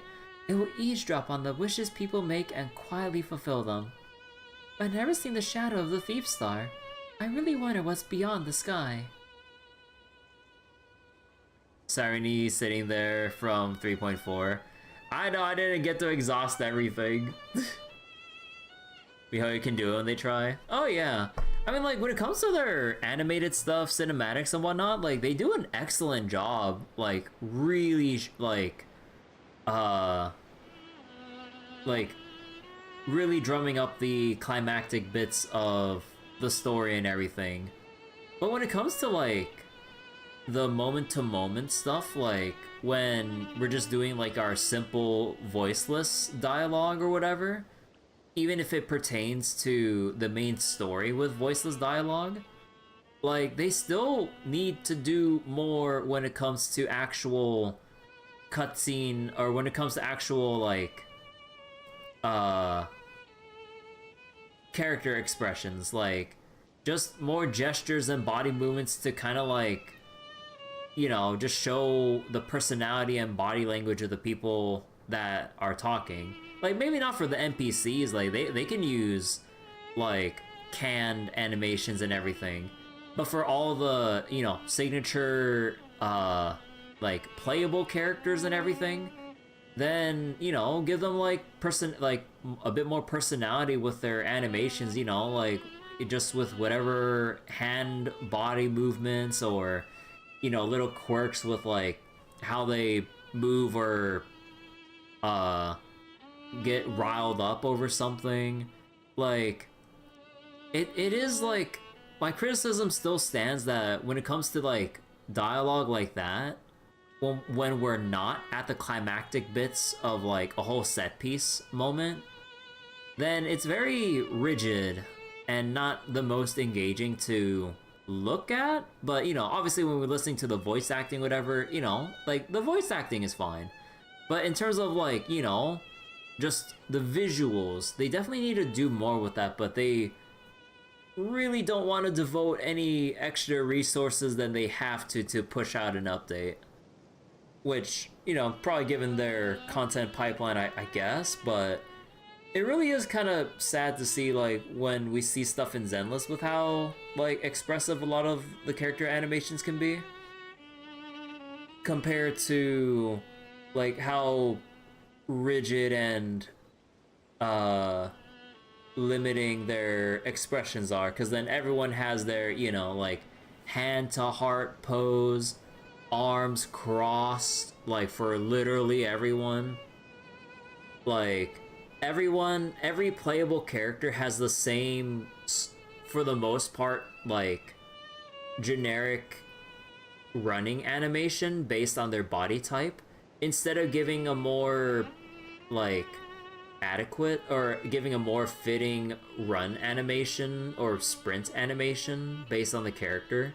Like for Black Swan, we can totally see her floating around instead of walking, or maybe like, you know, something similar with like Herta, Big Herta as well, or like I know that Rappa has like her whole thing with like her her little surfboard skateboard thing with her enhance or with her technique, but I kind of wish we kind of had that for her basic sprint, you know, or basic dash, I mean, you know, stuff like that. Though that says nothing about execution of content consistently. I mean, like, the, you know, like the updates themselves, like, it's like some games have worse execution over a period of time than others. I mean, this has just been a thing, like, since, you know, like, even early in with Star Rail. It's just that, like, the irritations kind of come to a head now that we're in the 3.x cycle. Wait, I think I missed the message. Oh, I guess I did miss it. Let me scroll. Mario games seem to be better quality as they come out. Execution says nothing about content consistently. Some games have worse execution over a period of time. Okay. But, I mean, like, you know, they do get better about things, but, like, there's some stuff at their core that, you know, they don't wanna... that they don't really take too much time to update. Unless, like, they really want to save it for, I don't fucking know, like, the next big number update of, like, 4.0, 5.0, you know, stuff like that. Because, like, yeah, like, we're this far in, and only rarely we see characters with, like, more unique animations when they feel like it, but for the most part, with, like, the usual story dialogue, it's just their usual animations of, like, you know, with how they talk to other characters. Hand to heart, crossed arms, relaxed stance, and, like, maybe, like, your usual surprised expression that, like, everyone kind of has, like, a similar look for. But, you know, it's probably not worth their time to update that, but I kind of wish they would devote some resources to making the story a bit more engaging to look at. Because again, like, listening to it and seeing the set pieces and listening to, like, you know, at times the emotional music that comes up, that's perfectly fine. It's just the body language and expressions is what I'm, like, always caught up on. If you share these stories with her, I'm sure she'll be pleased. Let's talk about Penacony. Has anyone told you this, Kirby? You're so meticulous and focused when you tell stories. You become more captivating than the stories themselves. Thanks for clearing that up for me.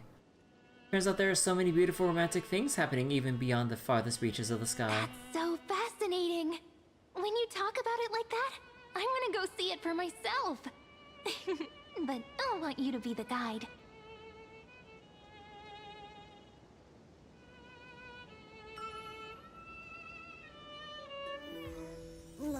Oh, more memory shards. But yeah, okay, but I guess with how late it's getting right now, and also my instability that's still been going on Twitch, I guess we won't be able to get to the Dromas event right now. Because, like, I mean, I'm pretty sure maybe if people are trying to refresh on Twitch or whatever to catch back up, but I'm pretty sure that'd be way too inconvenient for everyone to do that. Because, yeah, like, shit's kind of fucked up right now. Like, look at this. For the past 20-ish minutes, this has been the long-ass period. Oh, okay, technically there's this little part here. But, like, 20 whole minutes of, like, instability on Twitch? Like, what the fuck? But yeah, but maybe I'll have to spend a night to update my OBS and my plugins, and then, like, the thing that I'm kind of like hung up about is that doing bandwidth tests on Twitch, I think they connect to like a different test server entirely, so that compared to connecting to the live servers where I would then stream and then for you guys to actually see the feed, that's like a different thing than the test servers. I'm assuming they're test servers. So then, like, I'm not really getting the most accurate depictions of what's happening, like, with potential buffering issues and whatnot. Because, like, what's been happening the whole night? Like, again, this is just on Twitch, not on YouTube. YouTube seems perfectly fine. But yeah, like, look at all the moments of instability here. Like, what the fuck? Like, oh my god, dude. Like, I'll never be able to have a consistent stream again. Like, again, this shit, like, has been happening on and off, but now it's a daily occurrence. That's what I'm more pissed off about. Like, this has become a daily occurrence with my instability issues compared to, like, once in a blue moon. I really don't fucking get it. Like, I've dipped into my network settings, I've changed, like, whatever I could, or even downgraded some versions of OBS to see what would happen. Like, oh my god, dude, like, I just want to have a consistent stream so that, like, people just would be able to see the stream smoothly. But yeah, I'm gonna stop here for tonight. We'll have to find another proper day for, doing, what was it? For doing the Dromas event. But yeah. So wait. FGO event starts tomorrow. Get my weeklies done after the stream. Make sure my pods are used. Oh yeah, I'll go make sure all that's sorted out and stuff. But yeah, I'm just gonna go. I'll probably see what I can fix up with my OBS and everything, cause again, like, YouTube is perfectly fine, but I just really don't get why Twitch is just like really connecting poorly, or like just connecting really poorly for me and everything. I don't get it. But alright, I'll see you all later. Bye bye. Thanks for watching.